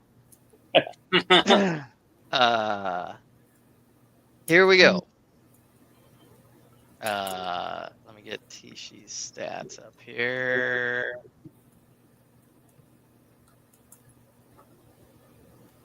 And I've got another thing. Here it is. That's okay. Okay. Okay. Yes. So okay, round one. Larry. I cast Thunderwave. At. Well, it's centered on me. So each creature in a 15-foot cube originating from me makes a Constitution saving throw. And on a failed save, take damage, and is pushed 10 feet away. In addition, unsecured objects that are entirely within the cube are pushed 10 feet away from you. Okay, I understand. Cool. What is your target? Well, it just kind of comes out from me, so anything in there. So the guard is I'm kind of maybe knock out the guard.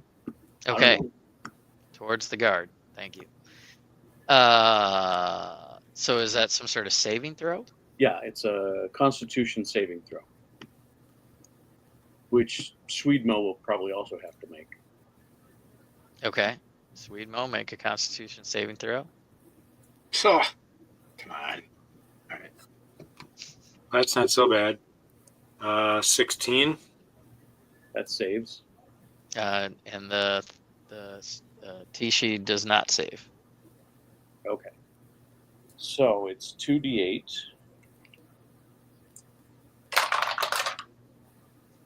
It's 9 total. So 9 for the guard, 5 for Sweedmo. You're hurting me? Oh, man.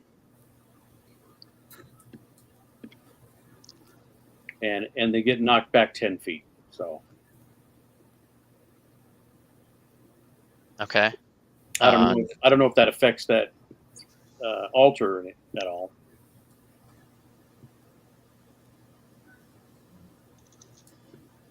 You're gonna just push them both like that way against the wall.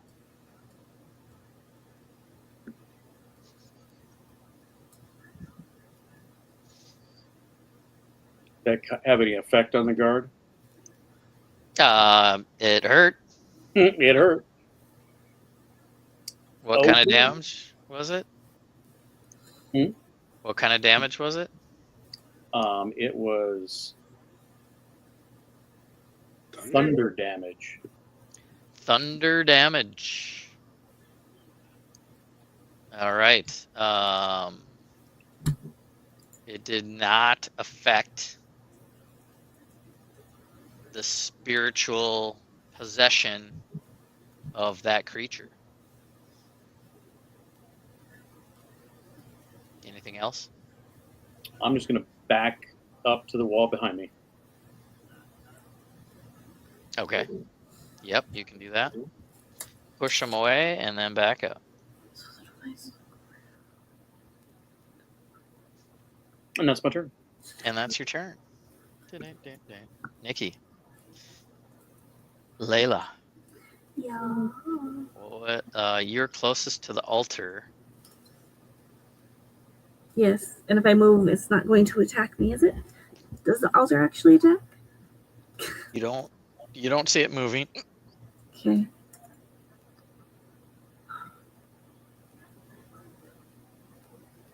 Now that I'm closer to it, is there anything special about it. Do you want to like start pulling some gears and Yep. turning some dials and? Yep. Okay. What do you want me to roll? Well, I gotta read what. So the altar is made of granite and covered with ruins. So if you dunked yourself into all 4 pools of water, which you did not do, Nope. that would have gave you some power over it. Really? I did 3 of the pools. You did. Not all of them, but 3. You did 3? Oh, yeah, I think you did. Or did we all go and try to do it? Because after you did it, No, I was just like, let's hop I think in. I think you did 2, and then Layla I did did 1, and then I Dust Rock did persuaded him to do another one. It was like 3 characters in 4 pools. Yeah. Yeah, I went in 2 of them because I got advantage on initiative and I was exhausted. Yep. And I was poisoned. A character who touches the altar willingly must make a charisma saving throw. Okay. 15. That makes a save. So you are not charmed by the spirit loyal to that which endures. Okay, let's not touch the altar. Okay. Anything else you want to do? Did I feel any type of... Yeah, I mean, you resisted. Okay, so then I'm moving away from it. Charmed. Yep, I'm moving away. Back Okay. to near the orrery. Okay. And then I'm going to hide. All right. 15. Oh, wait, 17. Sounds good. Then we got the Tishi's turn. So after being knocked away, she is going to try to attack anyone by the altar. So that'd be the monk right now. And she's going to make 2 attacks with a mace. Does a 15 hit you? Nope. Try again. Don't say. Does 12 hit you? Nope. Absolutely no. So she just kind of blindly misses and misses.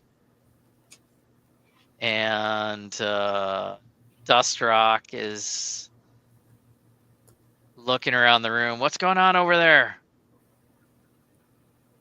Wipe your eyes, you dwarf. We need help. So this lady's possessed over here, and that altar thing is scary. It tried to possess me or something. Check out the box. I'm screaming. Possessed. Yeah, can you fix it? Don't know that I have anything that fixes that. Not yet. He can try. I don't know. Like, he'll pull some holy water out and channel divinity. And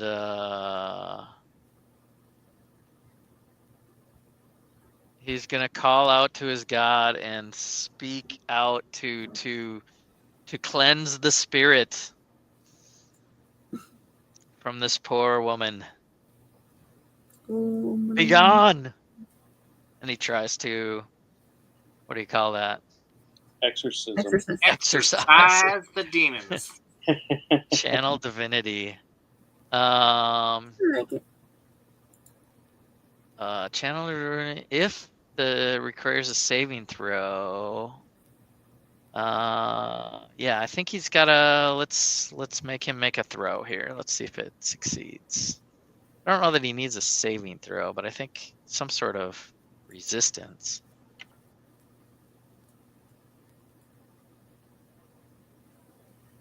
Not good enough.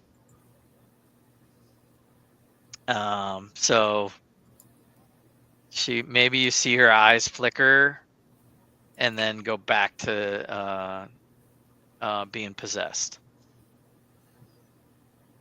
Maybe. I tried. Something's got a hold of her. Good job. So now at turn 0, the construct activates. What's turn Clockwork arms. What does turn 0 mean? Initiative count 0. I didn't go yet. Oh, you didn't go? No. You're 5. That's why. You should have gone before Dust Rock. Sorry. Go ahead. Is there a room between the wall and on the south to get between her T-sheet and the wall? Do I have room to like move to the other you side? just got you both got plastered to the wall with Okay, that force cube.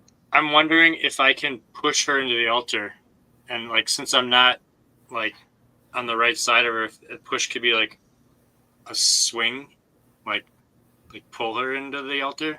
You can grapple her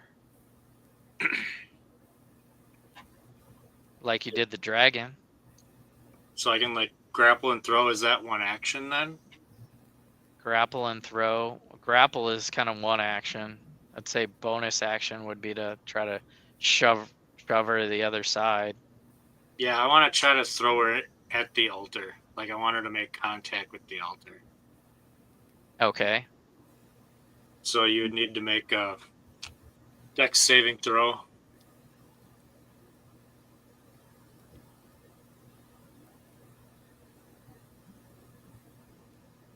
$10. You failed. So I have you grappled.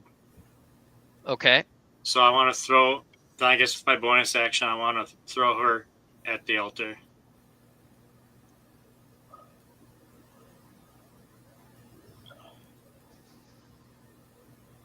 There you go.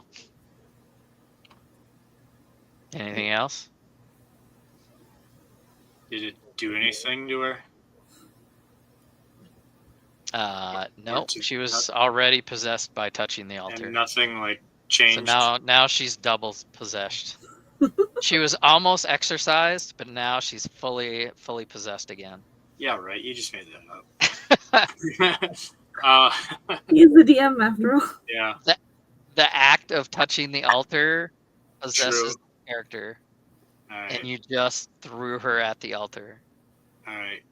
I guess with my remaining movement, I want to move to the orrery. Okay. Maybe like behind it, like between the wall and the orrery. Yeah. Over there. Yep. All right. That's all I can do. That's your turn. Then Something with the it's box. What about Gorko? turn. Huh? Did Gorko go? Gorko, he's protecting. I don't know. I guess the dwarf is dead. I mean, he doesn't know what to do. There's just like a possessed woman right there, and you guys are like slapping her people around.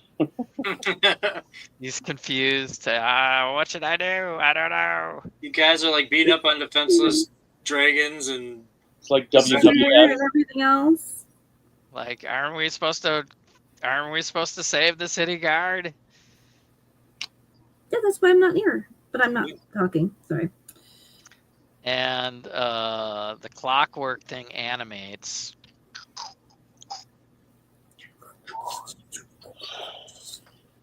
It's a transformer. It got blurry. Oh, you blurred. Blur. blur. Blar. Yay. not Blurry anymore. Blur, blar, blur. Blurry. It's gonna strike out at anyone that is threatening the altar or near the orrery. So again, Something's gonna help me. the monk.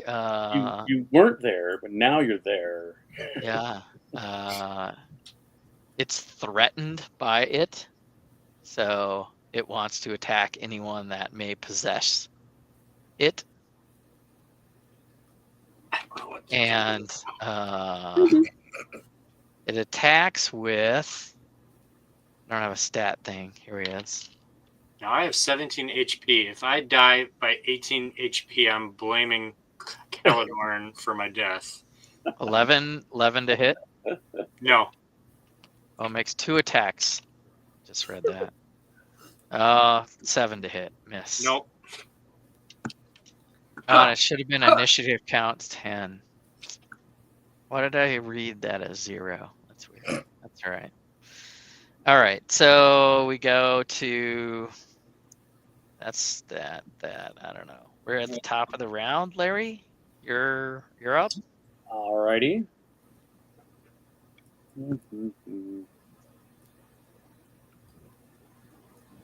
Caladorn, what do you do?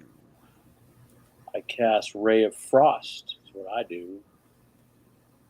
At What? The construct. And that's a critical fail. All right.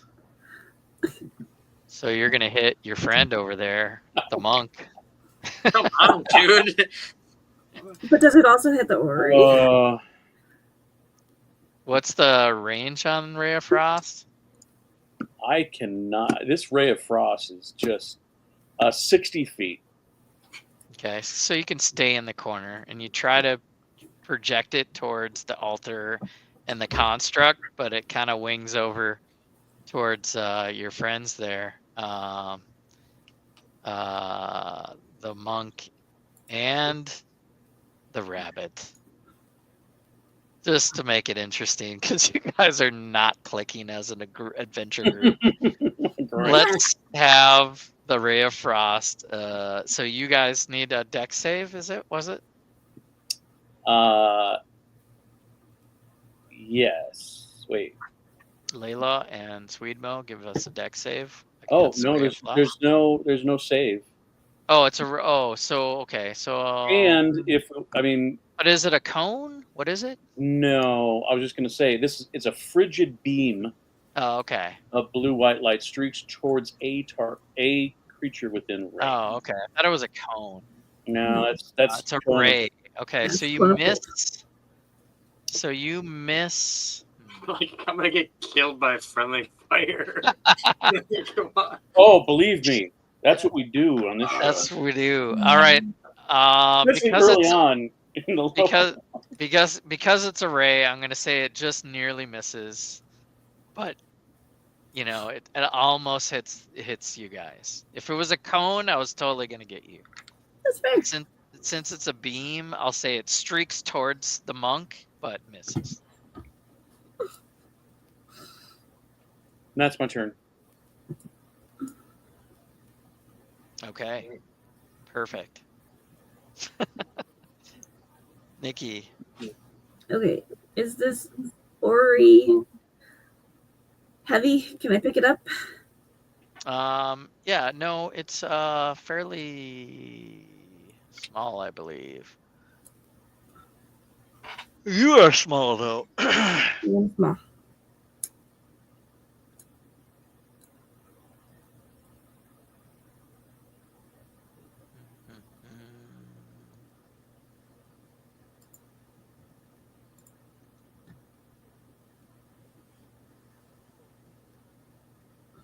Yeah, I mean, it's something you can pick up. Okay. And it doesn't open up, does it? Yeah. Huh? Well, it's broken open right now. Basically, there's pieces of it on the ground, so I could do this because it's Lego.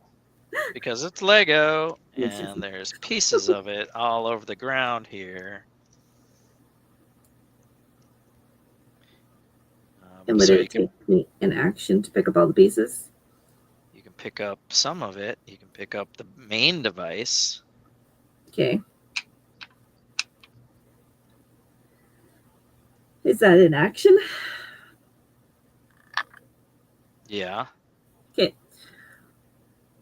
For my movement, I move over to the Caladron. The what? I'm moving over to Caladron. The dwarf? Caladron. Oh, Yep. Larry. Sorry. Oh, Caladorn. Over there, Yep. Caladron. My friends call me Cal, Ah, I don't know Hey, if friends now we yet. know. but you're not my friend. Not Yeah. gotcha. We'll see. I'm Possibly. definitely not feeling the vibe either right now. yet. All right. So that's that. That's that. Nope. Giving So it you, to her would be an action. Can't do that. I can talk to him because that's just not a reaction, but a free action. I can say at least a couple things to him. Caladron, this seems important. Take this from me on your turn. so you go over and give it to. Yeah, I'll allow that if you want to receive it. But he just had his turn. Yeah, he's gonna have to wait, but here. And I'm sorry, I was distracted. What do you want me to do with it? Just hold it? It seems important. The construct was coming after it. Okay. I don't want it. We need to do something with it. Yeah, I don't think you guys are in agreement. Mm-mm.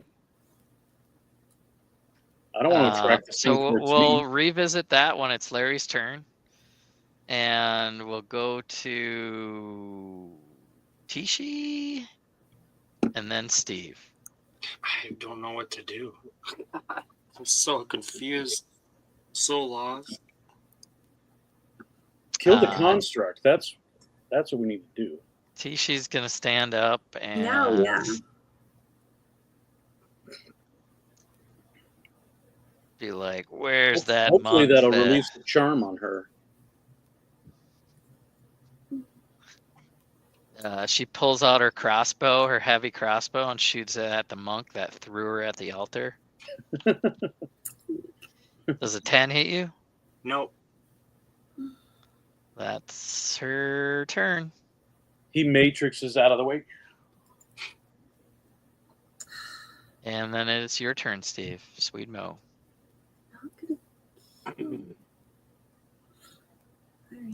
Can I use my ore to dominate beast and see if I can charm Tishi? Can you use your ore? Does that count? Oh, dominate beast is one of the spells. Yeah. Let's take a look.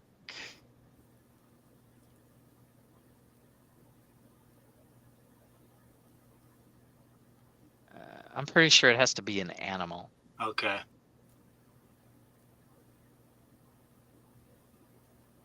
It's basically an Aquaman, make friends with fish Gotcha. feature. Okay. But it doesn't say it has to be a water-based fish. But it should be a beast. Okay. Not a person. Okay. So this construct that came off of the altar, Yeah. is it part of the altar? So like if I attack it, am I going to be charmed? You don't know. There's only one way to find out. Yeah, I don't want to find out. Good call. Oh, you had a long stick.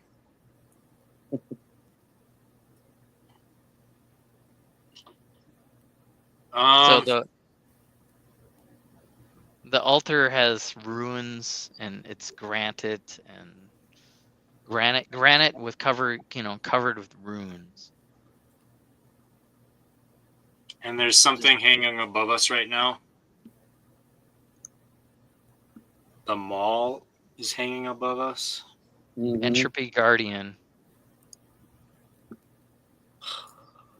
It's a gearwork device.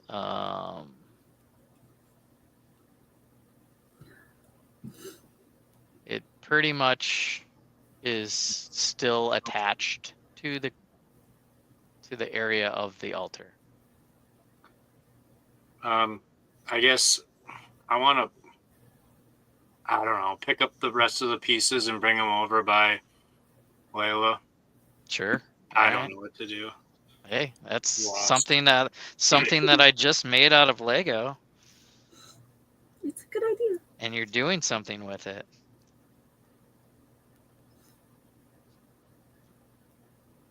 Don't not do something with it.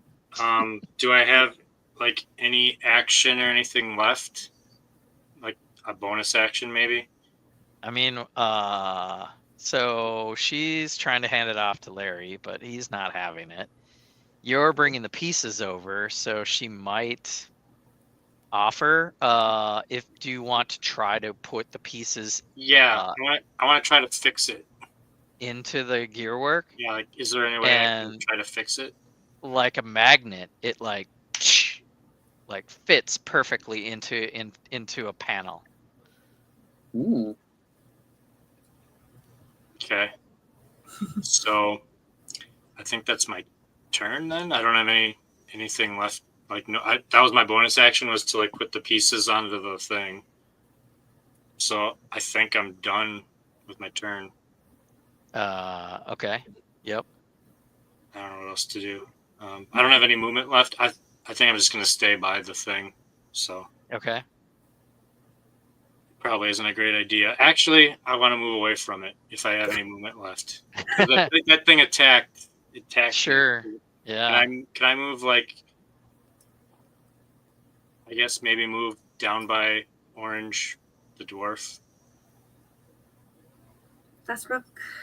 Yeah, Yeah. I just want to get away from it. So now I gotta put these things all back on here. Like a Rubik's Cube, it like magically kind of starts reconstructing itself. If a Rubik's Cube did that, that would be really cool, but it doesn't. Yeah. So it starts, like it's like a puzzle box. It starts like Hellraiser. Exactly.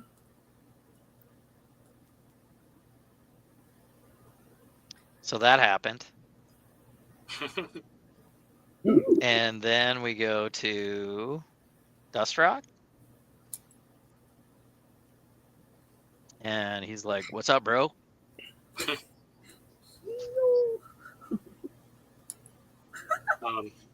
So yeah, do you want me to answer that? He's like, yeah. No, he's gonna try to exorcise the spirit out of, and then he catches her from behind this time. She shot at you, and then like grabs her from behind. Satan be gone. Asmodeus be gone. Christ compels you. There's a nat 20. The channel of divinity from my cleric druid breaks the spell, and the city guard character Tisha awakes from her possession. What's going on? Who are you guys? We're here to save you. That's a weird team. That's a weird name. We're here to save you. But I like it. My name's Tisha. What happened to the dwarf over there? I found him dead, and then I don't remember anything after that.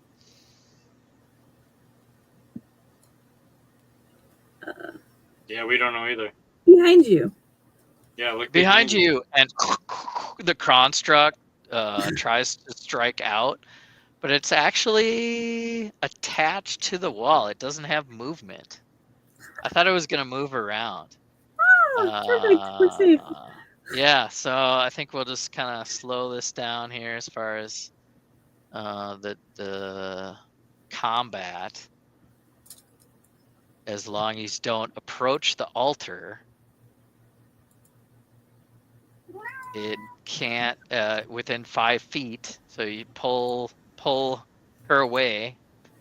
The thing like comes her way all of a sudden, and they're like, whoa.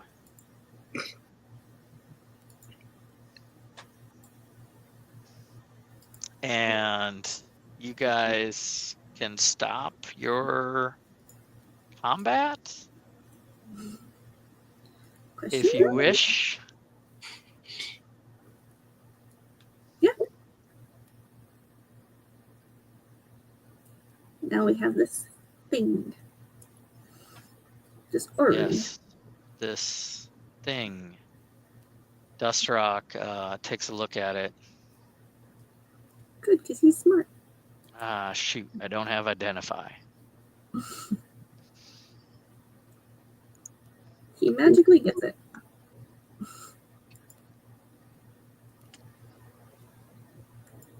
Well, should we report back to home base and get Sergeant Tishi out of here? Yes. Yeah, I've had it. I've literally All right. been dragged through crap. Literally dragged. So yeah, you can walk her out. What do you want to do with your brother? Well, I can't leave his body here. We're gonna have to take him with. Yep. I think him and the goblin can take care of it.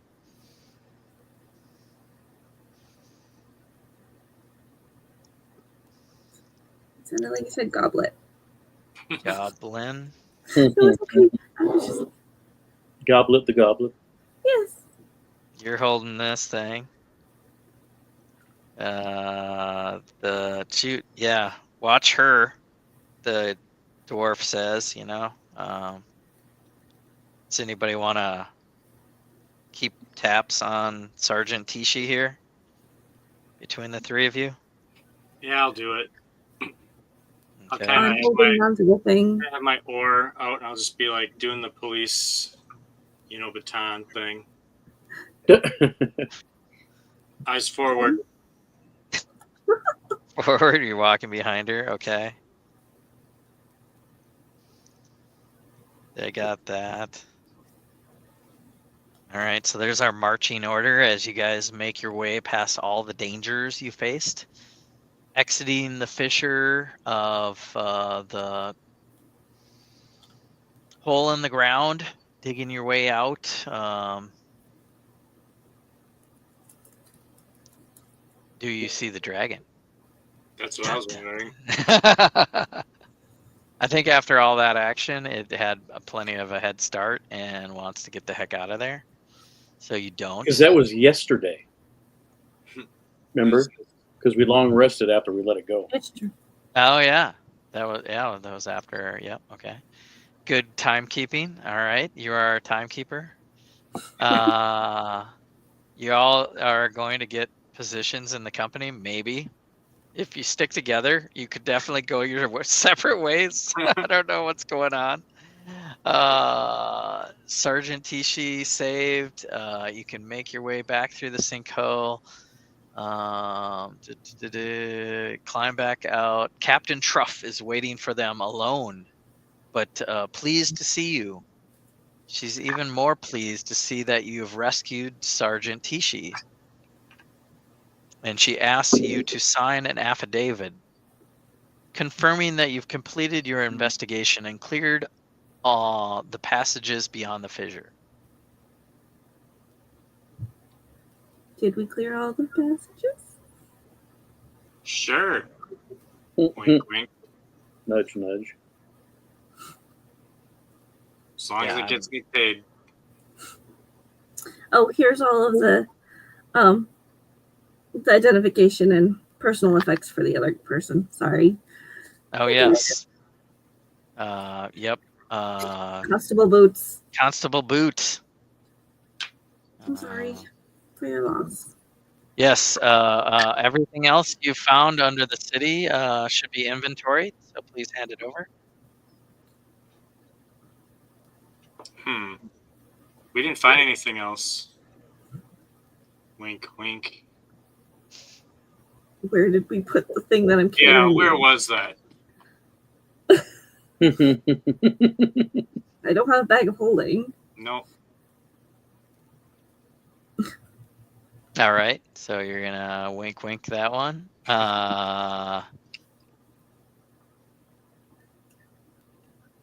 While you're going over the bookkeeping, a group of villains known as Xanathar's Guild tries to take any treasure you come out of the fissure with. So there is like 4 bandits sneaking up on you guys as you sign the papers and try to move along with your business.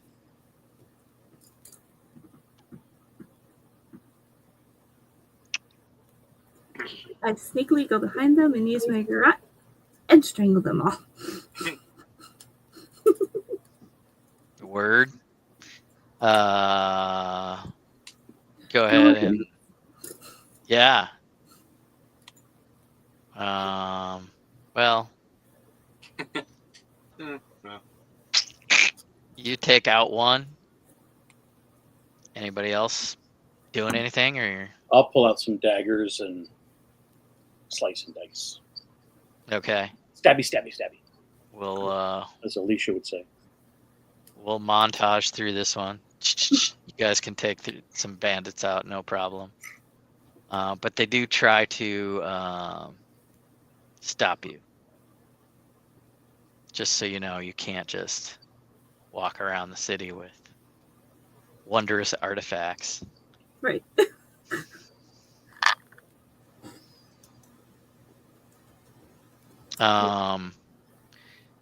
You can bask in the warm glow of the achievement of returning this report and go to meet Omen Drawn for your reward. Does that sound good? Yep. Yep. After this meeting, guys, we should try to trade this junk away and get some money for it. Oh, We absolutely. don't need to be carrying it with us. And then maybe we'll go our separate ways. I don't know. See.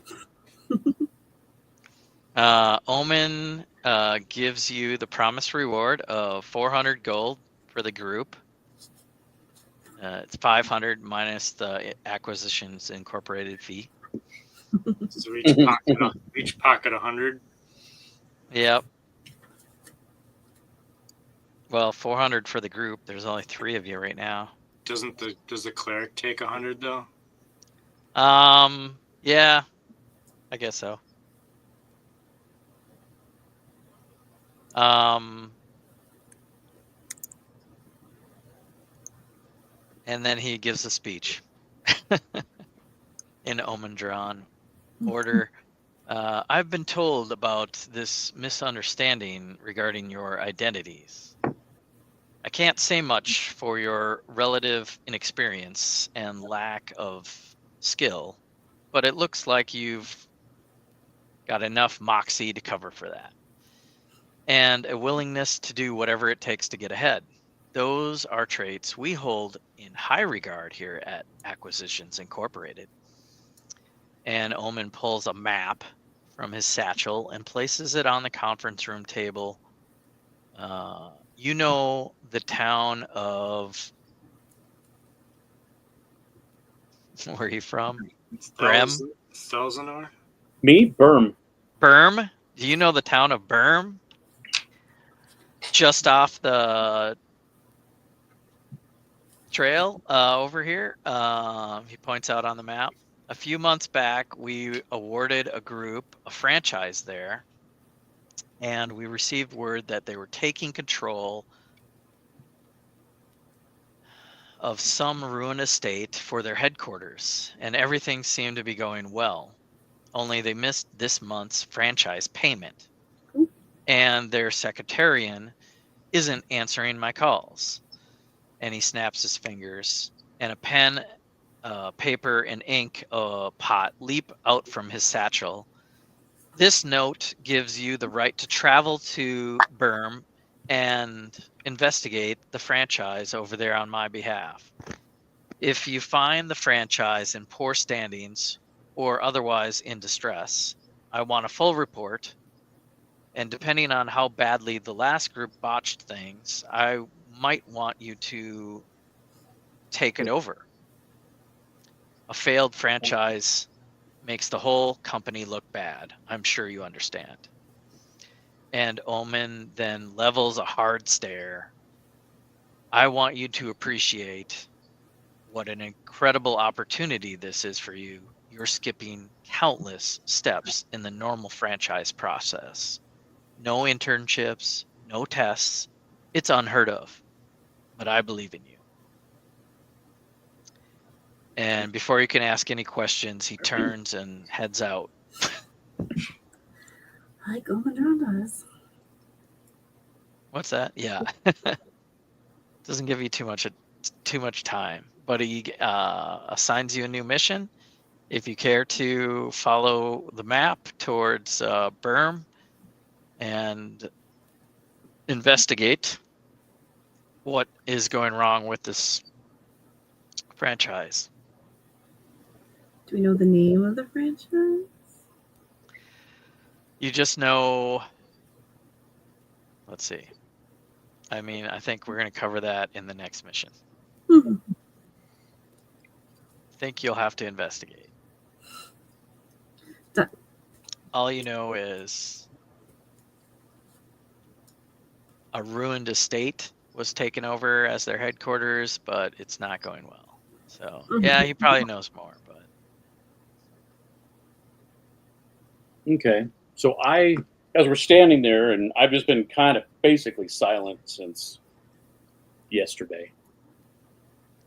Mm-hmm. And I'm just kind of scratching my head, and I don't know what to do. My merchant stall was swallowed up with me with the earthquake, so my business is gone. And it looks like I've been given an amazing opportunity. However, I don't know you guys, and I don't trust you. But Burm happens to be my hometown. So I don't know how you guys want to handle this.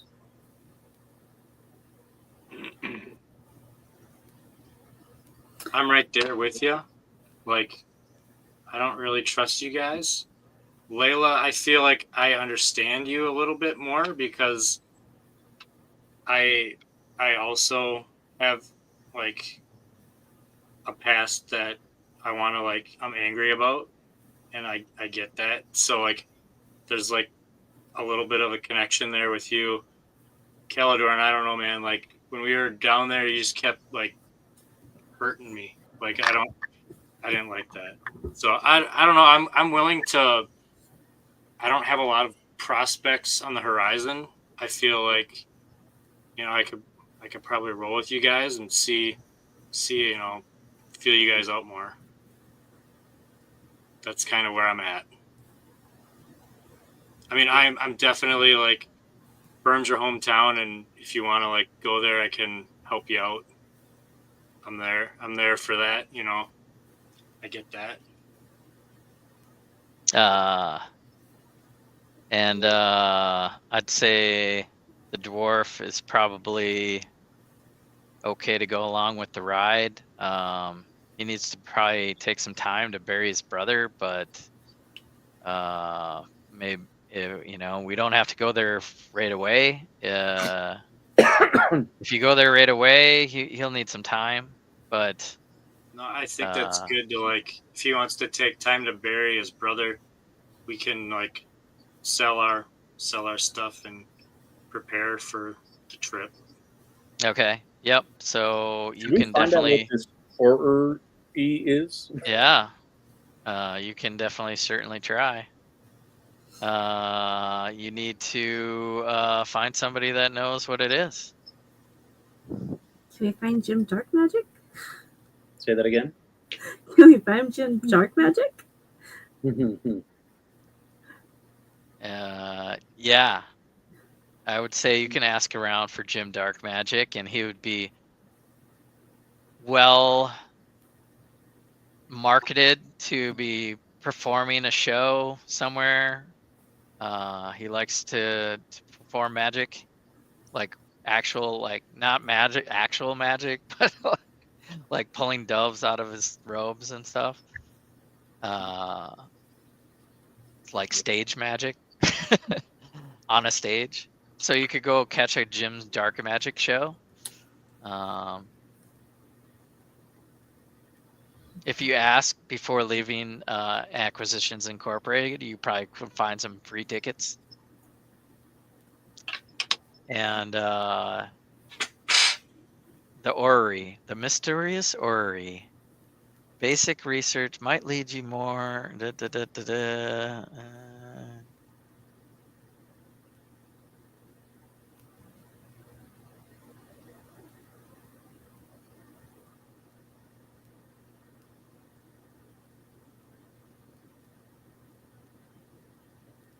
How much is it worth? You just want to know how much it's worth. I feel like we're on an episode of Antique. Storage Wars, and we're like going Antique Roadshow.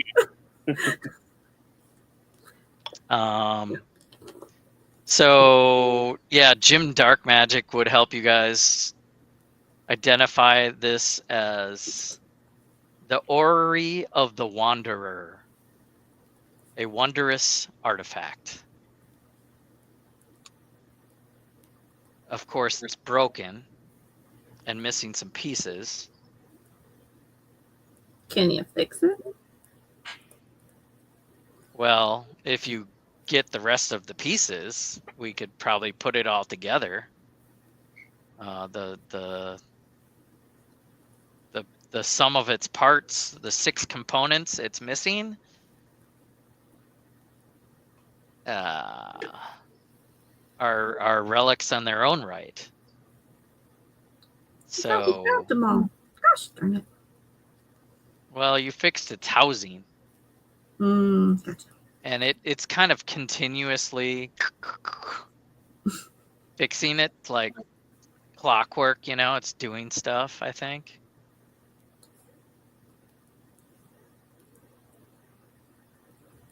But it's missing some parts. But you have the housing for something wondrous. Hey. I mean, this is what happens in the early adventure, right? It's like the MacGuffin. It's like the MacGuffin. Go find the other 6 part, the staff of 7 parts. It's our other quests. Mm. Side quests. It's like collecting secrets. Mm-hmm.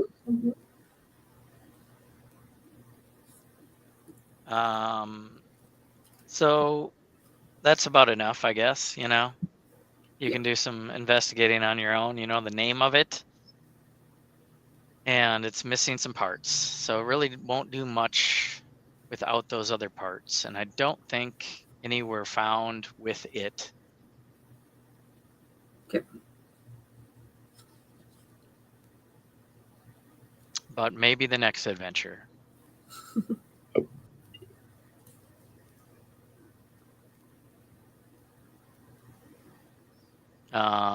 Yeah, I think we'll stop the live stream. You guys have any other questions as we you can level up. We'll do a level up for completing the mission. I'm gonna like do a milestone level. We can do experience points, but let's see if it'll get you there. I was gonna do experience points. I think you probably got it. Definitely the other guys did, because we can keep you on par with wherever these guys are, Larry. Because Okay. Well, you started me at level 2, so yeah, but they got some experience. They got halfway through level 2 last oh, time. okay. Right, guys? Yeah, we were at 480, You're at 480, or we were. and you need 600. It was at 900. 900. 900 is level the 3. next level. Okay. Yep. 6. Steve, what's your XP at? Yeah, I'm at 480 of 900 also. Yeah, we were at the same. Yeah. And I just leveled myself up to 900. If I give myself like 150 to be on par with them before you add any more, would that work?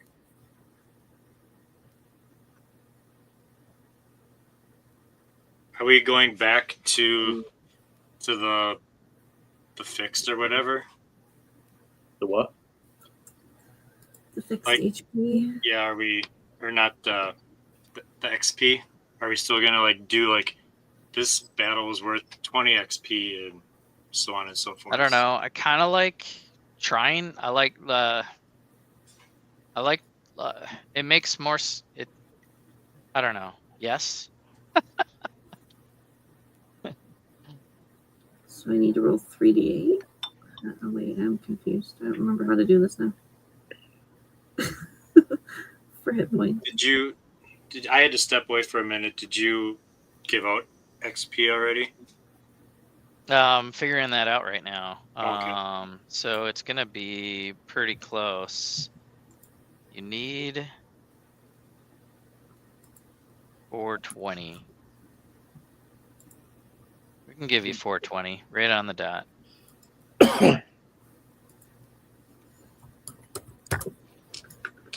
So y'all have 900. We'll just say boop. Yeah, when we go off stream, we'll have to show Larry the cumulative HP thing when we're rolling for our HP. That whole thing. Yeah. We don't have to do it on the live, but Yeah.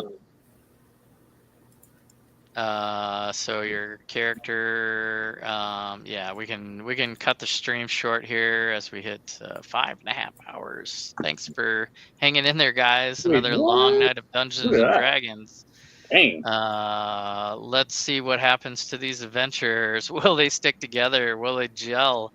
Will they go their separate ways? Will they kill each other? I don't know. But I will certainly try to kill them. No. True. It's it's part of the challenge. I need to challenge you guys, whether it be mental or physical, and or traps and skill checks, and some of it's in here and some of it's baked into your backstories as we potentially go into this next adventure. Could be interesting, and we'll see what happens. So thanks again, and till next time. Homebrew Bricks.